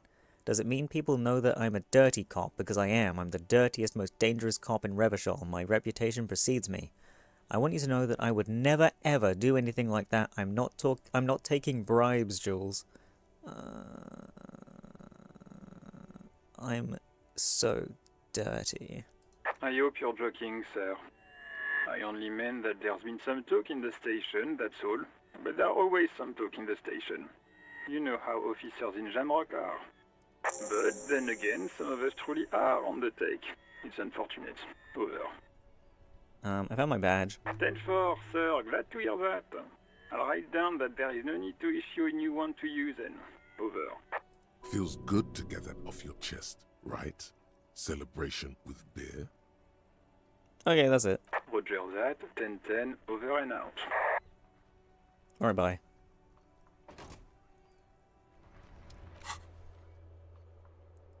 Yippee!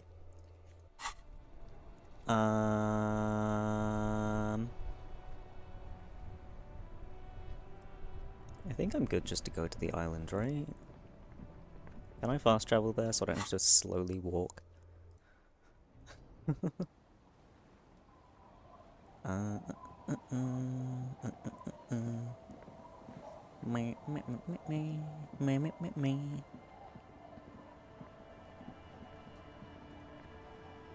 Officer, Hello. what happened? You're limping. Why are you limping? You look terrible. You're not limping. You're you. I got shot in the foot. It was pretty badass. You would have liked it. I'm a cop. I don't merely exist in this world. I live in the between life and death. Some people hurt me. I wanted to talk to you about something else, your boat. I got shot in the foot. It was pretty badass. Is this from the shooting in town? We heard gunshots. Not that we don't hear gunshots all the time, but they were closer than usual. There was an exchange of fire on Rue de Saint-Guylaine. It's nothing to be worried about, madame. You didn't only get shot.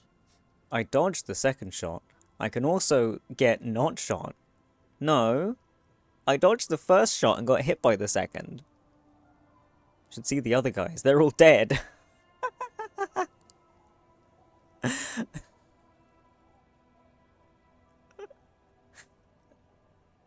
I can't.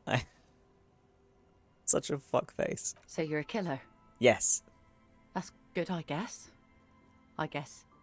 Better than being dead. Most cops are killers. I was a killer long before this happened. I'm not a killer. I'm a cop. Scoff in a masculine manner.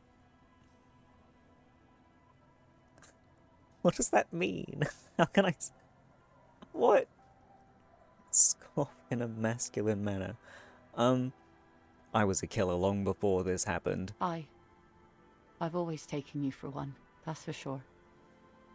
Not a lot of RCM men who aren't killers. I dodged. Well, good for you. Thanks. I have a question for you. Of course. Can I help you with something? To the island. That won't be a problem. It's wind still and the tide just dried. We've got 2 days of relative sunshine ahead. 2 days of sunshine. I just got a bacterial infection. Can we borrow your boat? I pressed the wrong thing. I pressed the wrong thing. Take care of that with ether, will you? Don't get too many RCM men round here. Be sad to lose the first one. That's cool. You boasting your bacterial infection like that. I didn't mean to. Can we borrow your boat, please? If you promise to bring it back, and no scraping the hull, I just got it nice and yellow, and no drinking on the boat, and no joyriding either. Of course, ma'am. It's only for a day or two. Official police business. Aye. Not. The crow's feet disappear from the corners of her eyes as she smiles at you. What's on the island? Nothing, just ruins. Used to be some kind of fortification there before the war, for the communards. An anti-aircraft gun, I think. Bombed to bits in the landing. I haven't been there myself, always steered clear of it. Hasn't been there herself. Who has then? Do you have the boombox? I do indeed. You said you haven't been there yourself. Who has then, if not you? My husband used to drink there. Him and his drinking buddies. Always seemed like a bad place to drink to me. People died there during the landing, you know. My mother told me. This must be one of the many fortifications that was used in the dying days of the revolution against coalition forces before they took this city. The kids sometimes go there too. I know they do, on rafts. I tell them not to, but they bring back old bullet casings and such. Which kids? The twins. God forbid they bring the girl along on some rickety barge. Can we maybe ask your twins about that place before we go? Would that be alright? Be my guest. They've a strange way of talking. See if you can get anything useful out of them. I seldom do. Is there anything I should know about getting there? Well, most of it's sunken. Underwater. That means concrete underwater. Cut your boat if you're not careful. Be sure to enter from the south side. Water's deep there. Aye, aye, Captain. Thanks. Please be conservative with the fuel, will you? Just filled her up, but it's a small tank. Okay. Children. Do do do do do do. I look so fucking stylish right now. Hello. Tell me about the funny island, please. The scruffy-haired little boy kicks a stone while the other watches him do it. You've been to that island, right? On that island? Yes, that one. I need to know what's there. That's, nothing. It's just a seafort and some plants. You can take a raft there. It's great. And we make a fire. We make a fire. Mm-hmm. Gather the sticks for the fire. And bullets. Or not real bullets, empty bullets. Bullet shells.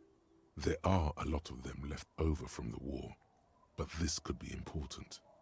You mean shells? I don't know what these are. What then? They're lights. The fire guy comes and asks us to put the fire out. Your nerve endings sting from the mention of a guy. They must mean a human being on that island, but it's cut off. Someone lives on the island? No. Okay. Yes. Okay. Let's go with yes. Why is he the fire guy? Because he asks to put the fire out. Why does he ask you to put the fire out? I don't know. He doesn't like it. He doesn't like people to be there. You shouldn't go. Yes. Standing with his hands glued to his side like a tin soldier, okay. Because he doesn't want to be found. Smoke traces. A suspicious request. Made out of fear. Said something about lights. I don't know. Did you mean there are electrical lights? Yes. Okay. Is there anything else you can tell me about this guy? Age? Does he live there? No, he doesn't live there. I don't think. No, he lives there. Been there twice, 2 times. He doesn't live there. He isn't there sometimes. Anything else? What does this guy look like? I don't know. How come? We ran. He just yelled we shouldn't be there. Your father used to go to that island too, didn't he? Our father killed himself. Don't say that, he didn't. His brother punches him. The boy's eyes well up like he's about to start crying. Your father did not kill himself. He killed himself, alright? Say nothing. I ain't getting into this. I'm sorry. Okay. Is that all you know? Is there anything more you can tell me about the island? There's Lights. Fire guy. We should check up on that island. Okay, I fucking hate talking to children. Oh my fucking god, it's so hard. Anyway, at least there's something.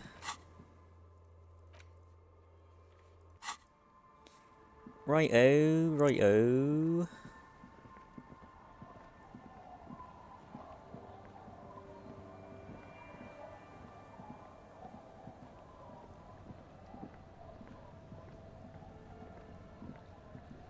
Boat time, boat time, boat time, boat time.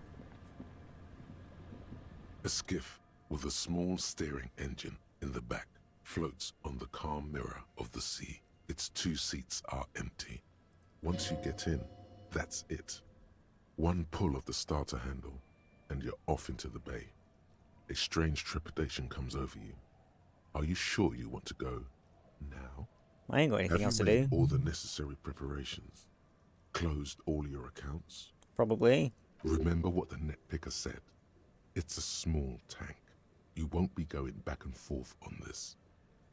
Hang on, let me do a save first. Fine. I don't want to redo the fucking everything again.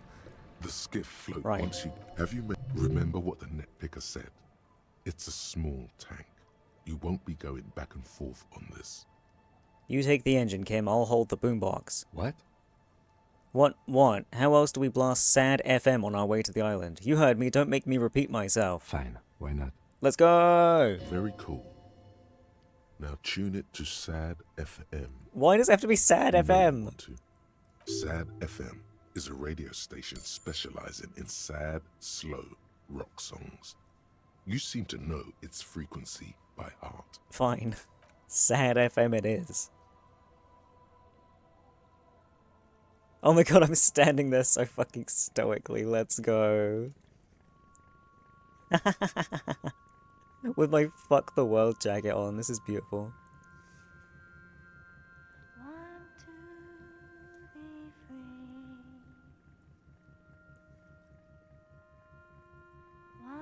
I kind of feel like this music isn't fitting. I want something more heroic. I'm on my way to solve the case with my trusty sidekick, Kim. It's gonna be great.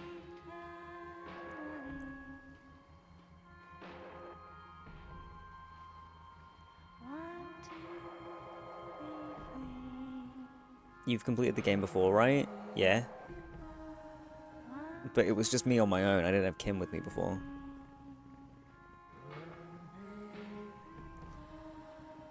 So I got a Garbo ending. I'm sorry I keep yawning. Did you meet the thing? I did. And that was the highlight of that stream. Everything else sucked.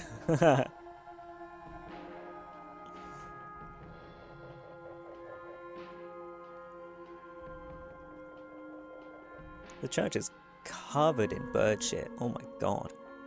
I love the thing, same. It made me happy for a little while, until I went back to losing.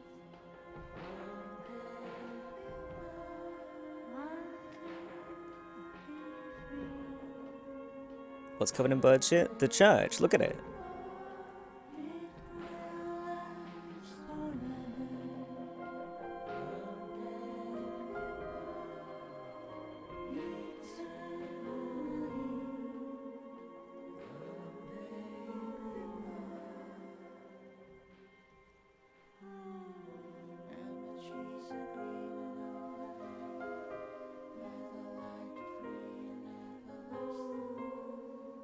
The sea is quite colourful. It kind of looks a bit like an oil slick. And that's not a good thing, I guess. That looks like oil. Maybe it is. Oh no.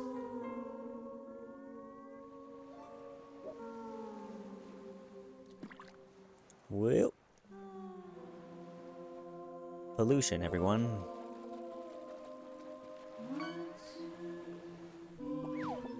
Marlin.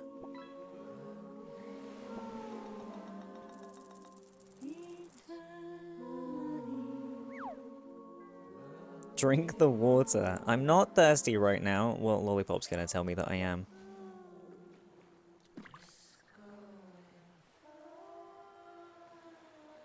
Here's my very special There it is. very warm drink. The boat comes to a slow stop. The lieutenant turns the engine off. Then there's silence. Seen a house that was literally black and white roof from all the birds that shat on it. They were sitting on a tree above the house. Oh no. Okay,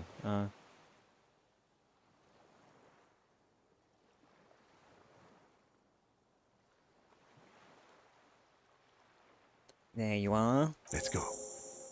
Woohoo!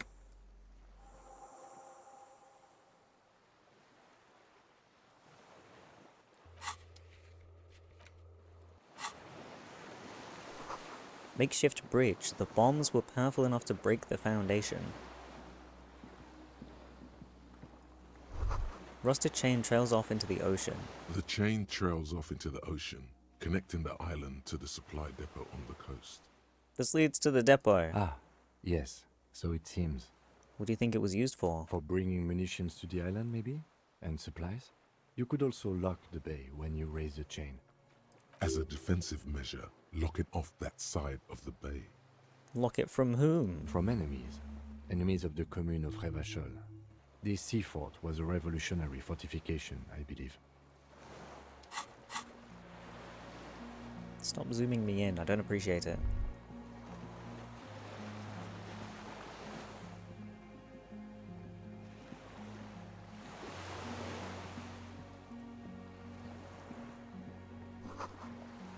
Inflammable. Some fuel has leaked out of the barrel. Black, viscous. Ugh.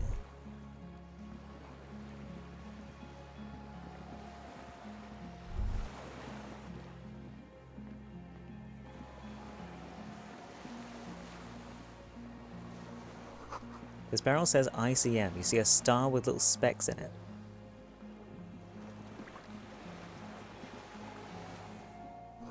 No way to get up there. The stairs are gone.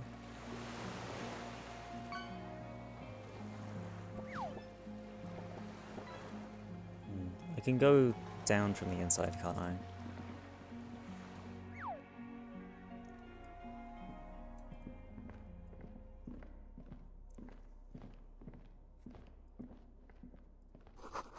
Careful, these stairs have collapsed. Huh? Why can't I observe it from there? Oh, fine, whatever. This was once an armament rest. Twin cannons were attached here, medium distance, large caliber.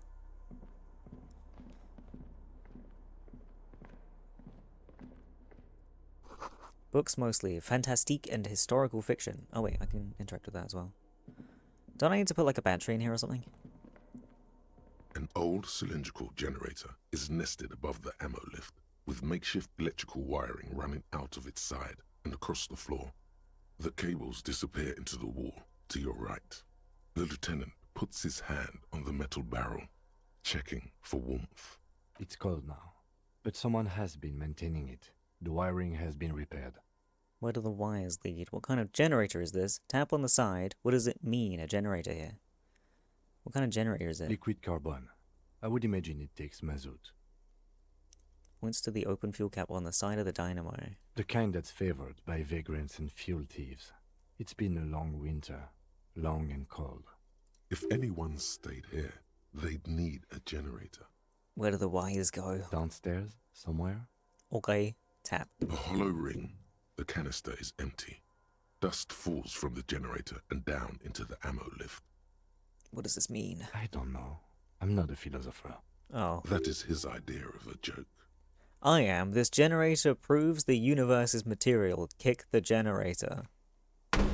Ow! He nods approvingly. He even smiles. Well, at least I didn't actually take damage from that. Why is it here? Someone with basic electrical skills has restored it in order to keep the room warm.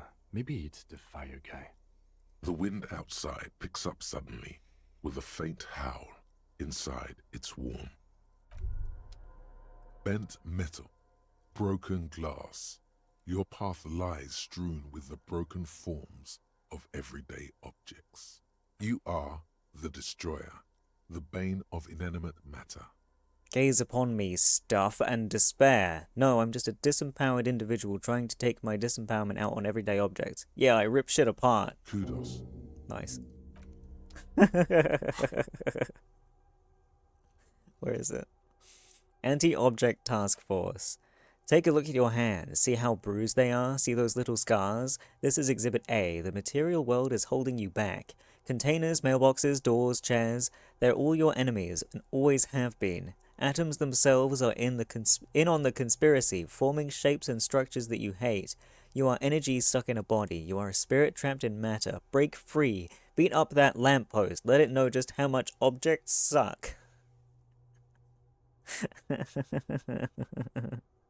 What can I get rid of?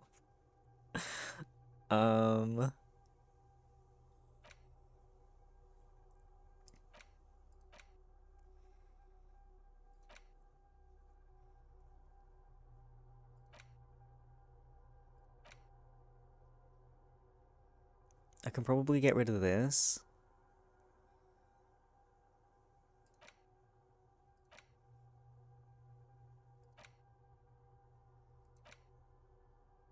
We'll get rid of this one. I gotta have anti-object, not anti-abject. Go.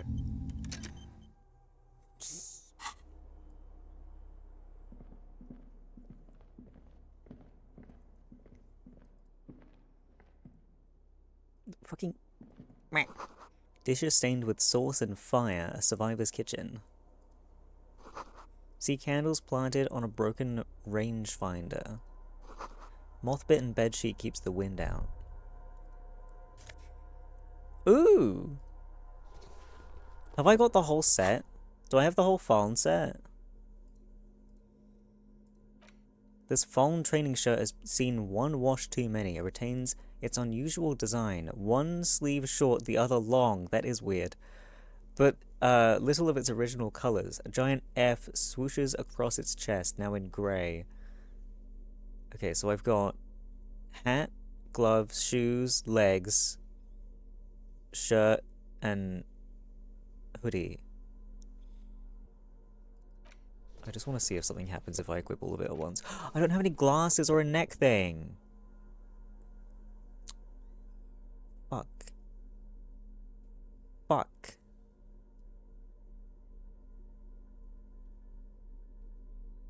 I got no phone glasses.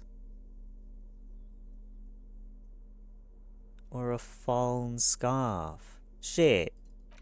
I don't have the whole outfit.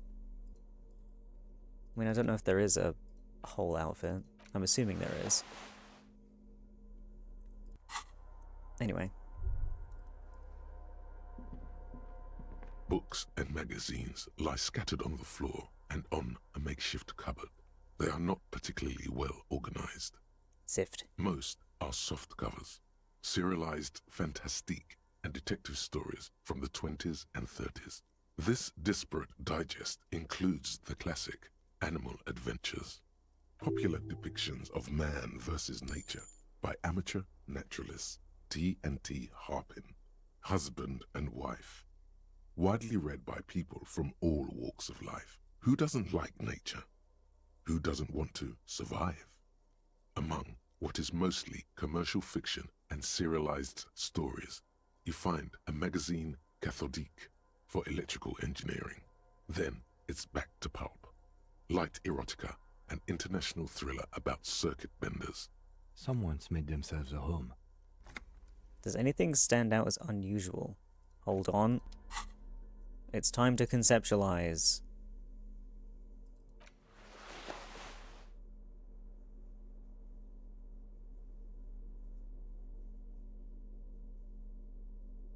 I always forget what has what.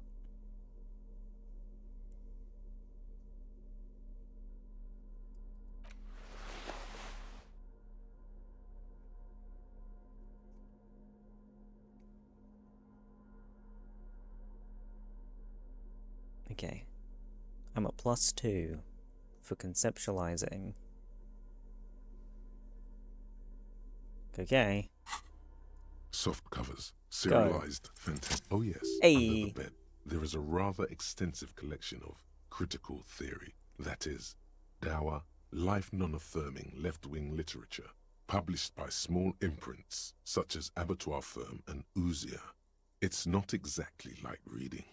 Look, Kim, powerful communist theory, rigorous and truthful. Look, Kim, deranged commie ranting. Look, Kim, downbeat dribble for people who can't get shit done. Look, Kim, a book, left wing. I have no comments. Do you? No. Rigorous and truthful. Ooh, yeah. I agree. Humanitarian sciences. It stands out. Not a lot of critical theory around in Ravachol West. Your incendiary remark has failed to provoke him. Wasn't there some in the communist student's room? A student in the apartment building seemed to have some as well. Well, yes. That one student did. The little books seem inconsequential next to the big pile of frivolous entertainment covering them. Critical theory books, what do you think this means? Again, I am not a philosopher, but whoever has lived here, they have some education and a certain set of interests. Interesting. Okay, I need to put my outfit back on. I hate looking uggers.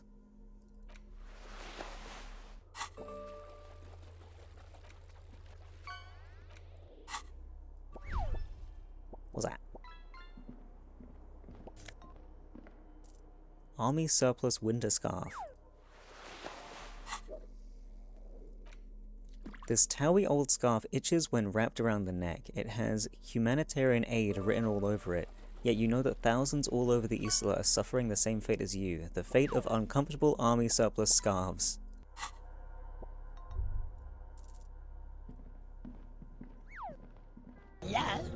There's a greasy old spring mattress in the corner, resting on piles of soft cover books. White linen and a pillow are visible under a worn-out caracal blanket. Hi, Tag. Someone has been squatting here.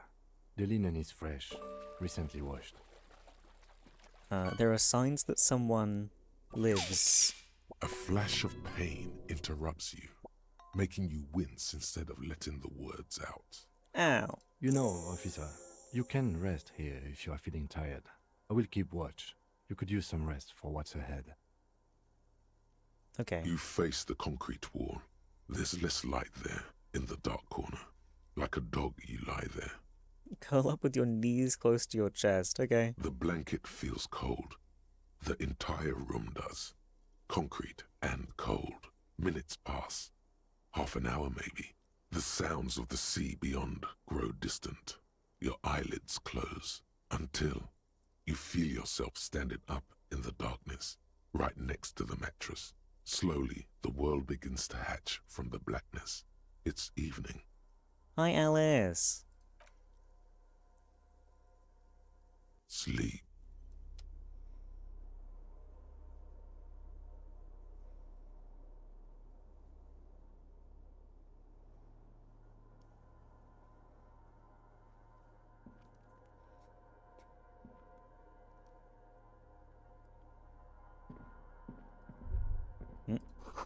Lieutenant is no longer here. Go outside to the beach. I'm gonna run because this is a dream and I don't have fucked up legs. Bah? Blueberry, thank you for the follow. Hi, Dilf. Oh, do I not go this way?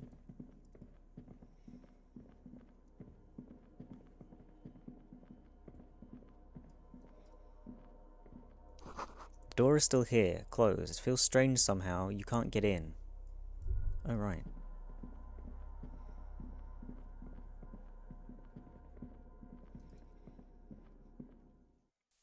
The Tutti gets censored?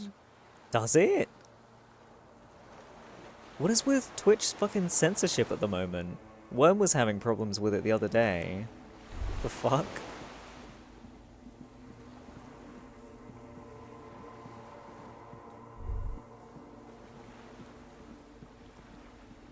Am I gonna have to do all that shit with my wife again? Go down the chain, there's something there.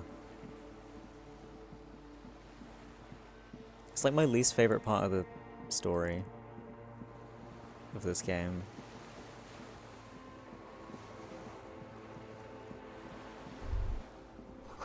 Walk into the water. You got it. See her footprints on the water.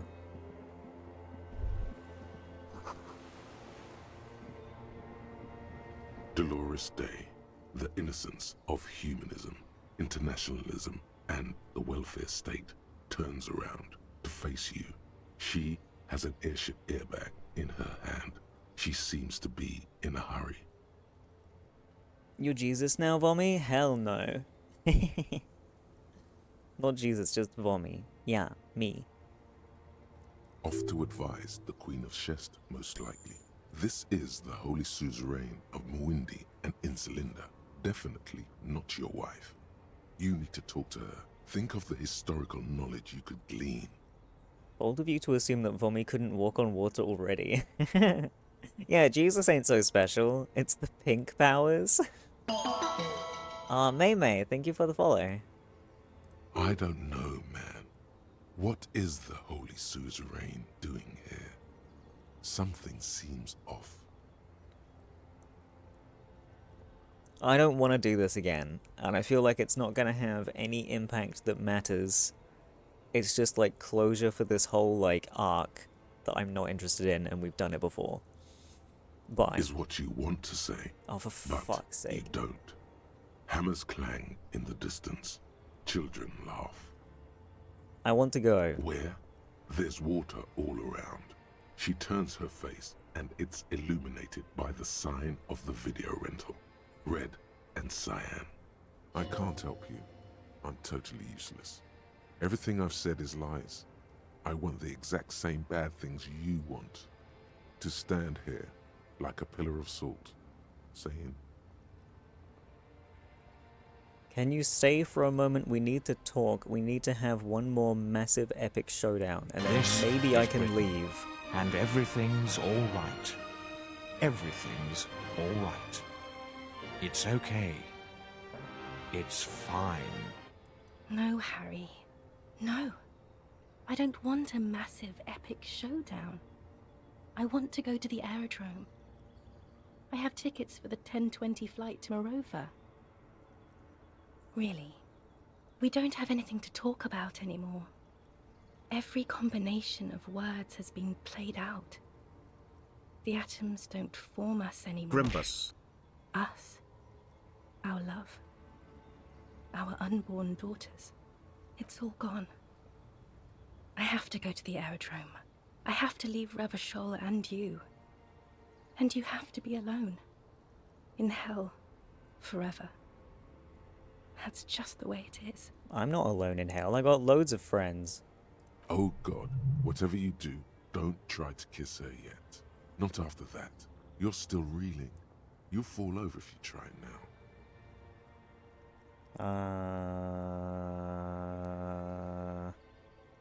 Been reading books. I've got lots of new ideas about ideology and capital. You said I have a vast soul and you'll always come back to it. Mass murderer! You're not even human, don't go. I don't want any of these.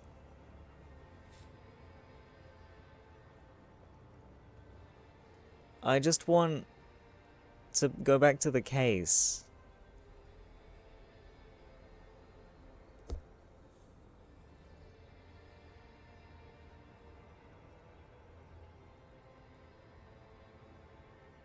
I'm just gonna yell mass murderer. That is very contested by modern historians. Very contested. Plus, you're only saying this because things didn't work out between us. I have to go to the aerodrome now. I don't have time to defend myself from these accusations. Would you say you haven't behaved like a mass murderer with me? You're right, I'm sorry, you're soft and good, not a mass murderer. Mass murderer. You were very bad to me too. We've talked about it like 7 million times now. 7 million? I don't want to do that anymore. I've been reading about things. That sounds nice, Harry, but I really don't want to argue about ideology with you right now. Why not? This won't be an argument. It will be emotional and true. You don't know what I found. There are these beautiful things that can happen, mysterious, below matter even. Now that I think of it, it's actually all just pointless shit and I should kill myself. There was a time I would have loved to hear about them. I would have hung on every word. I would have made you feel smart, just, hopeful. But now is not that time. Now we are in hell, and in hell, there is only the aerodrome. And boring disagreement. Hear that? That's the sound of meaninglessness. Meaning, ideas, theory, all that has evaporated. Now, there is only dry silence. The sound of a mind made up. Just like 4 billion others. I am so sorry.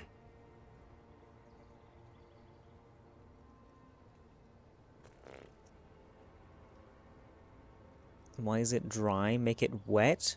Huh? Wet silence.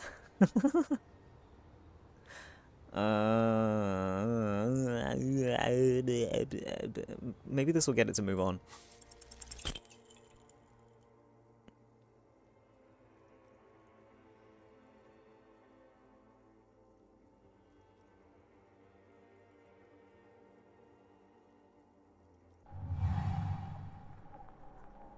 Your feet still tremble from the steps you took, as if over an enormous distance, standing against her. Her body close to you, radiating warmth. With your eyes closed, you move your lips on her mouth. She is not kissing you back. It failed. I feel her breath. Her cheek against mine. Cold silver against my forehead. Squeeze her wrist. Move your mouth. You're not kissing me back. Can I fix this? Your luck isn't working? I don't really care. Not for this bit anyway. Move my mouth. Nothing. Just pillows against you. Unresponsive, but for the taste of apricots. Feels like soft fuzz. A bird covered in down feathers, brushing against your broken capillaries. The world's most precious material, reserved for those she lets close enough to feel it. You are stealing a touch. It's not yours to take. It failed. This was not about failure or success. This was always going to be horror. I should not have suggested it, and you should not have listened to me. Okay, well, you're not kissing me back. The moment is ending. She is going to move her face away from yours. Okay, so be it.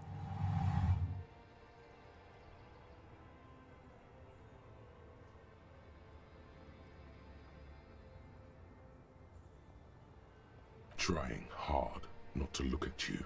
When she withdrew and you held on to her hand, she tried not to look at your face and see the expression there. Don't talk to me about the expression. Brother, you should put me in front of a firing squad. I have no words for how I failed you. You didn't kiss me back. Why didn't you kiss me back? You're the apricot chewing gum scented one. That's it then. No, Harry. Not yet. There is one more thing you have to see. She slides her hands down her chest and onto her lower stomach and smiles. I'm pregnant. What? It's his, the man I heard on the phone. Yes. He did it. I terminated yours. Don't you remember, you poor fuck? You poverty-stricken fuck. That's really rude. Now, go ahead. Ask me more questions. Let's talk about something else. More questions. Ask more. I don't want to. I want this to be fucking over. Fuck off, lady. I know, right? I just don't care. You're not even human. I'm actually very ordinary, Harry. Below this gown and wreath, I have an ordinary soul and ordinary thoughts. Boring. The only thing inhuman about me is this. This thing you've made me into. I'm sorry for saying so, but I just hate it. What is this?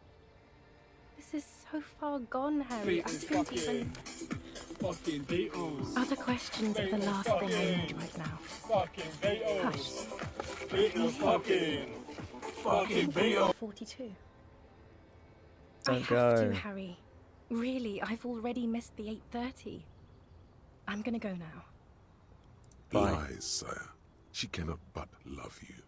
She has said so 100 times. Wait, can't we sit down and have a coffee first? There's a cafeteria on the corner. Hold on, what is there to do in Mirova? You don't want me to let you go, not really, you asked me not to. Okay, I understand. No, you don't. You're just being a martyr. And I'm really going now. The time is up. I must be on the 10:20 flight. Okay. I won't see you, but you will see me. Okay. Oh, Harry.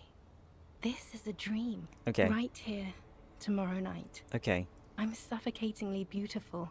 Okay. Oh, yes. Okay. See you tomorrow. Okay. Bye. I just don't care about this whole side story. I don't. I really don't.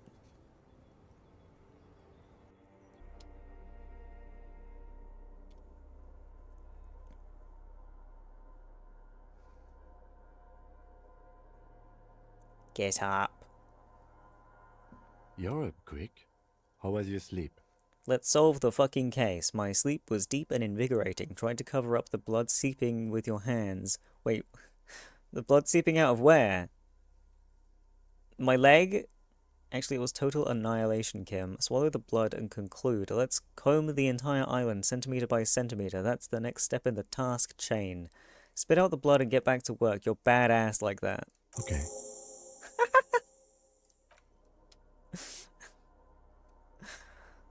I'm so fucking badass, dude.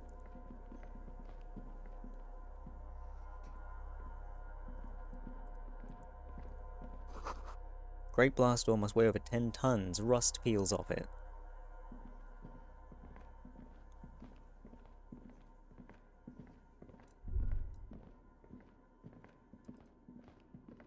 Green paint flicks off the monoblock aluminium cabinet. There are rows of switches on the front panel, a frequency band, and even a keyboard. What's this then? The console of an anti-computation device. The generator upstairs, with wires coming out. Determine it here. What does it do? Urgence, ouvert, allumé, radiodiffusé. Sounds like this device was used to control the electronics here. Maybe it still does. This device was used to control the electronics in the room. It could open doors, control lights, function as a radio computer. Well, it's not going to do anything if it's not powered. We need to restore power before using this, officer. Just wanted to check, the though. Generator, it didn't look like there was fuel in it. Okay. We should look around outside. There are barrels all over. Maybe one of them still has something in it. The boat engine. No! We could get some from the boat engine. Failing that, we could go to the mainland and get some from Not in Agreement. The console looks on as... Right. The hatch is jammed shut. Jam, you say? Well, well. Ooh, freebies.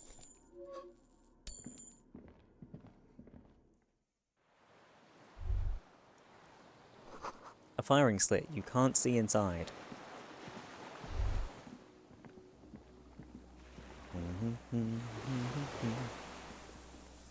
What's that? Must have been a direct hit to take out such a huge chunk.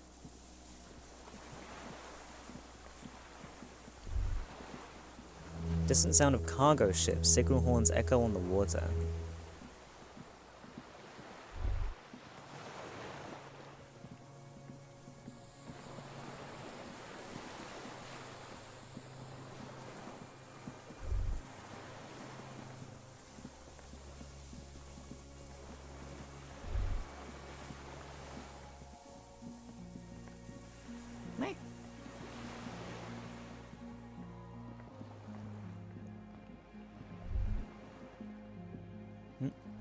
The ice cracks under your feet. Be careful not to fall through. Oh god. Escape!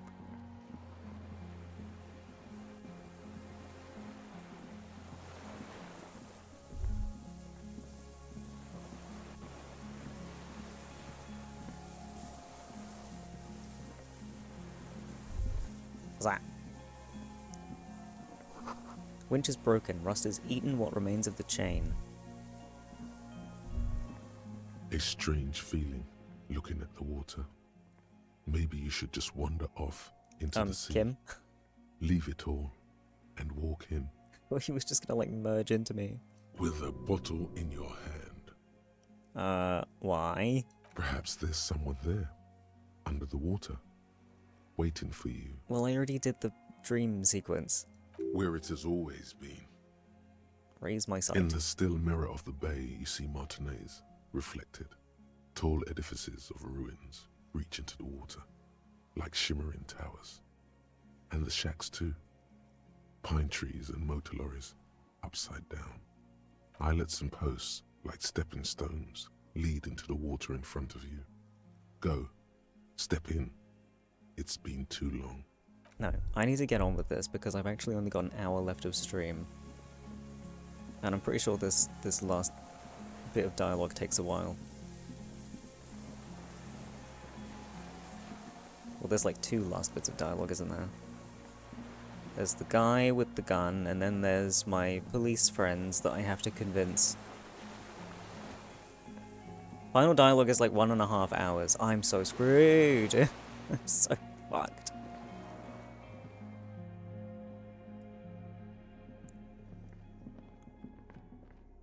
Is my very special day one drink.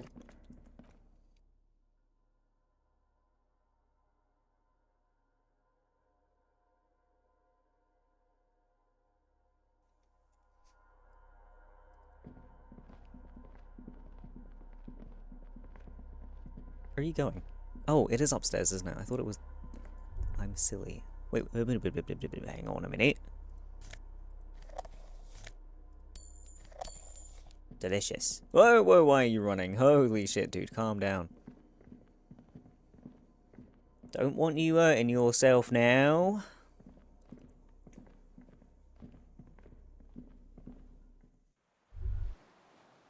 ICM? This feels familiar somehow.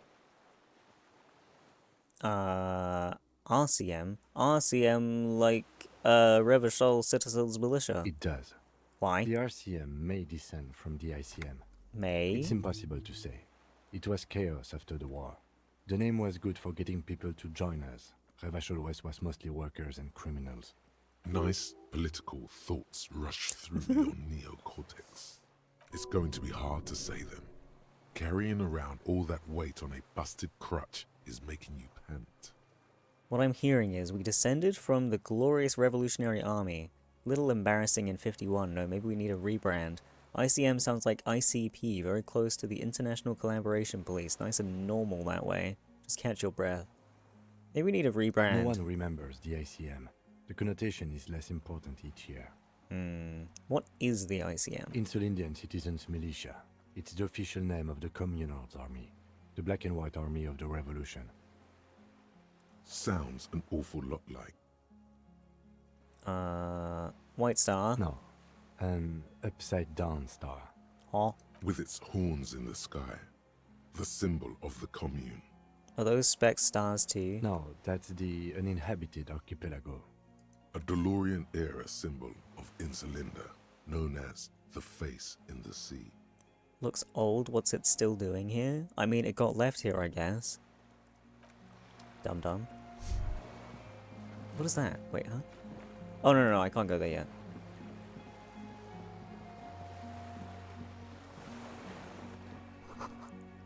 The inside of the fortress, you can make out the console and the blast door. Okie doke.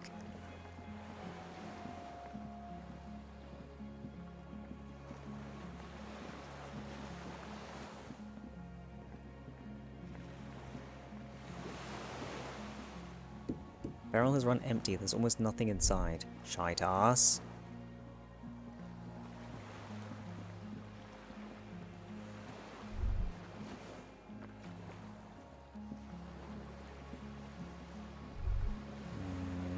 I don't want to use the boat fuel.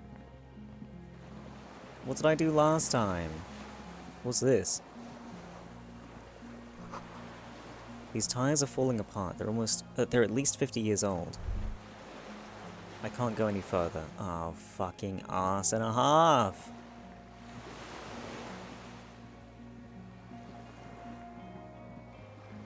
Was there somewhere else I could go? I feel like there wasn't.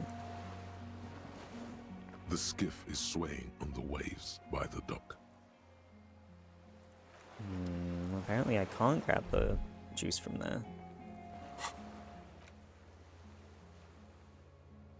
Tucked away somewhere. Can I actually run? Or will I take damage?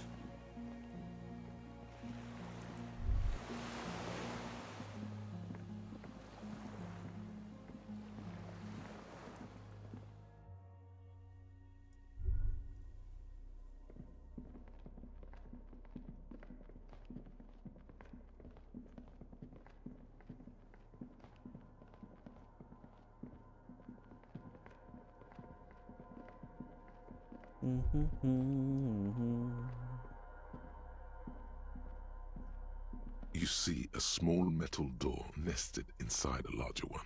A heavy steel blast door. There is a conventional keyhole above the handle. It's very small. How open? Maybe this is one of the doors we don't open? He looks at the door, then at its bigger brother, and then at the lock. He's right. It would be better to open its big brother. A powerful engine hangs under the ceiling. It must control the blast door.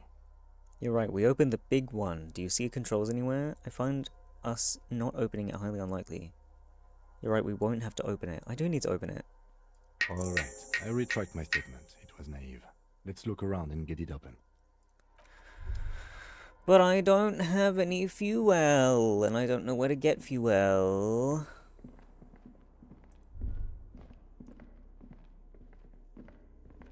Wait, hang on.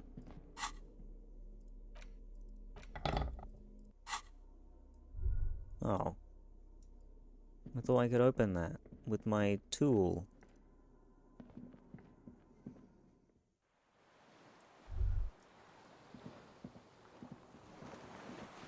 But there was nothing out here.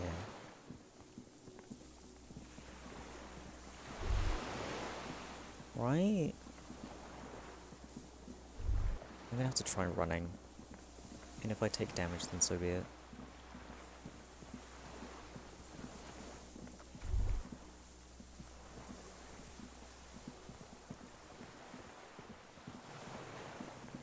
Oh, hold on. Ha ha! Depot that supplied this chain is long gone from the coast. A weathered artillery map showing coordinates in the Bay of Revachol. An old medicine cabinet newly stocked with dropamine. Gimme, gimme! There's a rain-soaked mattress on a concrete slab, only half covered by the crumbling roof. At the head of it, double embrasures, firing slits like two eyes in the wall.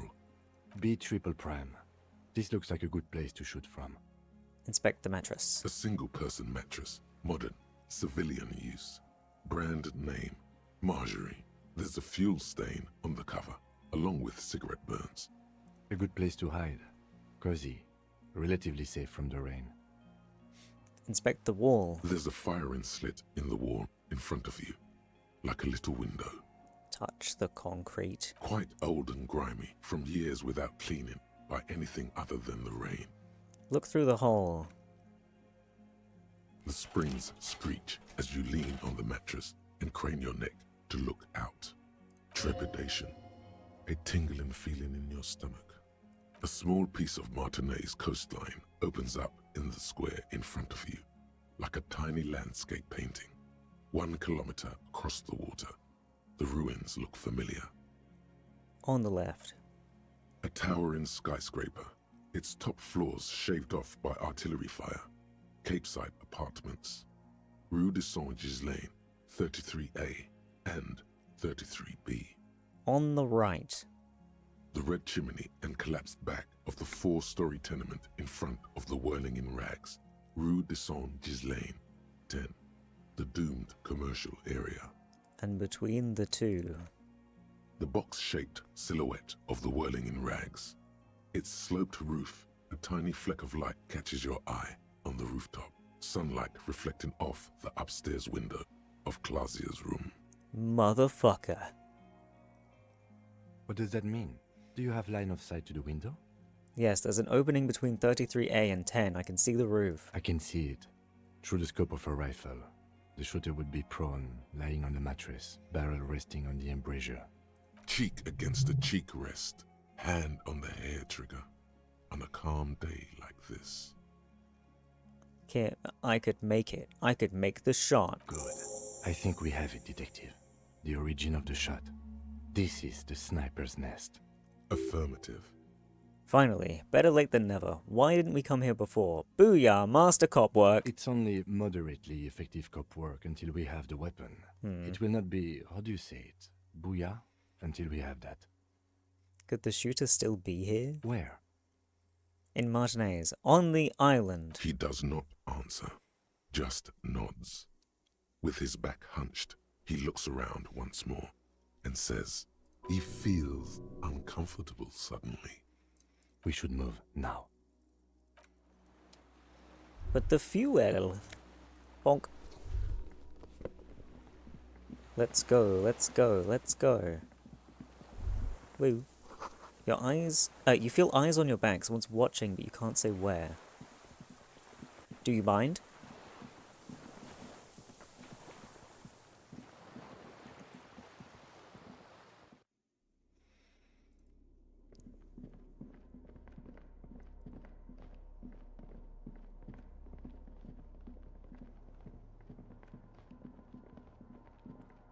This old cylindrical generator, the Fuel. lieutenant assists you, holding the canister up to the fuel tank as you tilt. Dark brown, viscous fluid pours out, and the room fills with a chemical smell. There's a red starter switch on the side of the cylinder and a start rope on the other side. The lieutenant flicks the switch. Rope. The recoil start wakes the old generator up. The machine sputters like an old warhorse before settling down to a rattle. That should do it. Woohoo!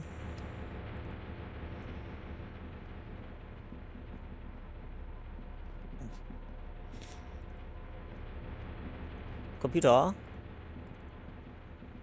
A dim golden glow animates the console. Faint, like a ghost light. Urgence ouvert reads one dial key. Allumer reads another. It's on. Turn emergency open. Automatic boot. Light. The lighting in the room turns on with a sizzle. A dim ambient orange. Radio. The dial slides under the dusty glass, dark and silent, despite the power being on. You make out defunct stations on the UKV frequency. The words, failed insula, are written on the band. An idea lights up in your head. Maybe we could contact Sona, the programmer lady. She could open the door for us remotely. What? I don't need that. I can just press the button. You're right. You're not a circuit bender. You don't know about these things. Just open it. The blast door opens with a series of clicks. A shaft of light appears, then widens as the light shines in.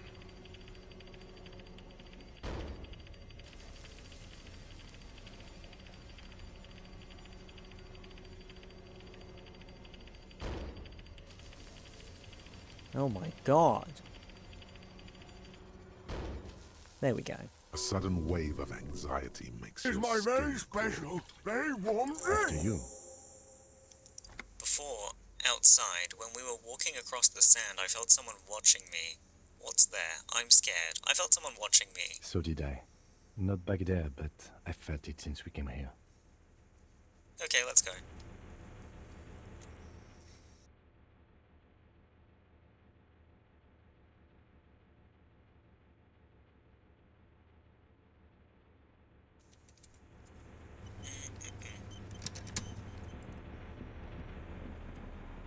I'm picking up the hammer. Why? Hashima. Walk slow, it might be dangerous. Oh, okay.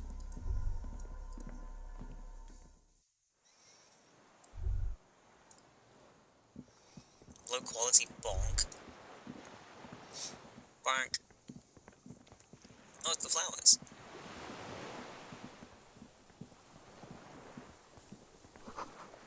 What? We didn't get to see that one. Small white flowers blossom all around you. Hope you've been good. Yeah, I'm doing good. How you doing, Shim Shim?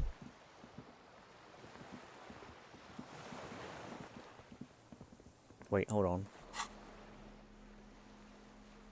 Equip the gun. Alright, I'm safe now.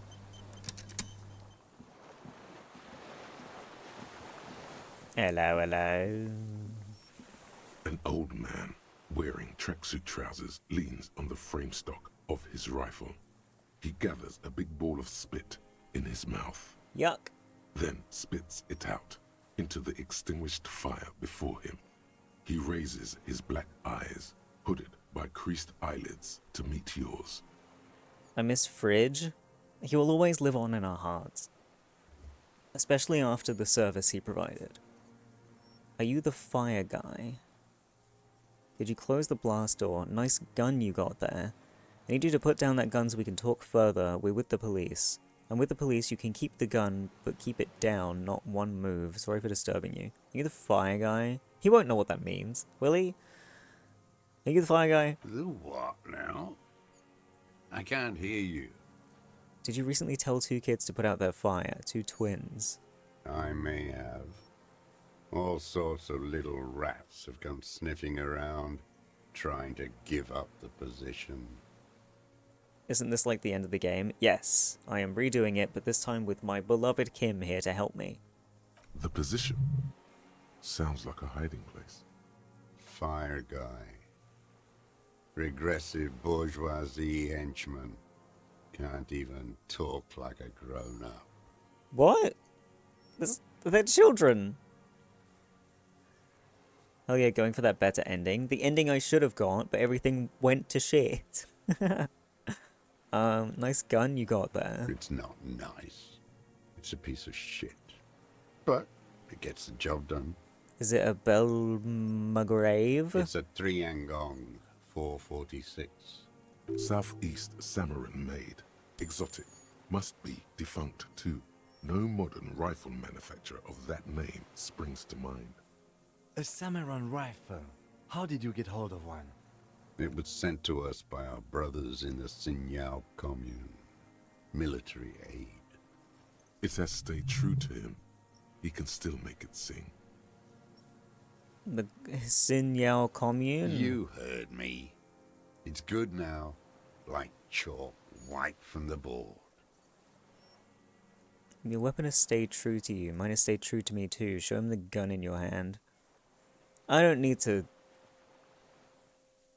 make what could be seen as a threat. Need to put the gun down so we can talk further. We're with the police. The lieutenant pulls his pistol from the holster. Alright, Kim. You are a glorified night watchman. This is a service rifle.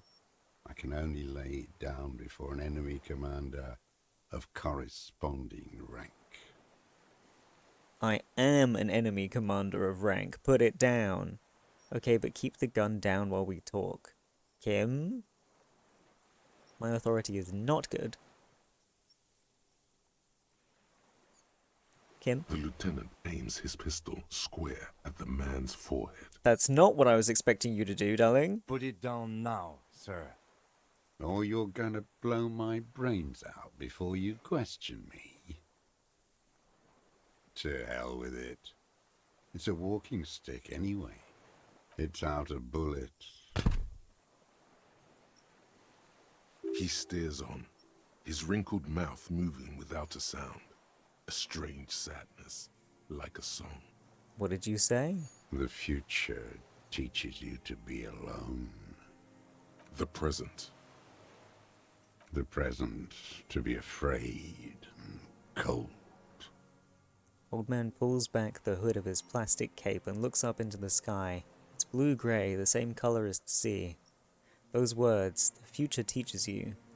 Pick up the gun lying in the sand. Who are you? What have you been using this gun for? That's it for now, old man. Stay put. Should have brought Kuno. He could have been used as a shield. Real music. Real brilliant cult.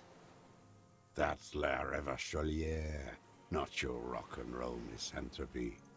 Chanson de soldat of the black and whites. I'm not a misanthrope. I'm a half-dead police officer who's just doing his job. I'm not a shit-licking bougie dog. I'm a half-dead police officer who's just doing his job. Yeah, I'm just half-dead. The job of a bougie dog. Okay. You don't understand anything.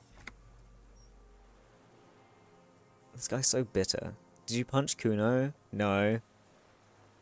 Who are you? My name is Josef Lilianovich Dross, Political Commissar of the 114th Anti-Aircraft Division of the 4th Army of the Commune of Revachol.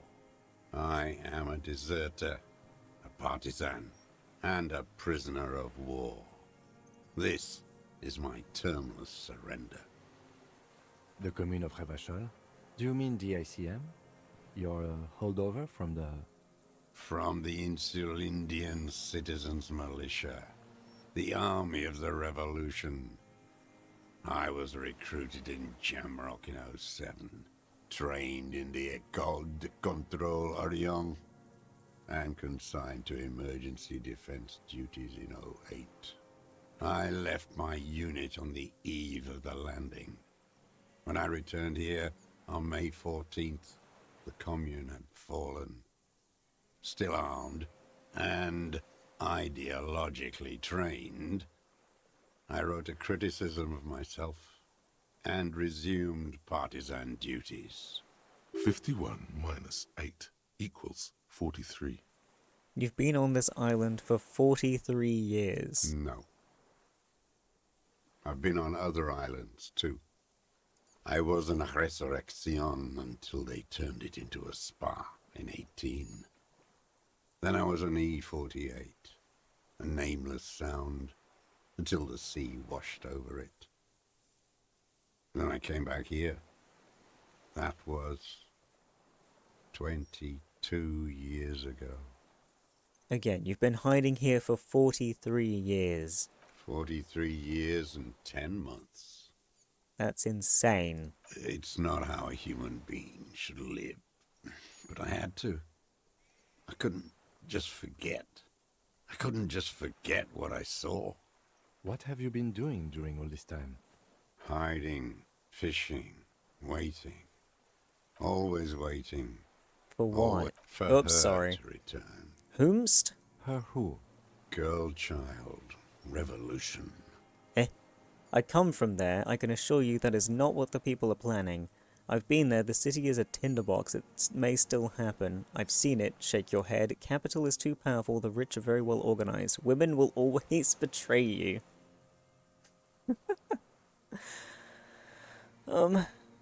Maybe. It won't. The material base for an uprising has eroded. The working class has betrayed mankind and themselves. The historic opportunity for our revolution has passed. It will not come back anymore, however hard I try, whatever I do. You said you deserted your unit. I was just 16 years old, 15 when I volunteered. I had a lapse of faith. And of courage, too. Lapse of faith? You could say I misunderstood the historic role of the proletariat and thought Mazovian socioeconomics were fallible. For a second, I doubted the irreducible laws of historic materialism. A second is all it took for reaction to take hold. What's reaction? Petty bourgeois terror. It's in all men. When was this? May the 13th, 08, 44 years ago. The horizon was black with coalition airships. Their petroleum rose to the sky, and it looked like it formed the clouds. Storm clouds. When they started shelling, it was dark magic. The combined might of international capital. All at once, all the greed and terror in the world tore into Revachol. It lifted streets from the ground and turned houses into ghosts. We were in the flak tower, huddled on the floor. The artillery was 80 kilometers away in Ozon, but I knew the commune would fall. We would all be turned into ash. So I said I was going to the map room. I ran. I climbed the chain link across the water and hid inland, in the bunkers underground, like the weakest of the weak. A mouse, frightened of the ordnance all night and the sound of the rotors in the morning, whirring. What was that? Airships. I climbed out into hell. The landing was complete. The chain was submerged. I had to swim back. The fortress was half submerged too. Shattered. They'd all drowned in the lower levels, or got torn to shreds above. The anti-aircraft gun had malfunctioned. So had I. I left them without ideological direction. It was real. I'd seen it. I'd seen it in reality. Some kind of great terror. Worse than you've ever seen. Seen what? The mask of humanity fall from capital. It has to take it off to kill everyone, everything you love. All the hope and tenderness in the world. It has to take it off just for 1 second to do the deed. And then you see it, as it strangles and beats your friends to death. The sweetest, most courageous people in the world. You see the fear and power in its eyes. Then you know that the bourgeois are not human. Let him finish. I had to. I had to fight it. I had to never stop. Old man falls silent. His black eyes keep piercing your skin as he looks to some great distance behind you, shaking his head slowly retreating from it. What is this place, this island? How have you survived all this time? How have you concealed yourself all these years? You said this is your termless surrender. You're a communist soldier from the communist army. How have you concealed yourself? It was hard in the tens. I didn't have partisan training. They were searching for stragglers, those bloodhounds. Floodlights on the water at night.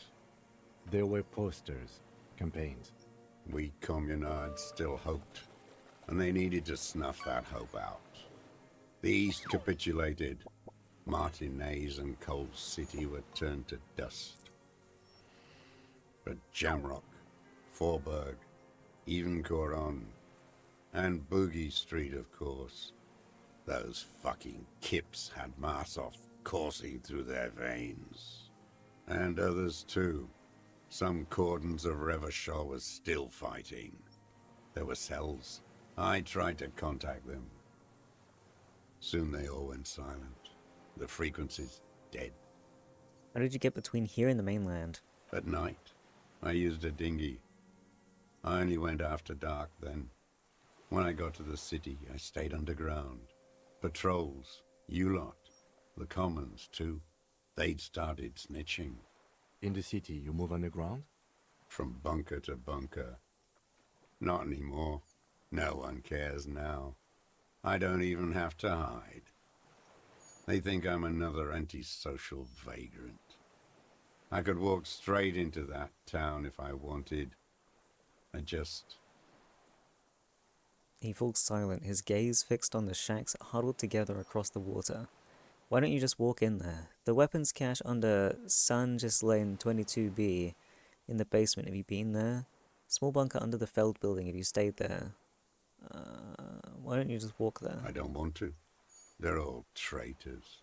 Pigs, rabbits, and dogs. Men without ideals are only animals. Have you been to the weapons cache? So you finally found it. There must have been a small squadron's worth of arms in there. Elmer Graves, right? Have a great stream. Thanks, Quill. They were. Useless now. Rusted away. So you've been there? Sleeping. Some nights. Ammo scrounging on others. Those McGraves were shit, even before they corroded. Some had bullets in the chamber, however. You feel the dots connecting. Little dots on the map he's walked across. Have you been... this one? The propaganda bunker. I used to, but not anymore. Propaganda bunker? They stored leaflets there. Broadcasting equipment, too. Made broadcasts, I think. Propaganda officers. I buried them with their leaflets. They killed themselves. 2 young boys. Killed themselves? A lot of our boys did. I spent some winters there. Never liked it. Kept thinking of them. No need to go underground anymore.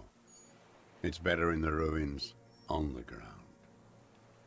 The old man looks across the water, at the city, the ruins, the motorways rising above it. You said this was your termless surrender. You're with the RCM, the coalition-appointed mob that enforces bourgeois morals in Revachol.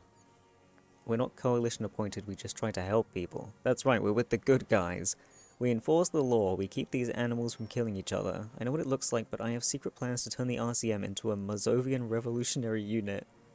We're with the RCM, let's leave it at that. Let's. You represent the Moralist International, the enemies of humanity who took this city. I represent their adversary, le Parti Communiste dans ce Monde. Take me to them as a prisoner of war. I have relinquished my weapon. I can no longer serve. No superiors can relieve me of my duty. You bulldoze them all to a mass grave for trying to free humanity.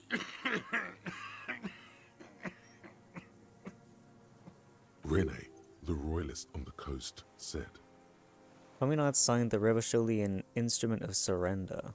Liberal reactionaries signed that instrument. Traitors who should have been burned alive. I answer to the Communist Party. He seems a little angry, yeah. That's why I'm not planning to, like, change his mind on anything. Or, like, be like, no, everything's fine, we're the good guys, we're here to help. Like, he's gonna be stuck in his ways, thinking what he's been thinking for the past 43 years. Is that part of why you've been here all this time?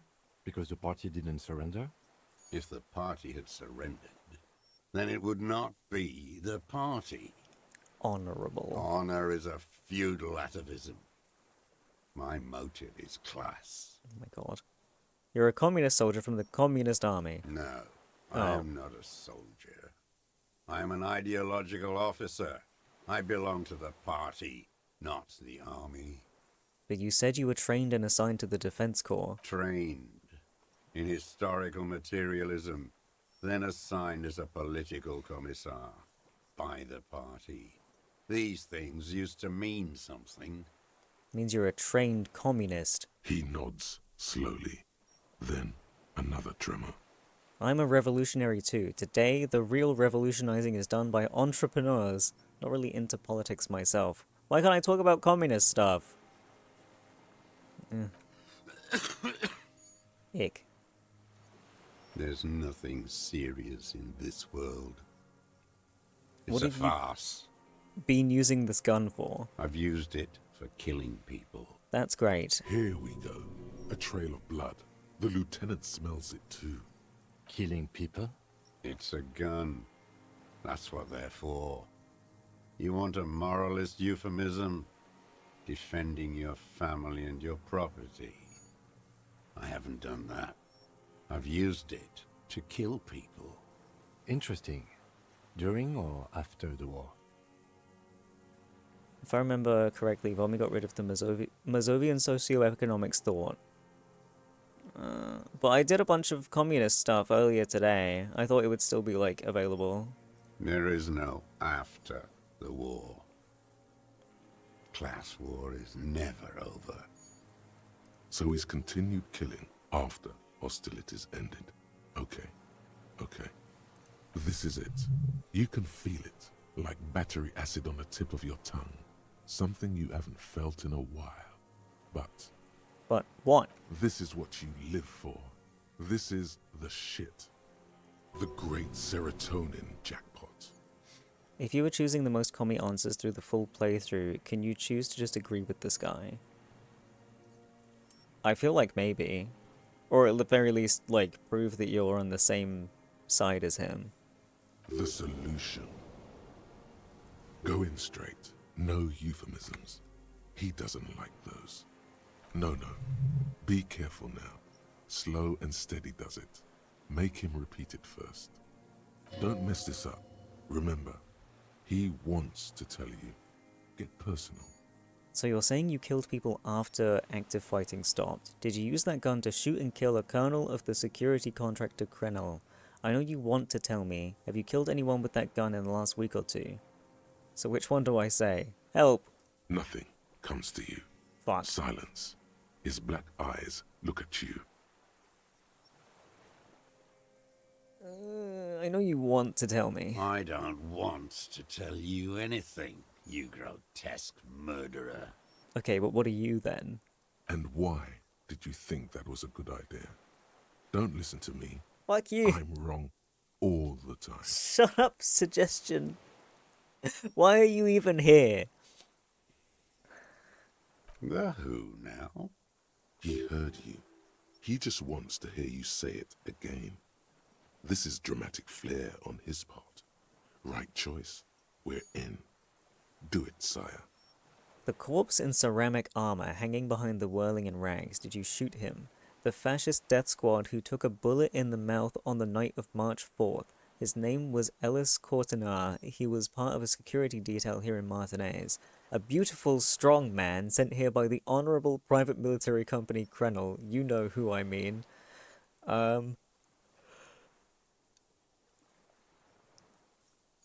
Stop yawning. About this one. Oh, yes. That one. Ugly piece of work, that boy. Did you kill him? I am a son of a welder and an officer of the commune of Revachol. I do not collaborate with murderers and pederasts of the liberal regime. Tear into him. Pile it on him. Everything you got on him. The more, the better. I don't know what I have on him. The scent of blood in the air. But what else? There was something you can't remember. Something about the tracks. Suddenly, all those tracks are so confusing. Go with something else first. We've done the ballistics. The shot came from this island. I saw you poking around there, looking for evidence. You're damn diligent when it comes to dead fascies. Did you like the view?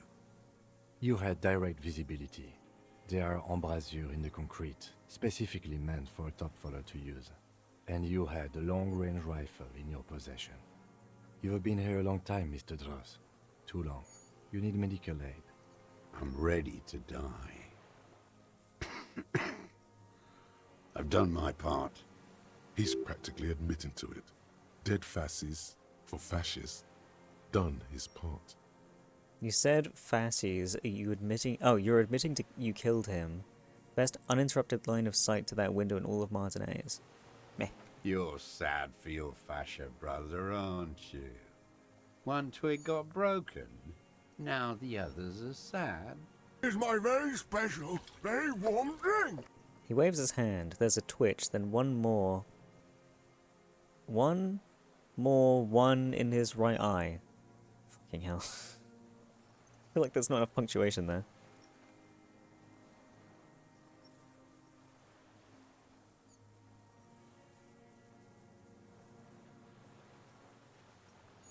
Nearly inhaled that. Nearly inhaled that. Are you going to do the big bug thing for the ending? I think that just happens anyway. But I'm going to try and get it if it's not guaranteed. You're a communist. I talked to the dead man. He told me communism killed him. Stupid dwat. Hi, Ice Cube. The lieutenant looks at you with worry in his eyes. What's wrong? Not this, he seems to say. Anything but this. Yes, I held a seance with his soul. It has shown me the way, and the way leads to you. You fucked with the wrong police officer. I have paranatural abilities. It was intuition. Had he spoken, he would have said communism killed him. I have paranatural abilities. Nature does not behave in a paranatural manner. Aberrant bourgeois musings, magic earl creatures, and esoteric sensations. It's all crypto-fascism. Your brain is rotting from the radio waves. He does not answer the provocation. It does not look like he thinks this approach worked. But still, somehow you knew it was a communist. Standing there, slack-jawed, brain festering. What the hell? Hi, Tori. What am I forgetting? Hit yourself on the side of your head. Wait, here Ow. it comes. The goddamn Maybells. The dried Maybells on Clausia's roof. Oh, yes. There were Maybells in the grass when you got here. They're revolutionary symbols from the war. Wait, Ow. Don't forget the footprints. The diagonal prints in the dust in the secret space behind Clausia's bedroom. Now, they're gonna come up. Of course, thank you, Head. Thank you. You got it. Remember, the boot prints were like no modern soul. Nothing else comes up. You see the lieutenant watch you. Try to stimulate thought processes by hitting yourself. Officer, a word? No, I'm almost there. Just let me have a few more punches. Excuse us for a moment. Hello? I think we may have this. Do you think he did it? From nothing to this in a day. This is good, Lieutenant Gefreiter. We just need a confession first, and then maybe a solid motive later. I'm slapping myself to get ideas, trying to get him to confess. How do you think the questioning is going? What am I missing? What haven't I done? I'm slapping myself to get ideas. I can see that, yes. I'm not judging. Thank you. What am I missing? Well, I can think of one thing. The gun. We should pick it up and discuss it in front of him. Make a show of it. Oh, okay. Yes, sire. Make a production of this examination. A production? Okay. Remember, he wants to tell us, but he doesn't want to help us. It needs to look like we already have everything. Hello. Minions of capital. What do you want? Pick up the gun. His gaze follows your motions. The rifle feels surprisingly light in your hand. Frame stopped and patched in places with tape and wire. Still warm from his parched hands. Not the metal. The metal is ice cold. This weapon has been modified several times. Zoom in with my eyes. The rifle's in a shabby state, like a crutch that's seen too much travel. Hieroglyphs are embossed into the forearm, made of walnut. On the butt, you see Vespertine writing, burned into the wood. Triangong, 4.46mm, made in Sinyao.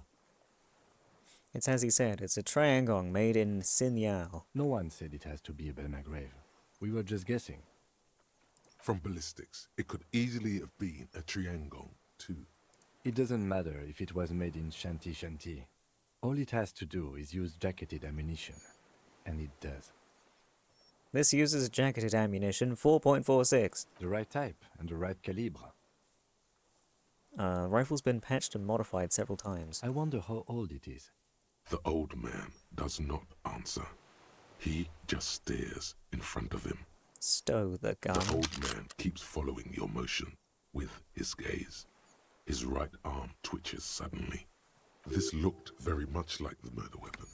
It can be used against him later. One more time, Mr. Dross. The Colonel, we need to talk to you about killing him. Yosef Lianovich Dross, you're under arrest for the murder of Ellis Cortana. We'll try this. Petty bourgeois law. This is all you care about, right? The only thing in the world for you types. Tear into him again. Pile it on him. Lie. You have a witness. There were Maybells behind the victim's window. Sure. Damn Maybells. The whole island is turning white with them. So many this year, too. The spring is coming. No, it's already here. Wash the filth away. Haven't seen these flowers anywhere else in Martinez, only here. Young woman called Clausia, ring any bells? No. They blossom on the islets before we fertilize them with our blood.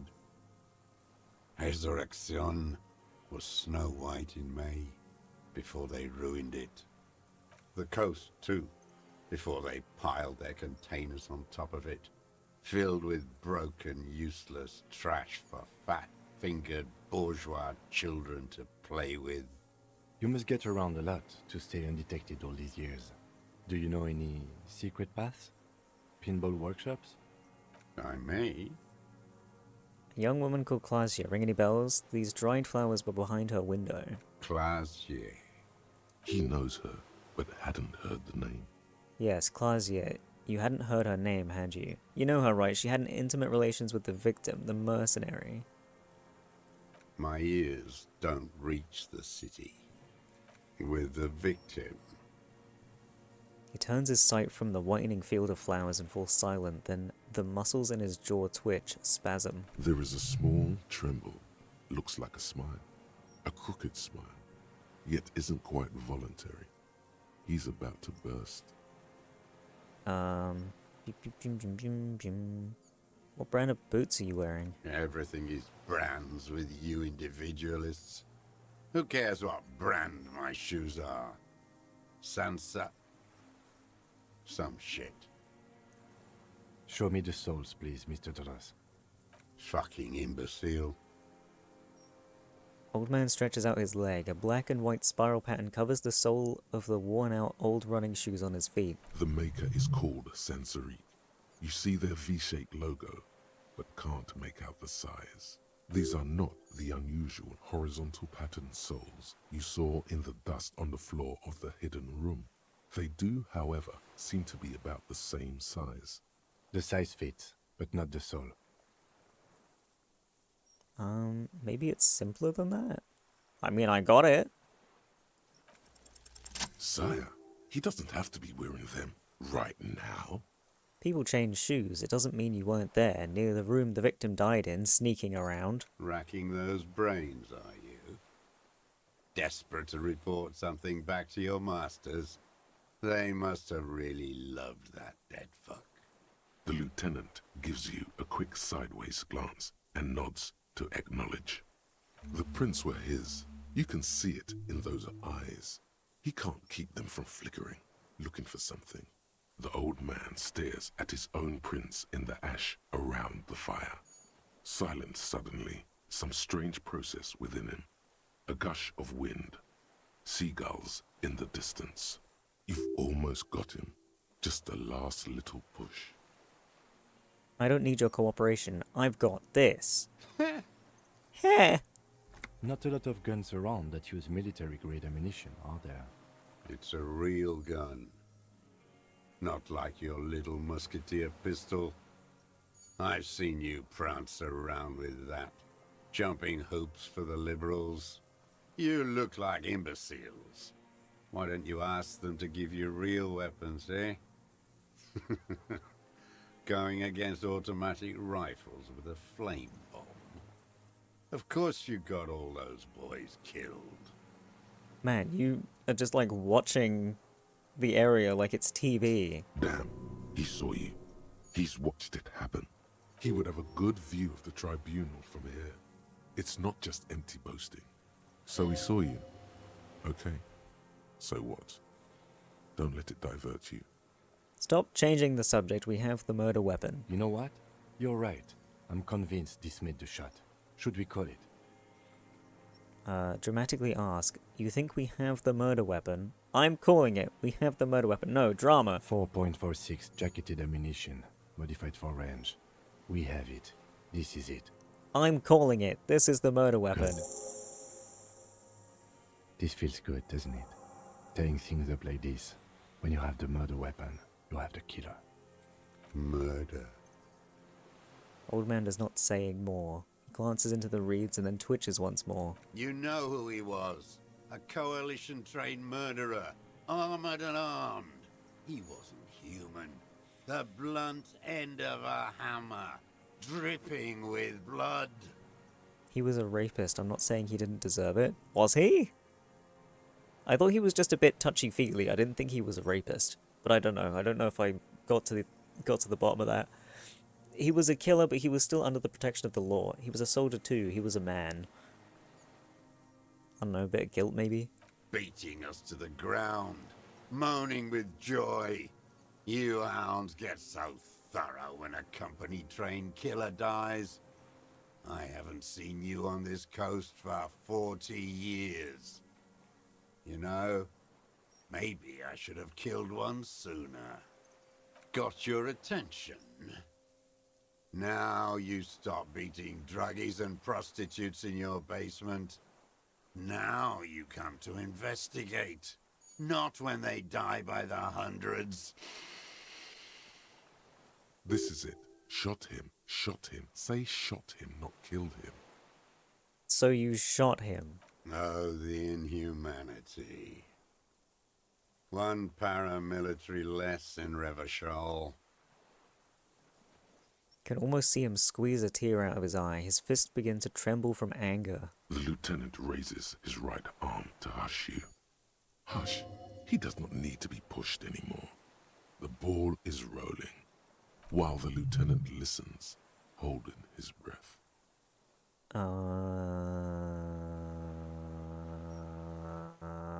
I'm a nodding guy now. I had them in my sights. Both of them. Him and the whore. I was breathing with them, in phase, and I pulled the trigger and flew on the air until I landed in his mouth. I didn't think I had a shot like that in me anymore. I did. I saw him kneel there with his mouth full of death, and that stupid look on his face. And his dick still in her. Then what? Nothing. I went to sleep. Next morning there were Maybells everywhere. The world was white, or what's left of it anyway. My last spring here. I knew the fascists would come to avenge their own. And so they did. Mr. Dross, are you aware you're confessing to murder? Yes. And you were looking at Dan, the victim and a young woman, having sex through the scope of your rifle that night, before you shot him? The old man nods. Why? Because that's what they were doing. The motive. This is where the motive is going to come from. I don't understand. Do you, detective? I don't understand this part. Might have signed up for a raid. I'm gonna have to leave now. No worries. Have fun. And thanks for hanging out.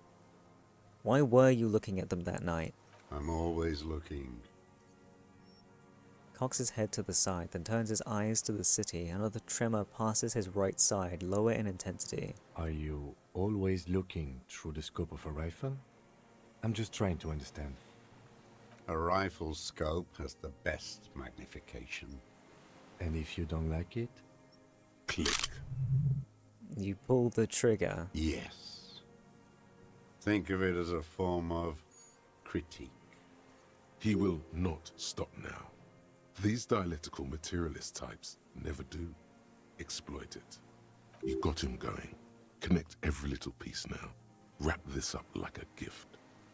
What specifically did you not like about what you saw the night of the murder? Been looking at anything else you haven't liked? We'll start with the first one. Them. Fucking. I didn't like that. So you were jealous? Jealousy is a reactionary concept. I didn't like the Reaver enjoying himself. Drugged out, soothed in the arms of a young woman. I wanted him to die so he could not enjoy life anymore. And I wanted to see his head explode. That too.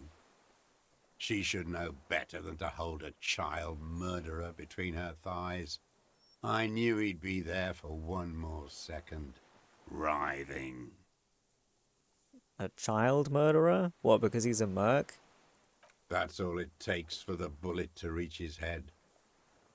Now that I think of it, I wasn't aiming for his mouth. I wanted his brains to spill out on her. But you can't have everything. The caliber of bullet he used does not do that kind of damage.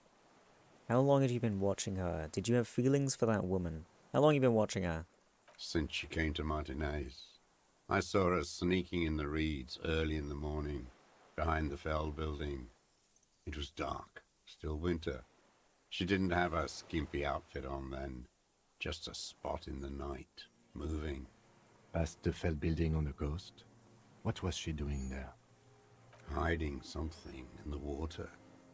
She had a fag after she'd done it. I was up in the ruins there. She couldn't see me, but I could see her, smoking. She was nervous, but not scared. And beautiful.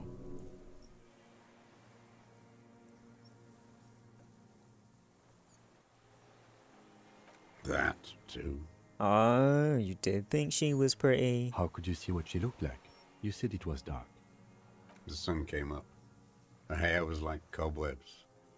She smoked more fags and snorted a line of whatever shit she was on right there. She needed it just to move. What do you think she hid there? Her passport and tickets to Villiers.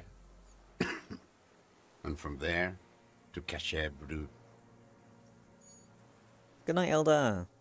In the free state of Semonine, hidden away at the edge of the earth, near the Pale. This is the hidden boy she told us about. You looked into it? After she was gone. Did you keep what was in it? When we found the submersible, it was empty. No. Why would I do that? I didn't need tickets to Villiers. I put them back. If I wanted to extort someone, I'd do better. This implies that he's thought about extorting her. Also, a little inconsistency here. He was surprised to hear her name Clausia before. Would he not have seen it on the documents? Are you sure? We checked the submersible, there was nothing there. You saw her name on the passport, but before when I said her name was Clausia, you didn't seem to recognize it.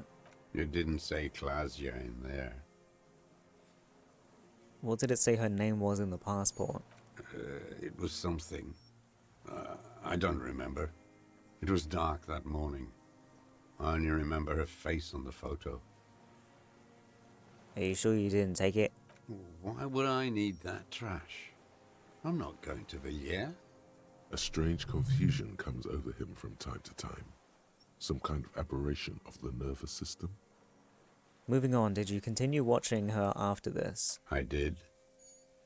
She had a face like an archipelago, with those birthmarks. And a body, hard and lean and bruised all over. Black and yellow. I could see she's taken a beating. I could see who she was, too. A spook. On the run. Revachol's the cloaca of capital now. All the bagmen and arms dealers end up here to do drugs and have sex like animals. You could tell she was a spook from the documents? She had different color hair on the photo and glasses. Forged. Some sordid bourgeois affair. I've heard about this kind of thing on the radio. He's setting it up for you. The bruises. You can't make that out in a scope. You could see her bruises through the scope of a rifle. You can't see bruises through a scope. It's just a blur. How does he know these minute details about her body? So, the peeping hole? Footprints in the dust. Could have changed shoes, found the peephole. Yeah. It quickly comes to you. The bruises on her body. Any chance you've seen them through a hole in the wall? Oh, yes. Cutting those drugs of hers into little lines with a knife. Masturbating. Everything in him fills with impossible longing. All at once. Did you make that hole? With a clip point knife. Damn. Ever see her through a window on a roof? Like that, too. Yes. Bending like a bow against the glass. You've been through the secret route behind the whirling in rags. Those were your footprints there. You just changed your shoes. Pervert, yeah. I've been through all of Martinez. Every nook and cranny. That too. Yes, that too. The things they did in that little room. What she'd do to feel good. Funny the way light works. You turn it on inside, and it gets so dark out, you can't see a man looking in. I learned that in the 20s, when they were still hunting me. I've seen people do some shit, but... Those two took the cake. You hear the familiar scribble of the lieutenant's pen. A quick glance at you. One more loose end down. We're doing this, detective. How did you get in there? The hidden pinball workshop. I can just walk in there now after a good wash. I told you, they think I'm an antisocial. Closing hour is a good time. The kitchen's empty. You had to open the steel door in the kitchen? How?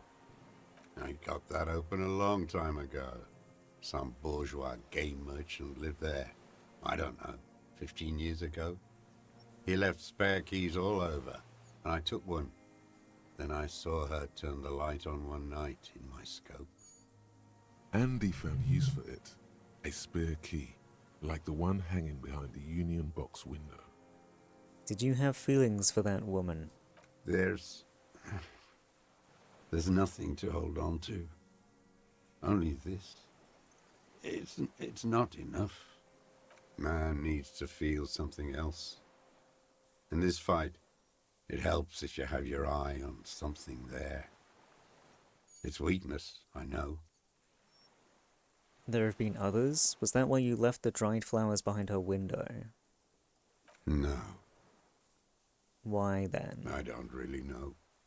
I was there one night and she was crying, like a child, in the corner of her room on the floor, like she does sometimes. When was this? The day after I killed him. And you brought her Maybells? Yes. I don't know why I do the things I do anymore. You wanted to console her? Maybe.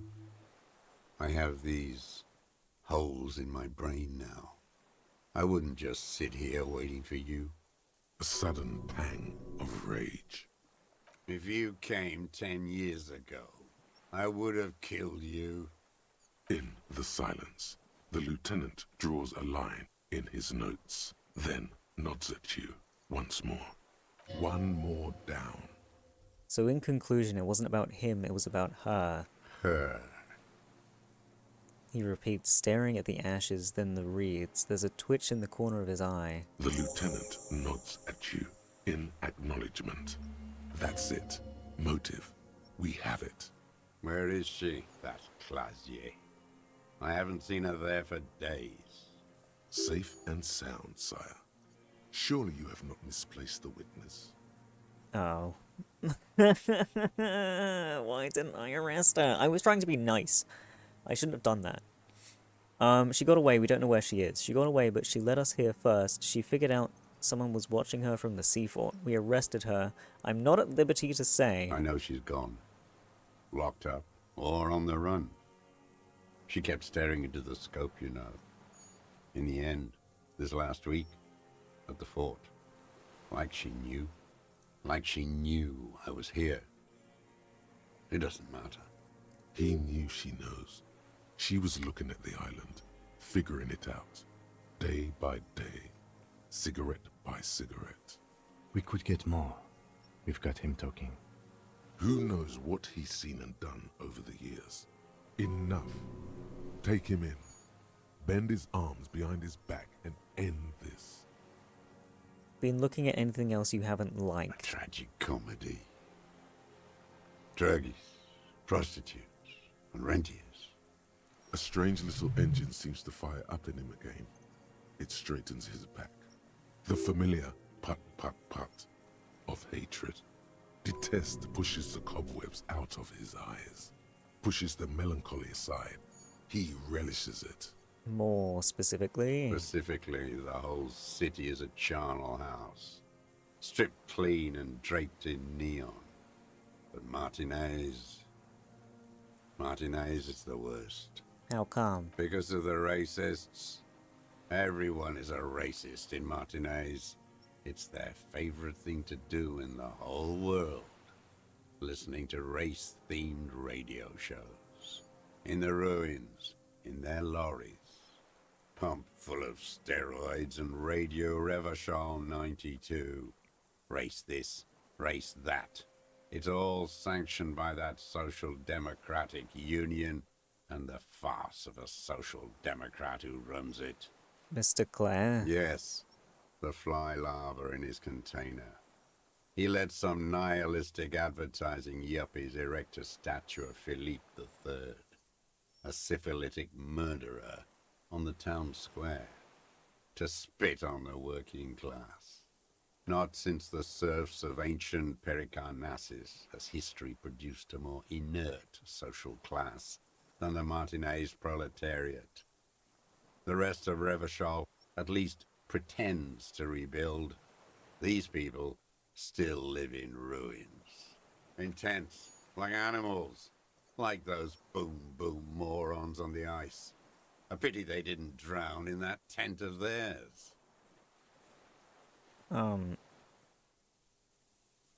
Is that all? The worst of them is the blood-drenched Sucrion on her yacht, licking her lips. The old whore's gone now. Her gun-toting porcelain men are dead. So, actually, no. The worst is that old cock parading around in his uniform, throwing balls all day. It's not enough that the racists and liberals are dancing on our graves. The old loyalist ghouls still parade the ruins too. Renee's dead now. Every morning he's there, while the parasites he fought to protect are off in Ozon, or Quayamoran, or some other island they built their palaces on, feeding on drugs and having sex with their own children. That's all the rich really want. Sex with their own children. Throughout history, even the royal bloodline of the suzerain, it's all just an excuse for them to have sordid sex. At least that old cunt, Frisell, is now dead.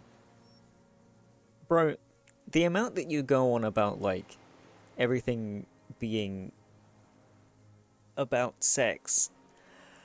You also shot a man because he was fucking someone that you wanted to fuck. Come on now. You are not immune to such desires. I have some questions about this. We did good when we pushed him under the horse car. Until, in the 30s, those disco whores.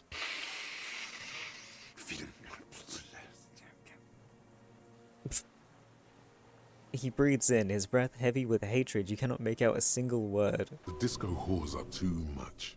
Hatred shuts down his brain's language center, leaving only a nonsensical sputter.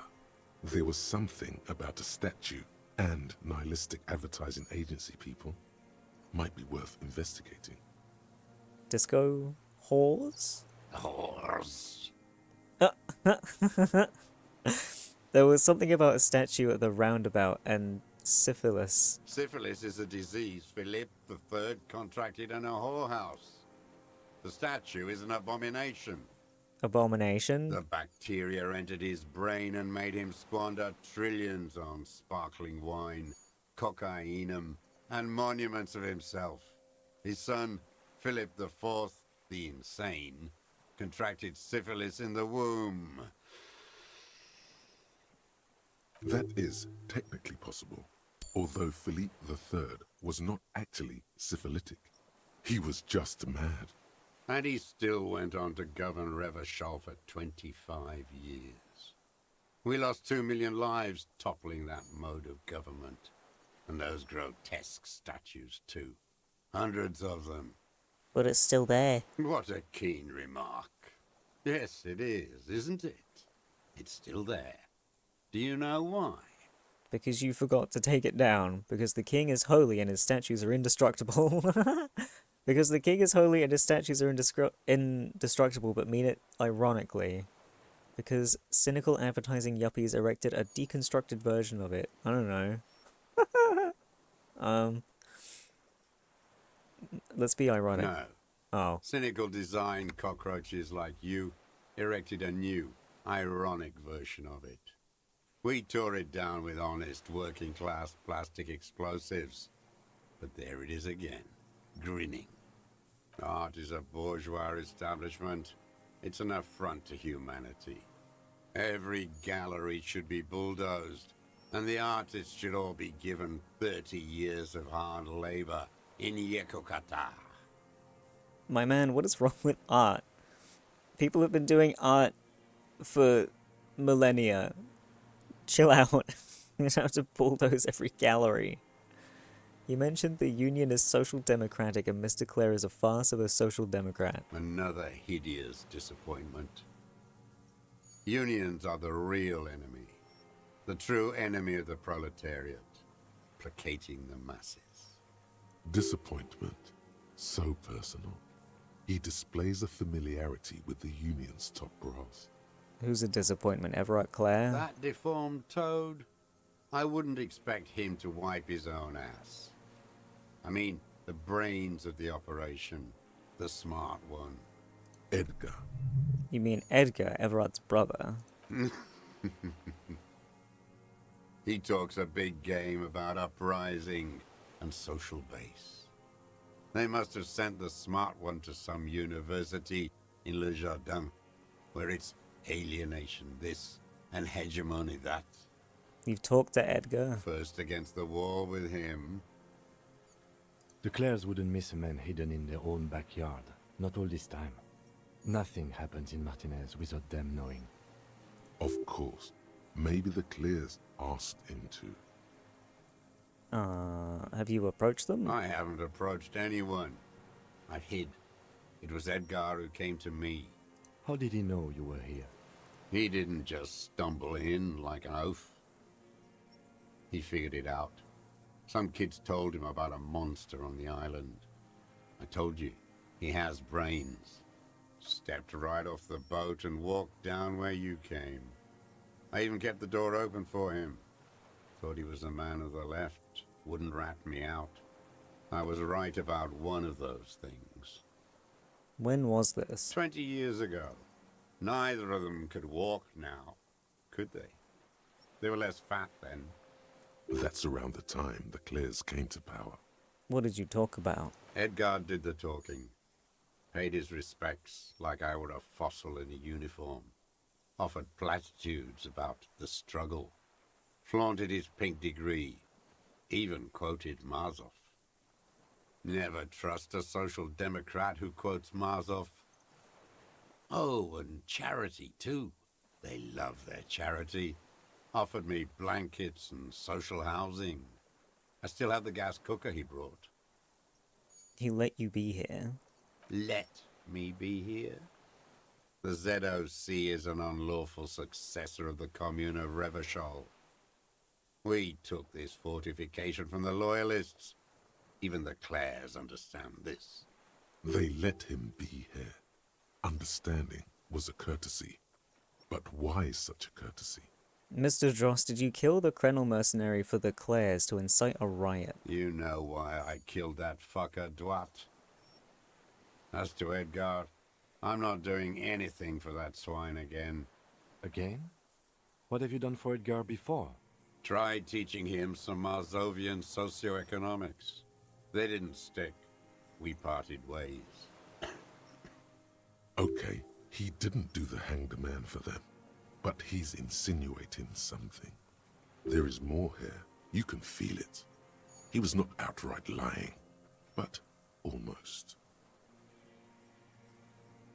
I have points. I have so many points. What in the fuck? Hello? What was this? Logic? Yeah. Alright. 72? I can put another one in. 83? I'm alright with 83. Am I? Yes.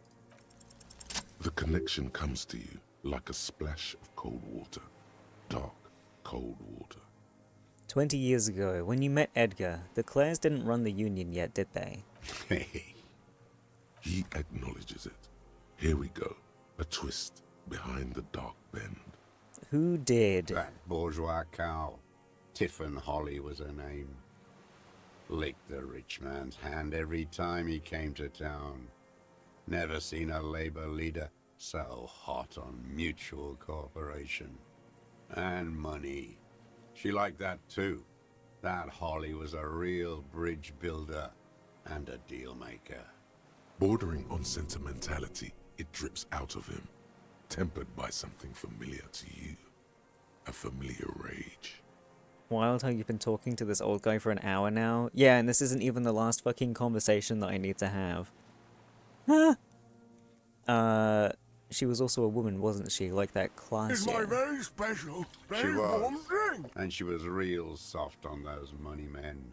Had a Barbara Muskova bag over her shoulder that she liked to bring to work. A cat?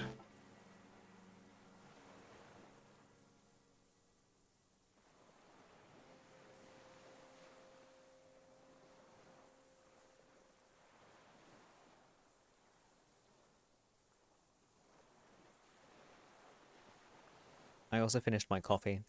We gotten way more dialogue from him than last time. Yeah, because I got Kim to help me out, and also, like... I didn't really do that much that's, like, added to this, because I basically just did church stuff. Then she just disappeared. Called in, they say. On the eve of battle. Ran away. Vanished like a piss stain. Stains don't usually vanish, sir. No, that's not quite it, is it? Did she? They say her daughter called in, not her personally. But that wasn't really her daughter, was it? No, I guess it was not. Could swear you see the embers glow again under his eyes on the dust. Edgar had someone make the call. Why is that, Mr. Dross? She couldn't make the call herself. Here it is. The bend in the river. Why? Because she was dead. Just say nothing. The cow caught a bullet in her right lung. Fell into the canal grasping her tit and drowned. Or bled? Hard to say. It was a sloppy job. And a moving target. She was going home. Waddling. Dressed in yellow. Drunk like she often was. The ruins were black around her, and she had a yellow leather bag under her arm. She tried to cross the canal, heading home to Grand Couronne or Betancourt, someplace like that, where they build those new bâtiments for the people who flourish in the hell around her, and the ruins. Be abstract here. A bit of drama. You killed her. You shot her. It was you. Make a motion like shooting a rifle. What about this? It was someone. Someone shot her. Or maybe she just fell. I get these violent ideations. My memory is filled with holes, especially the 30s. All I know is... Another big spike of rage. Different from the one he has for her.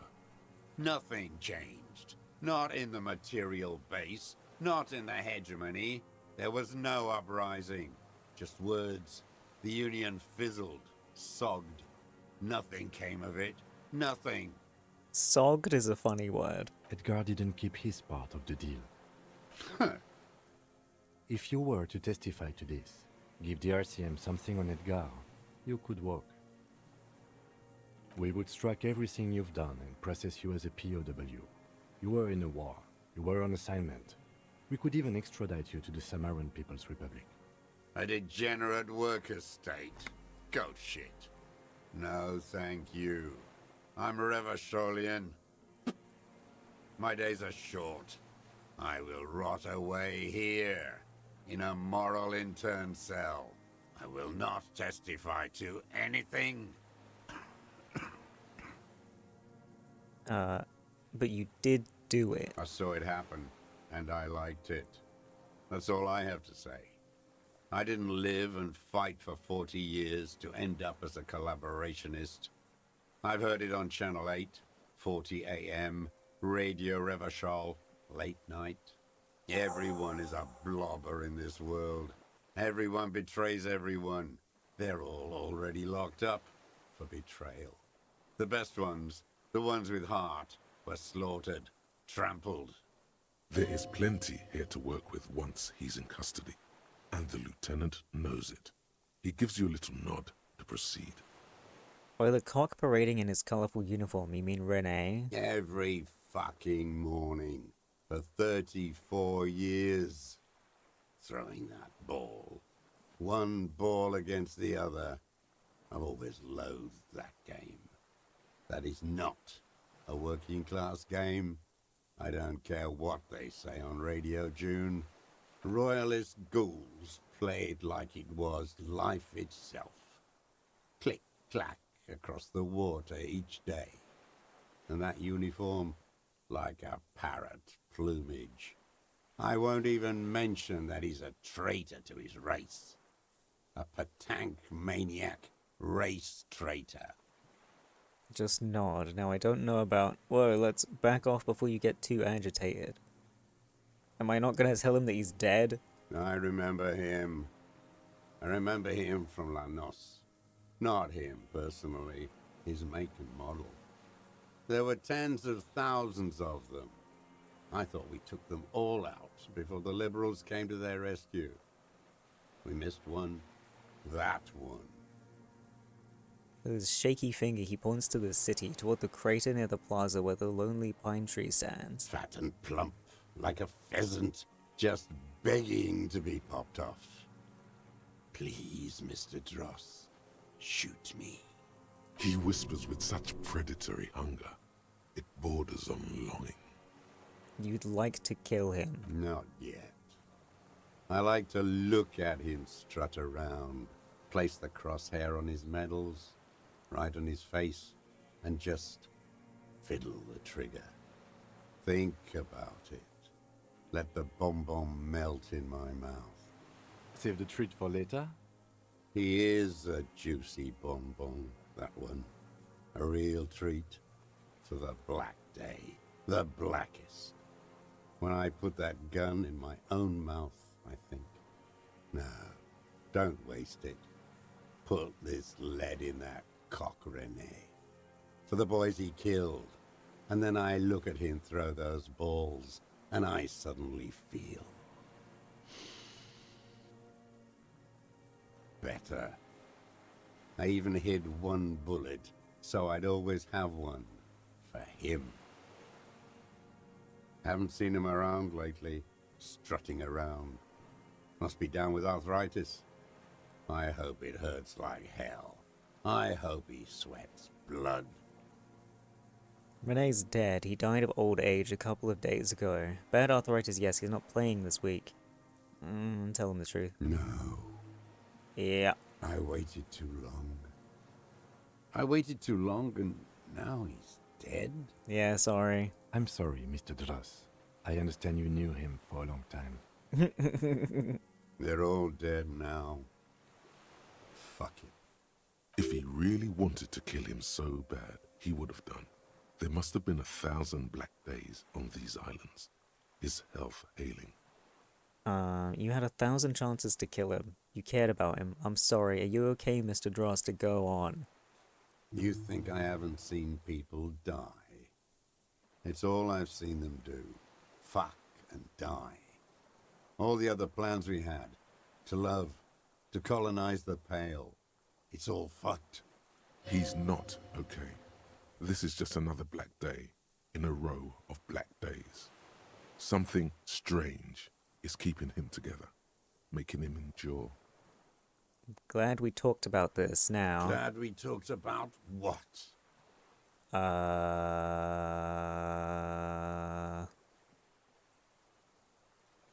That's all I have.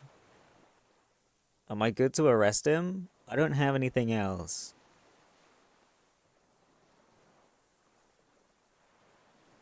What?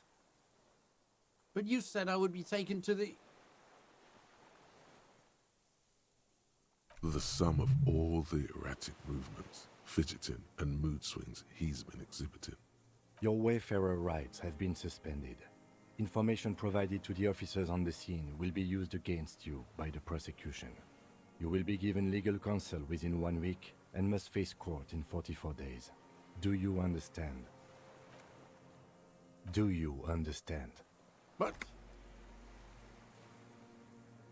Kim, he's afraid. no, I don't want to. I have to stay here. He looks at the reeds, eyes submerged in growing terror. I know the bug did something to him, but I didn't realize it made him like this. He's not afraid of jail. He's afraid of something else. What's the bug gonna do to him if he's not here anymore? Your confirmation is not required, sir. Now on to the boat. Doesn't have room for 3. What do you mean?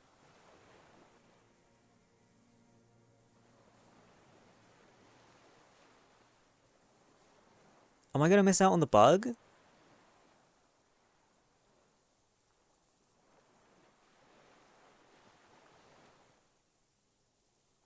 Does it have room for 3? Not really. We could escort him to the pier, then either one of us can take him inland while the other stays here, but... But then, who watches him while you're coming back here?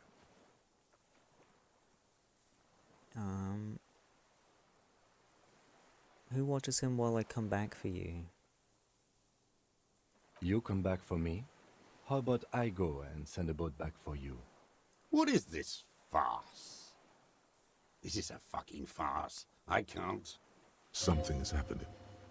Stop. Lillian, you could ask her maybe. Maybe I could just ask that netpicker to watch him? That doesn't seem good. He's a dangerous man who seems to have strange opinions about women. That's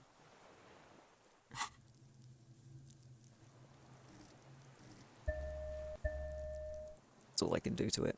I got -2 from what I'm fucking wearing. Shit.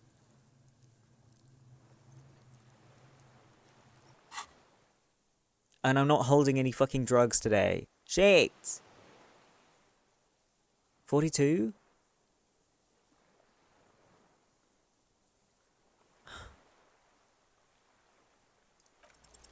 You thought you heard something, but it's just the reeds. Maybe we could all fit in there. We could all fit in the little boat. Actually, no. Maybe I can ask the netpicker to watch This him. is no harmless old man. Yeah. This fucking world. This world. What is this? Below the confusion and rage, a fit of jamais vu like yours, the thought passes more pressing matters take its place. No, listen. Listen now. You could come back for me once you've taken him to the precinct. I could come back for you once I've taken him to the precinct. Why can't I listen? I fucked it up! Ah. No, it would take a whole day on this island. You go and transport the prisoner. I'll be here. I can escort him to the pier with you.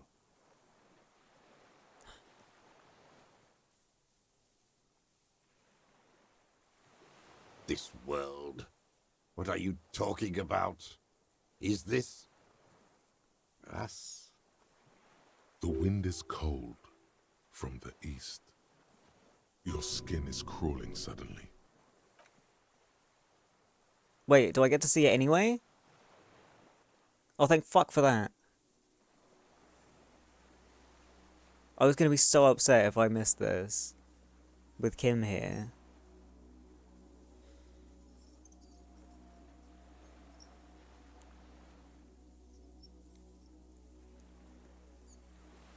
A delicate tangle of arms and legs unfolds from the reeds, limb by limb, to then just stand there, moving its scythe-like arms in ghostly silence. It's still there, an unfolding mechanism of reed-like chitin, hovering in place. What is that? What are you talking about? That giant stick insect. There's nothing there. The stick insect is over 3 meters tall. It looks straight at you with its tiny pinprick eyes and its grotesquely small head. You feel your legs shaking under you and your gun hand rise instinctively. My gun hand? No, I'm not shooting it. You gonna give it a hug? I would love to. I've finally gone insane. There is, I see it. Kim, back me up. Tell me what you see, damn it. I can't make out one small thing in the reeds. Kim, can you see it? I can see it. Thank you. 4 simple words. Thank God. If he can see, then you're not insane. But that means it's really there, spinning slowly, in absolute silence. Its limbs long and slender. Be very, very careful.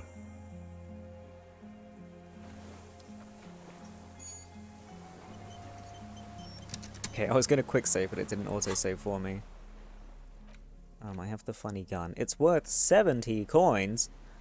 I don't know if I want to change my stuff around. I don't think I do. There's been a save, so if something happens, then I can fucking reload if it pisses me off.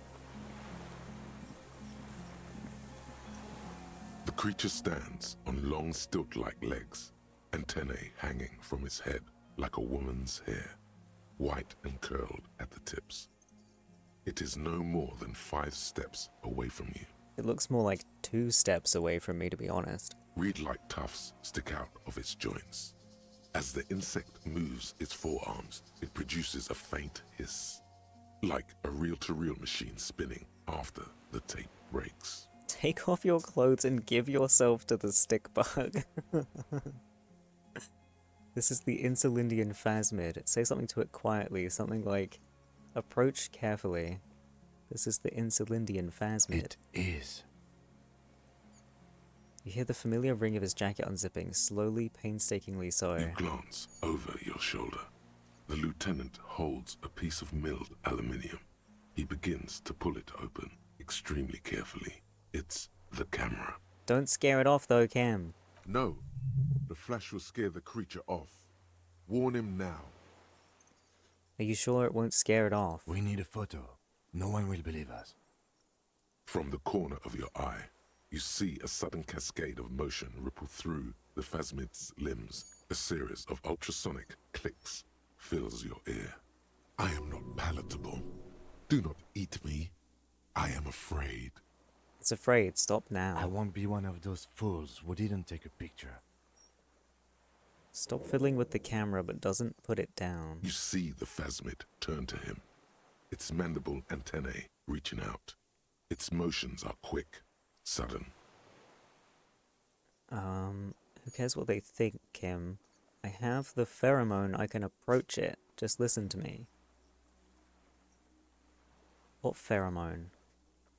What? Wait, do I remember this? Maybe. Let me approach it. I don't think the pheromone will do anything. The spindly mechanism turns itself back to you, its antennae taking their measure of the air, slowly. I hope he still gets to take a picture of it. Oh! Slowly, with your breath held, you take 2 small steps toward the phasmid. The creature lets out a series of ultrasonic clicks that swarm around your head like swallows. Hissing and clicking, it extends its mandible-like antennae to greet you. You're right below it now, looking up at the colossal chitin of its white limbs. The head of the creature is crowned by reeds, and its eyes are like small droplets of water.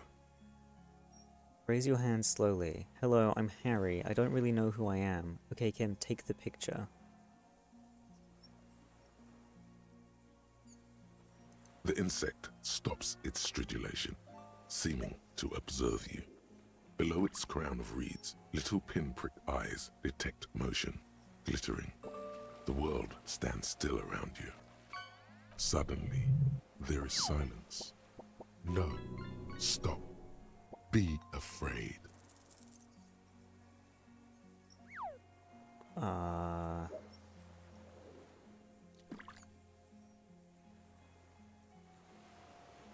The invertebrate comes back to life, stridulating. Sets of complex eyes follow you, moving in tandem on either side of the insect's small head. Hi, I'm the Gloaming. I don't really know who I am. No reply. A total ancient silence comes from its mouth, along with what appears to be some kind of foam. The stridulations of its limbs continue all around you. Stand on your tiptoes and look more closely. You were right. Little bubbles form on the mouth parts of the creature, on its segmented lower lip. It looks to be foaming, slowly. The foam is white, then yellowish. Kim, it's foaming. Careful. It may be poisonous. The foam slowly turns a darker shade, like burnt caramel, as the insect moves its mouth parts, masticating. The little bubbles begin to burst, one by one. Spoke to the hanged man. What are you doing? I exist. I exist too. Tell me what it's like for you. I'm ill. It's wunderbar. Yes, holy is the Lord of hosts, and all the earth is filled with his glory. Now, I will tell you what it's like for me. For me, It's my very it is special, a series very of warm cosmic thing. images, a kind of darkness being intruded upon, transient, dim, moist. Moist.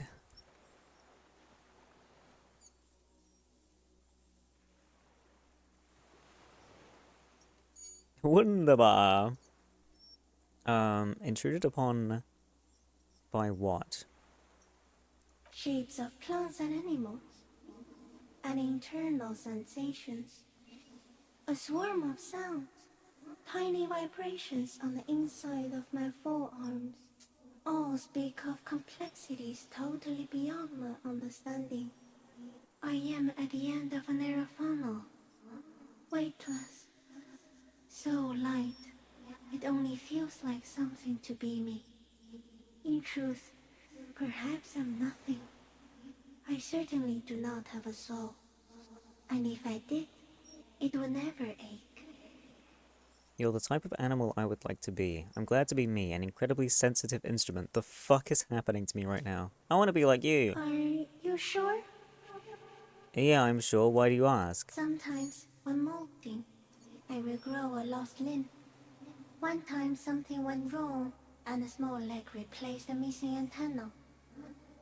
That's cool. No, the leg tried to move around independently, making it hard to walk. You don't have a foot there now. Yes. Thankfully someone ate it. Uh.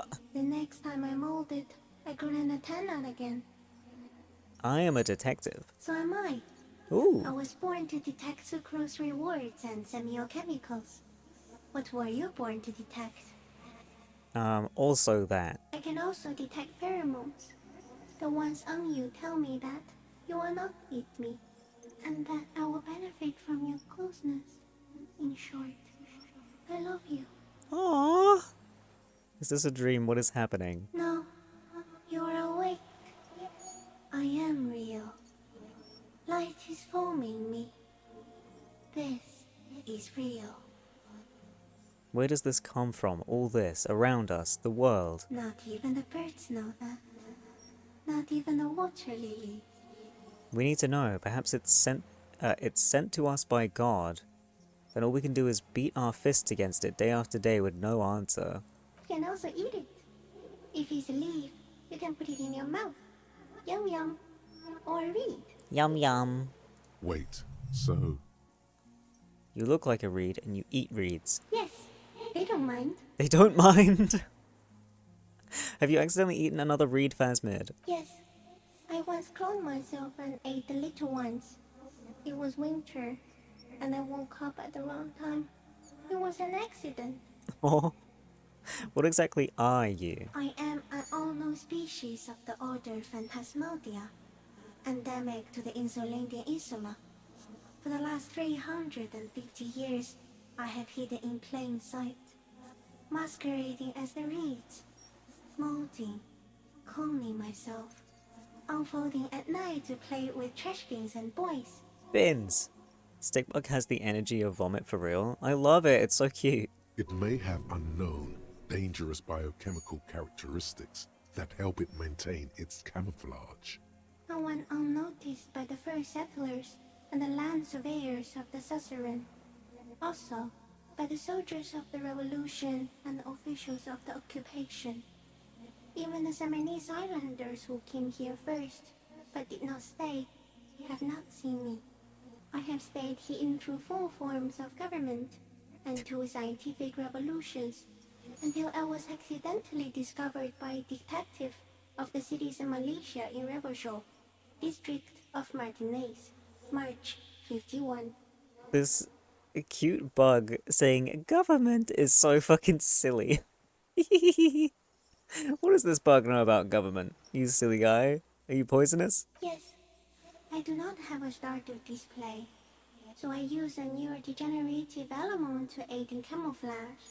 Do not worry, it is only destructive over long periods of time. The deserter. He's been here for a long time. Are you the miracle? No, you are the miracle. How? The moral of our encounter is, I am a relatively medium life form, while you are extreme, all-engulfing madness. A volatile simian nervous system, ominously new to the planet. The Pale too came with you. No one remembers it before you. The Nidarians do not. The radially symmetrics do not. There is an almost unanimous agreement between the birds and the plants that you are going to destroy us all. Pale is human-made? It is a nervous shadow cast into the world by you, eating away at reality. A great, unnatural territory. Its advent coincides with the arrival of the human mind. I don't have that kind of power. You're a violent and irrepressible miracle. The vacuum of cosmos and the stars burning in it are afraid of you. Give me enough time, you will wipe us all out and replace us with nothing. Just by accident. How? We suspect it will be something like the oxygen holocaust that wiped out anaerobic life 2.6 billion years ago, when organisms first started breathing. Only much worse. Instead of air, you exhale thoughts. There are no trees that eat thoughts. Worse how? Everything your eyes touch goes back there, behind the nose mirror. What if you blink? Are we still here? Please don't blink. What if you misplace us all one day, or just forget? Have I always thought this way? I want to blink and undo 12 billion years of matter expansion. I've already forgotten the whole world once when I drank too much. I'll be extra careful not to blink, Stick Insect. Don't worry. Please be. Or one day, one of you will close your eyes and sigh, and open them to see that none of this ever existed. Kim, am I having a violent epileptic seizure? It doesn't look like that, no. What does it look like? You're just staring at it. Ah. Then I think I'm having a vision about the final fate of mankind. Nothing, just looking at the Stick Insect. Everything is normal. It's not normal. Okay. Is it somehow related to the case? Sort of. No, I told you what it's about. Our fate. The case is meaningless compared to this. Laugh nervously. I've totally transcended the case. Sort of. I think we should take the picture, and then you should back away from the unstudied species. I have to say goodbye now. I have no more thoughts. That was all. Okay. No, there is one more. Oh. No, there are no more thoughts. Of all the creatures I've met, you are the kindest. Of all the creatures I've met, you are the scariest. Of all the creatures I've met, you are the most beautiful.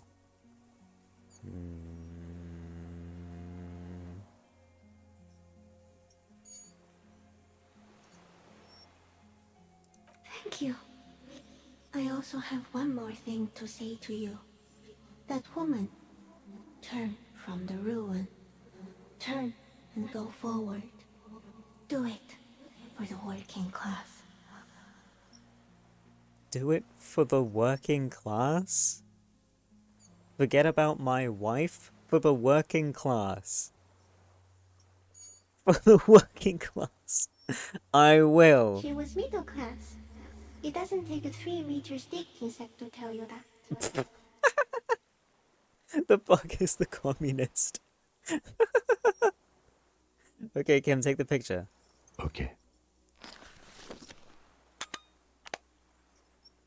There is no change in the insect's motion while it's being aimed by the camera. It remains fixated on you. In 3. If it moves, you jump back. I'll shoot. Here we go. 3, 2, 1. The shrill flash of the camera cuts the air like the blade of a sword. The phasmid freezes in its bright light. Head turned toward the lieutenant, hypnotized by the flash. It stands frozen before you. I got it. Kim can see the creature? Yeah. Hear the lieutenant whisper as the creature's shape develops onto the photo paper in his hand, a polychrome ghost of white streaks against the reeds in the sky, and you as a shadow before it. For all time. Slowly reach out and touch the creature's whisker. Carefully pet its scythe-like forearm.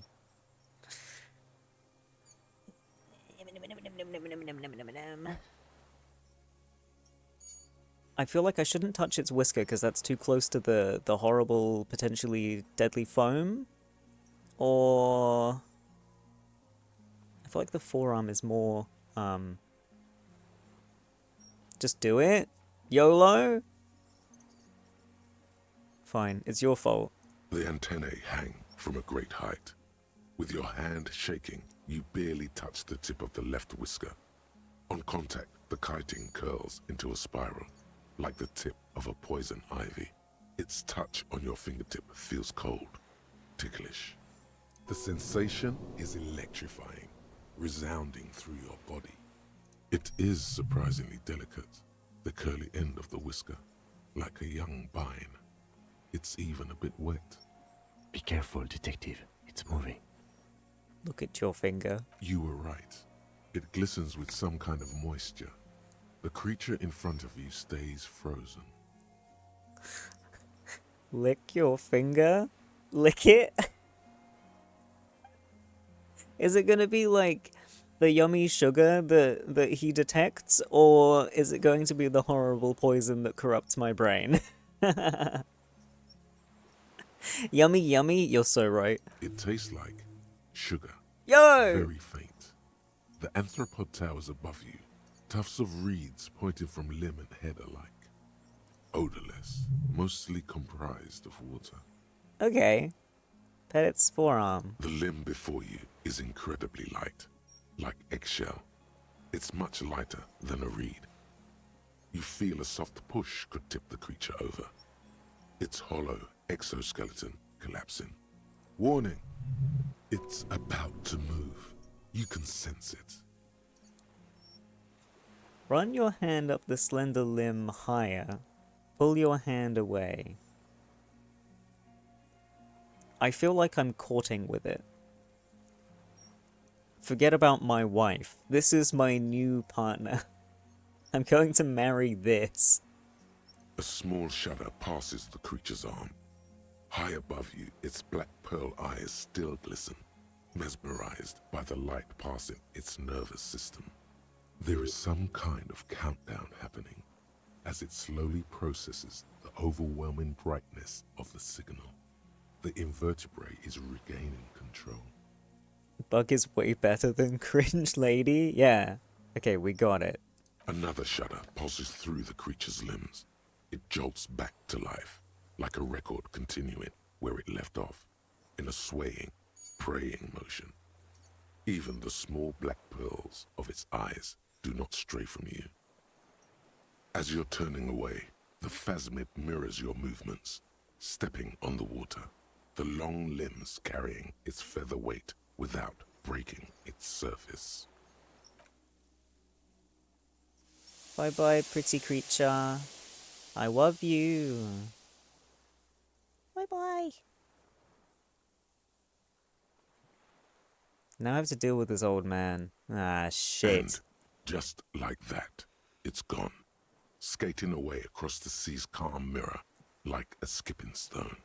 leaving nothing but circles on the water. And something under it. In the place it stood, It's my bobbing very there, special, among the very reeds, warm drink. a collection of items. I already have to piss, and I'm trying to do this. I'm nearly an hour over stream, but there's no point in stopping now.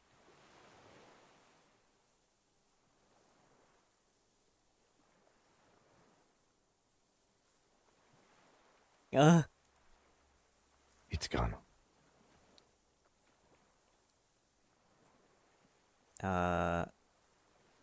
What's that in the reeds? Looks like a nest of some sort. We should have a look. Okay. What now? You can hold it in, big boy. There's another 40 minutes ahead of you. Nuh-uh. Nuh-uh. It's gonna take me that long to talk to everyone else. Our suspect is not looking so good. We need to check on him. Oh, shite ass. What is this? Oh, the hat. And a funny scope. Passport. Pretty long conversation.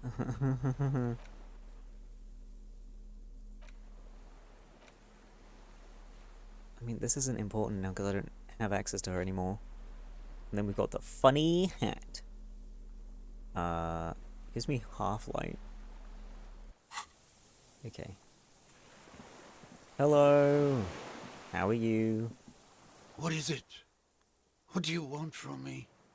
I can't go. Wait, last time I had more dialogue around the bug and this guy. The bug was like, yeah, I've been gooing him or something. I don't remember. Something is very wrong with him now. So how could you not see the phasmid? Mr. Doras? The man does not respond. He keeps staring, black eyes glazed over and bulging from their sockets. His gap-toothed mouth shaking. Because you failed the hearing check? But I connected the dots between it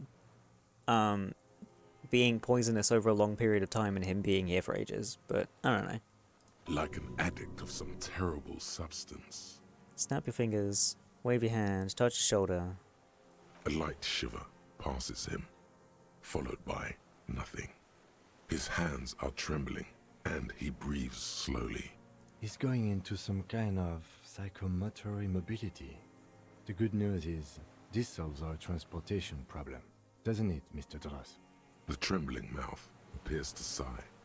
Between this and the broken tire he's used for a boat, I think it's safe to leave him here, while we go and get help. It will need to be medical first, I'm afraid. Hang tight. We should think about getting back to the mainland, to get help. He'll be safe here, if we don't take too long. Okay. Yeah, I remember there was like no point in talking to him afterwards because he can't fucking... he can't talk to you.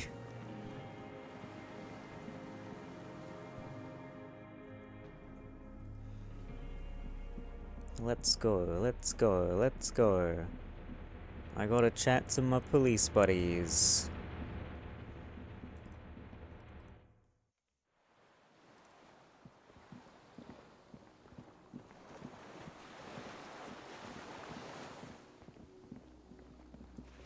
The skiff is swaying on the waves by the dock. Let's. We are done here. The skiff rocks gently under your weight as you get in. The ride back is uneventful and quiet. But for the sound of conversation on the water, there is someone inland waiting for you. Here we go. 2 men and a woman stand on the concrete square of a nameless village, looking at a small yellow boat as it draws closer. The sea is calm. It's okay. Kim is gonna back me up this time. Last time I was on my own and floundering.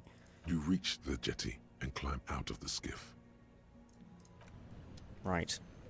We'll do one of these, just in case something goes horribly wrong, but it'll be fine. I'm sure it'll be fine.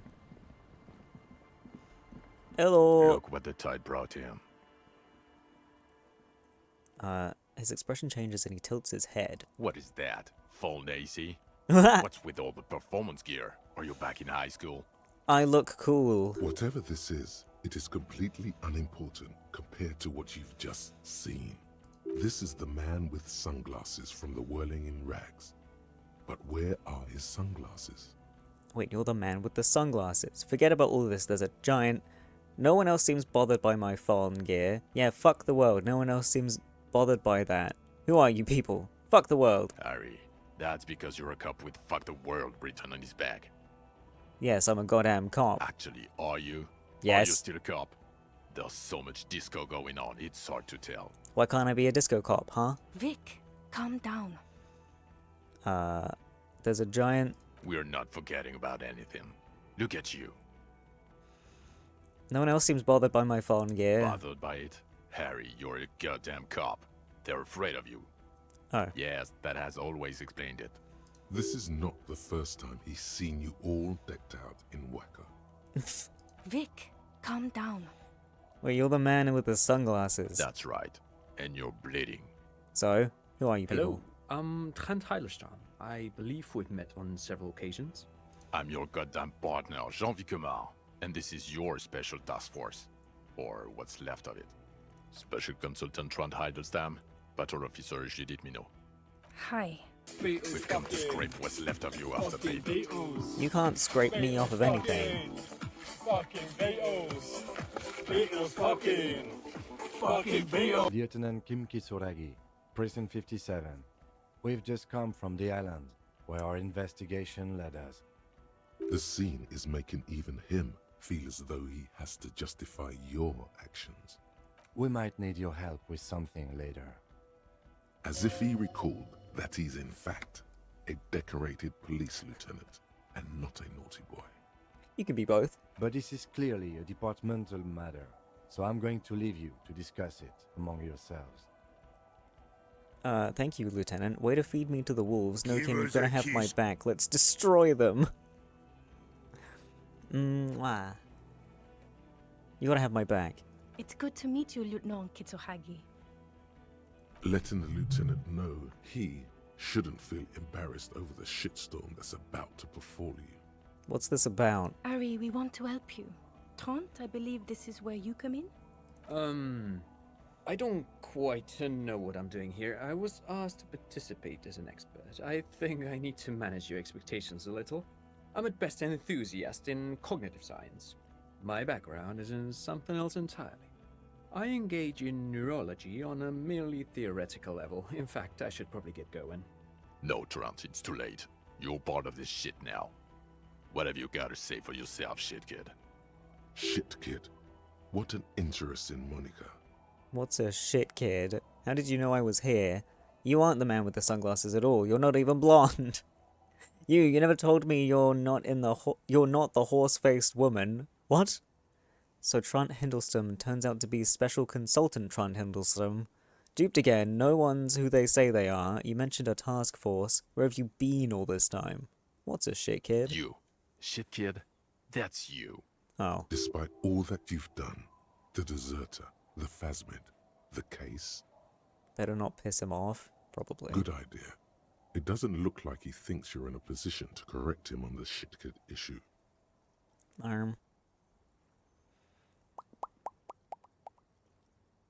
Where have you been? They've been like watching me in the whirling, right? Duped again. Duped? Hey, here's a brilliant idea. Don't be a morbid drunk and you won't be duped so easily. Gardener, scam leader, this. Turn to the lieutenant. Tell me at least you are who you said you were. Yes, I'm still Kim Kisuragi, still a lieutenant from Precinct 57. You see, I know some things. Still caught up in this crossfire, too. Task force. Yeah, Major Crimes Unit, under Lieutenant Dubois and Vicomar. Ring any bells? Yeah, totally, I get it. Major Crimes Unit. He doesn't remember. See? He really doesn't remember. It wasn't a sick joke. At least that's good. Yeah, that's very good. How did you know I was here? The cafeteria manager you fucked over told us where you went. I saved his establishment and he still betrays me. Turn to face the general direction of the whirling and yell, "Damn you, cafeteria manager, you've betrayed me for the last time." This. Strange. He didn't mention that. In fact, The establishment didn't look safe at all. There was a giant aerograffito in front of the building. It was on fire. Yeah, I lit it on fire. It was a poetic gesture. I knew it. Didn't I tell you, Trant? I told you it was our shit, kid.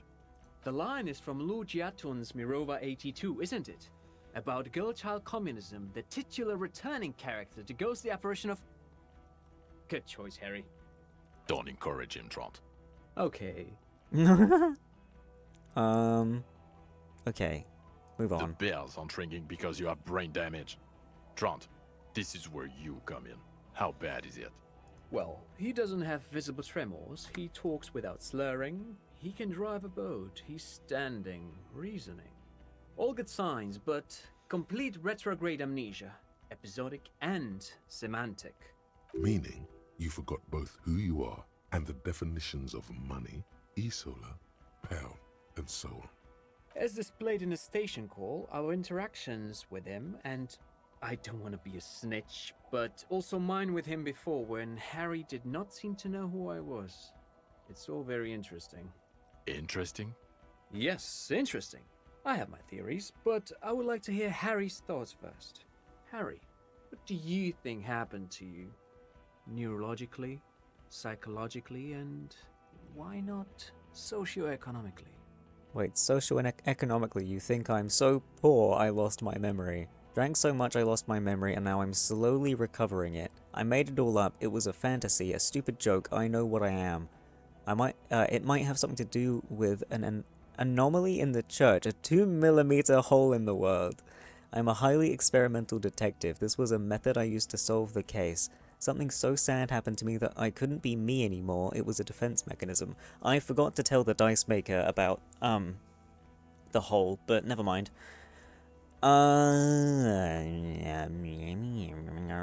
This. He is. He's getting better. And I can confirm that he drank a lot of alcohol prior to it happening. I believe he drank. People do that, especially this one. What they don't do is forget their whole life because of drinking. But Detective Vigmer, he has blanked out before. I have? Yes, a couple of times. After some of the more serious benders. One was after the two drunks case, the other when we looked into that mural. So you don't remember not remembering. Beautiful. The two cases in your ledger, the unsolvable case and the Next World mural, those were recent. Those cases were hard on you. Interesting. So at first he dipped his toes into it, prepared. That's where he would have gotten the idea, yes. Practice. And then he used alcohol to get there, so to speak. What do you mean? Well, here's my theory. What if this is an absolutely normal reaction to the world we're living in? What if this is not a significant anomaly at all? Something to be explained, approached as a defect? Look at the sensory input here. Look at the ruins, the neon. Listen to the radio, the multitudes, the people. Live here for 40 years. As a police detective, he's like a magnetic reader on the world tape, to borrow a known metaphor. Harry's been pushed flat against it. Total input. Thank you, Trant. Hardwired to the free market. He just needed for it to end. Okay, Trent, thank you. That's absolutely meaningless. Huh? I'm glad we brought you. Will he or will he not be able to work in the major crimes unit? Is he a crétin now? I want to know that. He's not a cretin, and he is able to do work. If not in his previous leadership role, then as a line detective. I'm ready to lead again. Line detective is good for now. He's wrong, I'm too far gone for work. Fuck all of you, I don't want to be in your unit. Mark it. Line detective's good for now. For now? I misphrased my question. It should have been, is he able to put his clothes on and use the body? Or do we need to get him on a disability pension? What now? Now nothing. Now we're just going to stand here. Just stand there? Yeah. Just stand there. It's cool. Really? No. Now we discuss that. What the fuck did you do to a motor carriage? Why is it there, Harry? Lie. Just bide your time. Ask something. Then lie. Hold on, it's in the ocean? That wasn't me, it was stolen by traffic hooligans. I drove it into the ocean when I was drunk. I thought the killer would be underwater. He wasn't. The time had come. Tequila Sunset. I don't know what it's doing there. Hold on, in the ocean? Yes, in the ocean, under the sea. Our work vehicle, with fish and clams and other sea shit. It was stolen by traffic hooligans. Oh, well, if it wasn't you, then it's okay. You only let someone steal a 45,000 real police vehicle, drive it into the sea, and then just left it there. Well, when people steal things, it's often when you're not looking. For the record, you pressured us into getting it. It'll be cool, Jean. We'll have wheels, rapid response. I was fine being an equestrian cop. I hope you're fine driving a bicycle. Don't answer that. Your badge, Harry. Show me your badge. Do I have it? I got my badge right here. In a rush to demonstrate your badge, your eager fingers can't sustain a grip on the smooth plastic, and the badge slips out of your hand. I'm proficient in catching small objects, am I? Hold on, I got points. How's this? 72? Are we willing to do 72 just in case we need points for something else? I'm pretty sure I caught it last time. Okay, go. Nice. Not today, badge. Behold my badge. And your gun? As if having your badge and gun are natural states, not achievements. What is it with all these material objects? Gun. Just repeat gun. Wait, how did you know I lost my gun? My gun is right here. I upgraded my gun to a rifle. Gun, badge, car. These are all things. Things don't matter. People do. I mean, I do have my gun. He has it. And he didn't drop it. You're drunk like a bum, Harry. Put that thing away before you kill someone. Didn't lose my gun. I have my gun. I already showed him the gun. Doesn't even matter that I found my gun. I'm not drunk. I haven't started drinking again. So what, I've had a little drink. I tried not to, but I can't work as well without it. Yeah, I'm drunk. I'm also on drugs. Well, I don't have the little doodads down here. I haven't got anything in my system right now. So what, I've had a little drink. A little drink? You smell like a corpse. I'm downwind and I can barely breathe. You smell like shit. Where? You let a suspect escape, Harry. Glacier something. Because you were too drunk to assess a flight risk. Well, Kim didn't grab her. We've read the reports. Lieutenant Kitsuhagis. We know. Clausius, he was some kind of spy from the Occident, specially trained. Not taking her in was the right thing to do. She gave a vital clue that led us to the island. Okay, I got duped there. She pulled one on me. Yes, I let her go as an act of mercy. That's just a small detail in a huge case you know nothing about. That doesn't matter. None of it does. We're looking at the oxygen holocaust times a quadrillion. I've come to know the final fate of man in the universe. God damn it. I need to not fuck this up again. She's a spy. Oh, well. If she was specially trained. I'm not even gonna get into the other suspect who also escaped. Yeah, Ruby's something. How'd you know about that? Or the fact that you very likely sold your gun for booze. That's peanuts. That's nothing. That's a humorous anecdote. What do you mean? I have it right here. Compared to the 7 people who were gunned down, the streets are literally red with blood, Harry. It was fucking mass murder. He did everything he could. We did everything we could. The company hired and vetted mercenaries. Lieutenant Dubois got between them and the locals. He did so at considerable risk to his person. Remember, he was shot. We stopped an execution, not a negotiation. The loss of life was minimal compared to what it could have been. Thank you, Kim, my beloved. I know, right? We did something. Well, he said. I also solved the case. It solved all of it. It was a massacre. We got wiped. Where the hell were you? The firefight is a trivial matter compared to the greatest discovery of this century. I'm just sorry. Yeah, what he said. Thank you for the input, Lieutenant Kitsuragi. I didn't mean to suggest you didn't handle the situation. I mean, that is what you suggested, so, You've spent the week with him. On this case, what is your take? On the case? On Lieutenant Geoffretor Dubois. Well, the drinking, the lost gun, also losing his badge, that's all true. And he's been drinking on the job.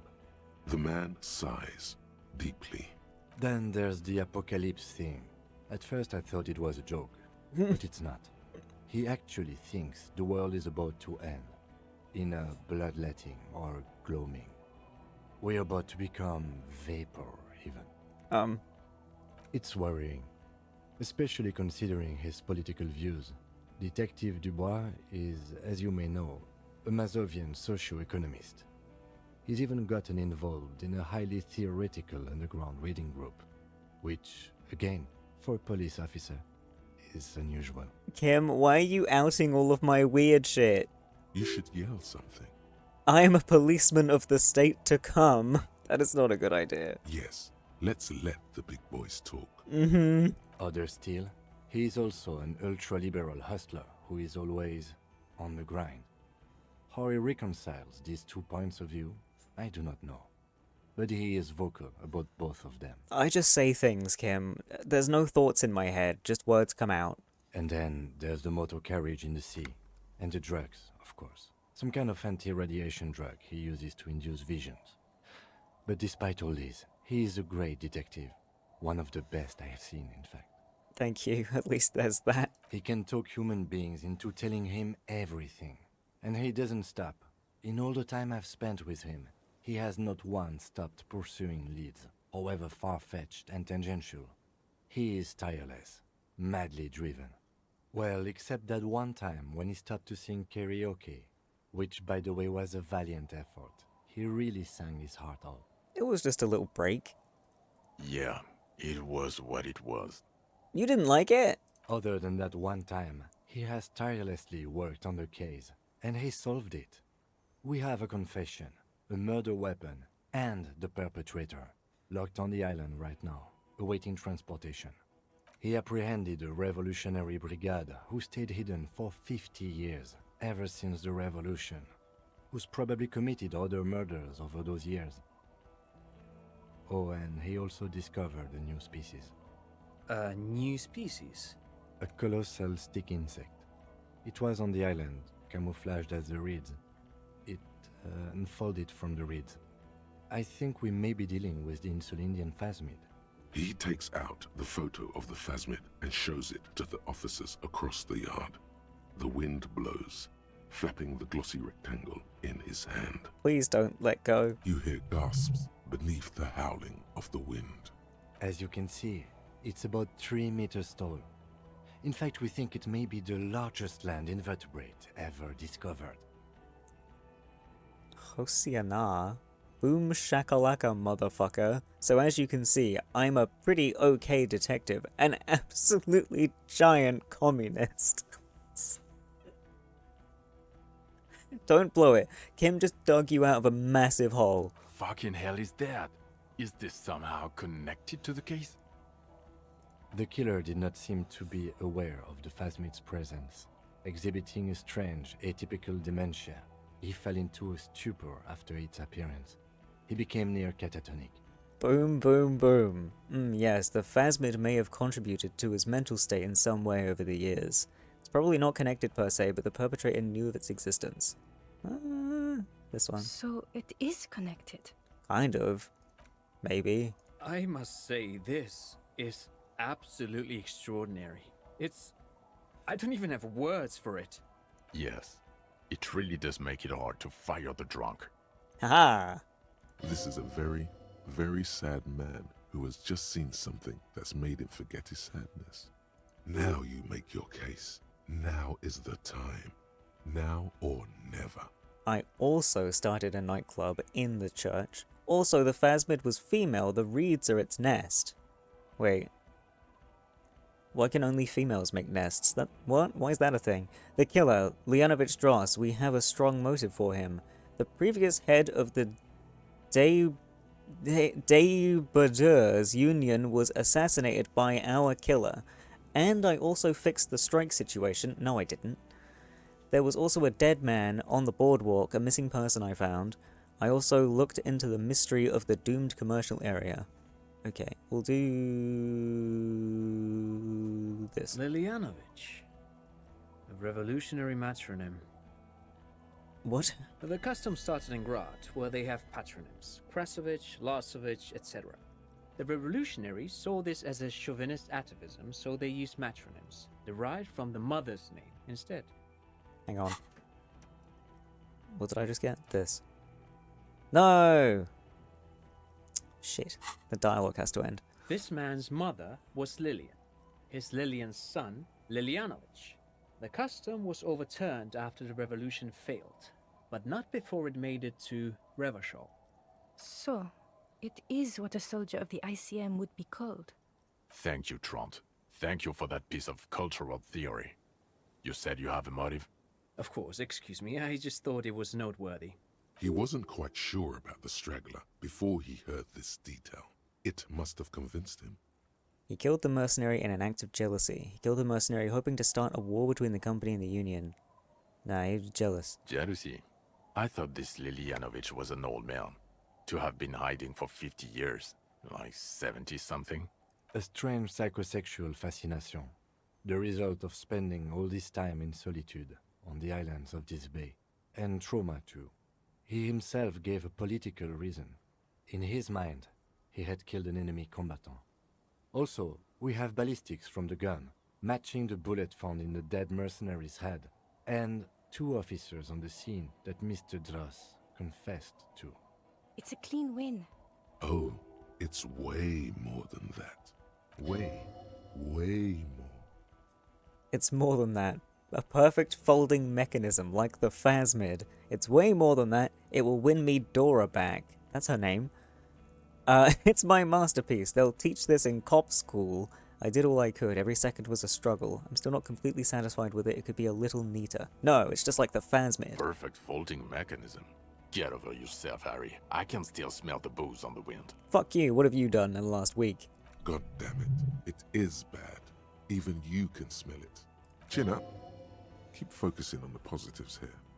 Our killer killed someone else. This is a conversation for when we are no longer out in the open. In Martinez, where Evrart and Edgar Clare have ears everywhere. And eyes, too. Your return from the island must not have gone unnoticed. Understood, of course. But a case against Everard would be big. I would prefer not to partake in anything Union-related, for political neutrality. This has to be good stuff for him to backpedal out of it at first mention. I found a missing person. Yes. Fallen through a gap in a boardwalk. Drunk. How'd you know I found him? The body was transported to Precinct 41, our morgue. I had Tilbrook and Mullins take care of funeral arrangements and family stuff. You're not the only cop in the world, Harry. This all comes back to us. Still, good work with the missing person, Detective. I don't think the rest of this is relevant. Did I fix the strike situation? Because I don't think I did. I'm gonna click it anyway. How? It seems to be ongoing. I see red banners on the gates. He didn't quite solve it. He cross-pollinated information between the company rep and Evrart, until the rep came to see that the Union desires war, at which point Mrs. Messier decided to... What? Hand clear the terminal? Filming at 7 PM, so unusual. Yeah, because I just need to get this game done. There's, like, I don't have another stream day to finish it, and also I didn't think there was, like, too much left. So, yeah. It is what it is. It was an accident. I did it for the world revolution. I just told some people some things, no big deal. Things are calmer now. I masterminded a solution to an unsolvable problem. Well, things are calmer now. Sounds like you got played, Harry. Because you were off your tits on Al Ghul. Maybe. Maybe. Certainly. You're Everclear's go-to guy now. Here's a mob boss, did you know? Is that why you want us to investigate the assassination of the previous Union head thing? To get off Everard's hook? No, it's nothing like that. He was reckless with information, but ethical. We don't owe anyone anything. This allowed us to stabilize things in Martinez. God, calm down, Jean. Silence. Good. The man doesn't know what to say. Okay. Phasmid. Female? What makes you think so? You had to see it. It had the subdued colors of a female. And the nesting behavior too, I think. Incredible. Were there eggs in the nest? Not as far as I could see. There were other things there, though. It had gathered items in its nest, a helmet, a scope, and a passport. Think it reproduces by parthenogenesis. Think it emits a chemical that makes it look even more like the reeds. Had mandibles that looked like hair and was completely white on the inside. Items. Actually, you know, this would indicate it was a male. This is far from anything in my field, but I think such nests are called bowers. They are for attracting mates. Could have been male. Could be my bro. Must be robust if it can move a helmet with its limbs. It emits a chemical. Yes. That would be a pheromone. A pheromone that's seemingly beneficial to the host. It usually stimulates the affected nervous system. Not a human's, of course, but perhaps a predator's? Nothing is off the table. But I want to stress this. The find does not have to be connected to the case. The case is 100% prosecutable, without any pheromones. Of course, Lieutenant. Of course.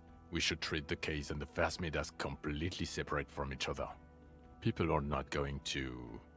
They're not going to go for this speculation in the constabulary. Mandibles. Yes, but also reed-colored, beige and brown, a little green on the outside. After unfolding from a single stalk, it still retained parts that looked like reed tufts on its limbs. Incredible. The PR value of this is exceptional. Carp discovers new species. Maybe even discovers the Insulindian phasmid. No, that's too much. This would really help with some of the problems we've been having. Absolutely, this is great. This does not say vigilante murderers to me at all. This says science, news, human interest. You know, it's a really good thing you have that photo. Without it... You're doing good here. Perhaps only for a moment, but still. I looked into the mystery of the doomed commercial area. I don't know what a doomed commercial area is. Rue de Saint-Ghislain 10, a commercial building where all businesses go bankrupt. I looked into it. The curse turned out to be a possibly entropenetical part of my larger investigation into Martinez itself. This one. Why? That's not what you were supposed to do here. Side project. There was a fridge we needed and a possible witness. He was just chasing a lead and ended up advising a local shopkeeper. It was okay. Of course. Call it community outreach, right? Absolutely. Dodged the bullet there. For a moment, it seemed like you were just wasting time. Nuh-uh. I started a nightclub in a church. What was that? It sounded like you set up a nightclub in the church. Yeah, I reinvigorated the local nightlife. Yeah, I did some kids are solid, turned their lives around. I discovered a hitherto unexplored entreprenetical phenomenon there too, a 2mm hole in the world. That's great. Entrepreneurship is a great new career for you. After police officer. I don't care. Go live in the Pale. 4 kids were living in a tent on the ice. They were going to drown when it melted.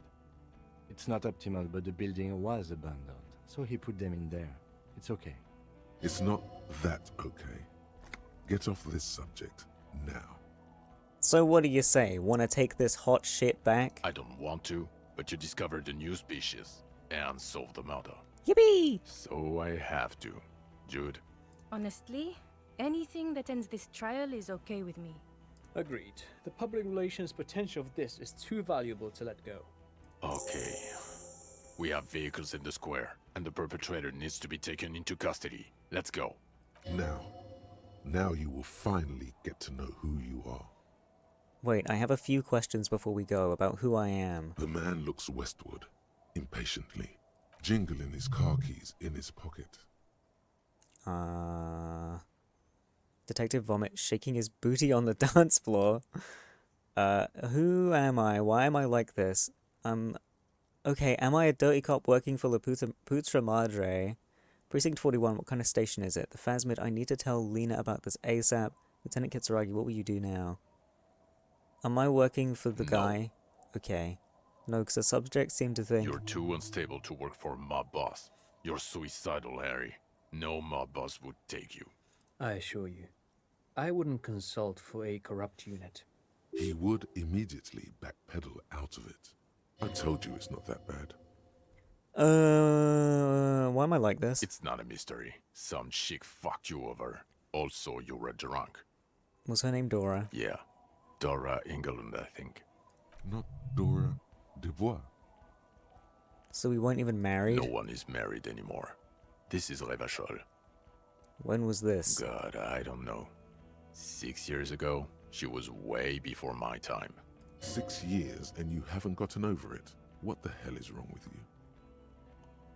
6 years? Oh, okay, 6 years is not that much. It couldn't have been 6 years. 3, let's go with 3. 6? Yeah. Or 7. You're not doing too good there. It's an old man thing. 2 old years equals 1 normal year. That and Dora Engelund really tore you a new one.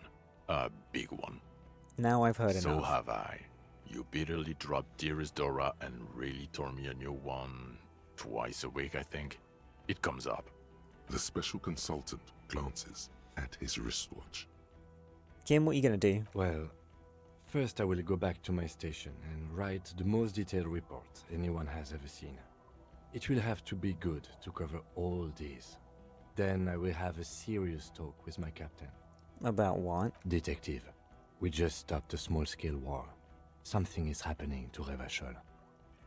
Pulls up his collar and looks around, the cold spring light reflected on the lenses of his glasses. I don't know what yet, but it's going to be a hard spring for the RCM. We need to get ready, infiltrate, investigate. Want to do that at Station 41? Talk to Captain Price? I'd rather not ruffle the feathers of 2 captains with my doom-mongering. No, I meant investigate. Come work in Precinct 41. Work with Price? I'm flattered, but I don't know if I... Would fit in. Am crazy enough. Can take the stress. He doesn't know how to finish the sentence. This truly came as a surprise to him. Not a bad one, but he's at a loss. Flattered?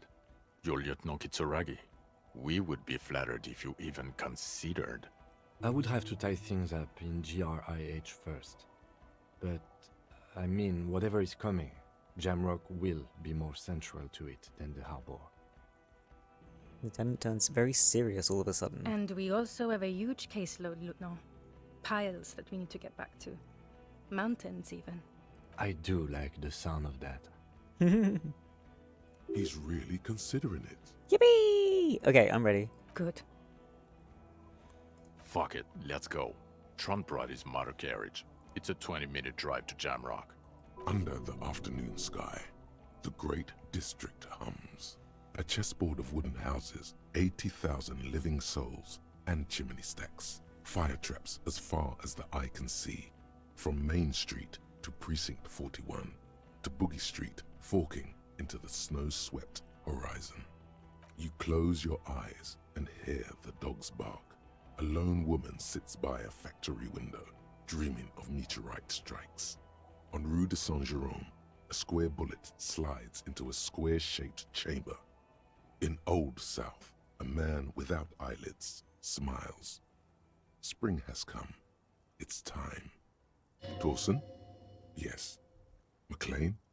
Yes. Heidelstein? No. Vicmer? Yes. Dubois? Of course. Really? Nick Gottlieb looks up from the list. I hear he's unstable. You say that like it's a bad thing. Captain Potomny Price gestures with a ballpoint pen. It's dim in his office, and the curtains are drawn. Harry's our man. He'll pull through. When he does, he'll side with the people. Understood. Gottlieb returns to the list. Minnow? Of course. Wonderful. Then can we please just go back to Jamrock now?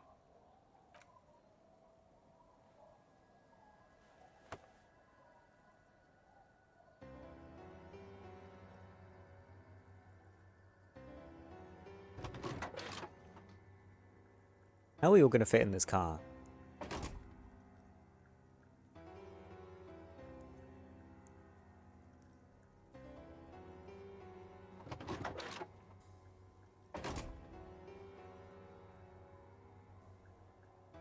Yo!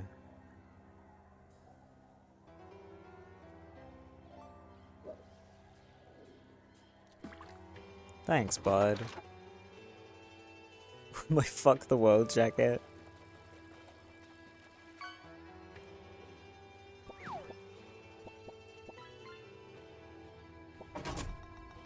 Yay! Good ending. Yippee! So that's what was supposed to happen the first time. God damn it. Also, I haven't fished this whole time. Let me have one. Give me one of these bad boys.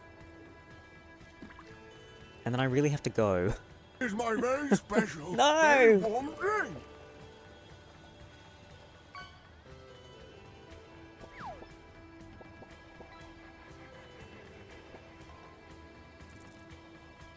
Oh, god damn it. It's okay, you're going for 100%. I am not. No, no. No, no. There's so much stuff I didn't understand in this game because my brain isn't big enough. I don't understand words and concepts, but that was a lot better. I still feel like there's not, like, complete closure on the case. Like, I want to know what happens to the guy.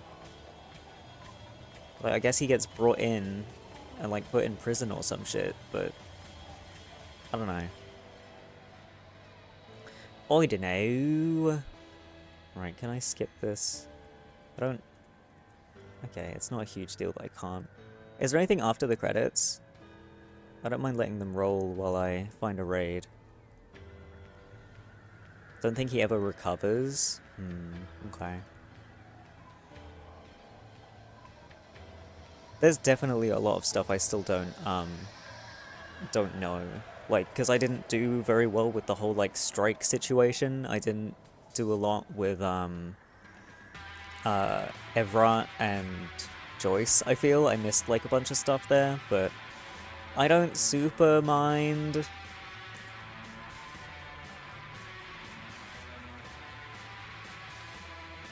Okay, where are we going? Where are we going? Oh, also, fuck, I need to remember to mention this. No stream tomorrow because it's my fucking, chores day, and I also have a bunch more stuff that is, well, I say a bunch. I have some more stuff that I need to prepare for the Vomathon. Vomathon on Monday. Someone's credited as the piss F. DE speedrun when? No, thank you. I already have a few options for the speedrun that you guys can pick from if you get to that tier on the Vomathon. But yes.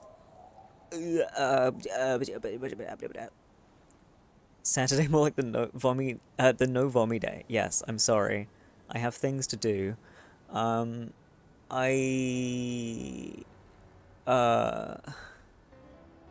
else do I need to say? I feel like there's more stuff I need to say. Monday night vomit raw. Oh yeah, there will still be movie night this Sunday. I don't know what we're gonna watch. I don't want it to be anything too long so I can, like, still sleep and be ready for Monday. The Room? Maybe. I guess we could do something like that. Maybe just like a one and done kind of thing, so that I still have time to do any last minute preparation and, like, make sure I sleep and stuff before Vomathon. But yeah, there will still be that. Who are we going to see? Herm.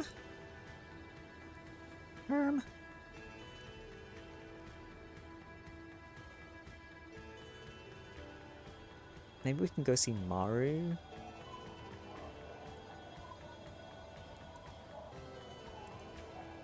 Another pink femboy? On Femboy Friday? Only one? Look. I got so much stuff to do. We'll see how much stuff I managed to do on Saturday. Bye Even bye though then, I have a sailor lot of boy. I have a lot of chores to do tomorrow. Hello. We'll see how much stuff I get done. Grimbus. Anyways. Why is it always the Ariel one? What, Ariel keeps showing up and fucking exploding. Also, yes, I did fish. I didn't see what I got, but it was like, it was just a common fish of some kind, so it's not a big deal. Stone disc. Ah! Okay. Bye bye then, sailor boy. Bye bye then, all you sailor sailor boy. boys. Thank you for hanging Bye out bye with me then, sailor boy. and being here for this longer stream. Oh my god, I need to piss. Have a great rest of your day. Have a great Saturday. Bye bye then, sailor I will boy. still be around on the Discord and Grimbus. stuff, and there will probably be like another couple updates to do with the Vomathon before Monday. So be prepared, I guess. And yeah, I will see you Sunday night on Discord for some kind of movie, and then Monday for Vomathon. Okay, take care of yourselves. I love you, and bye bye, bye bye, bye bye.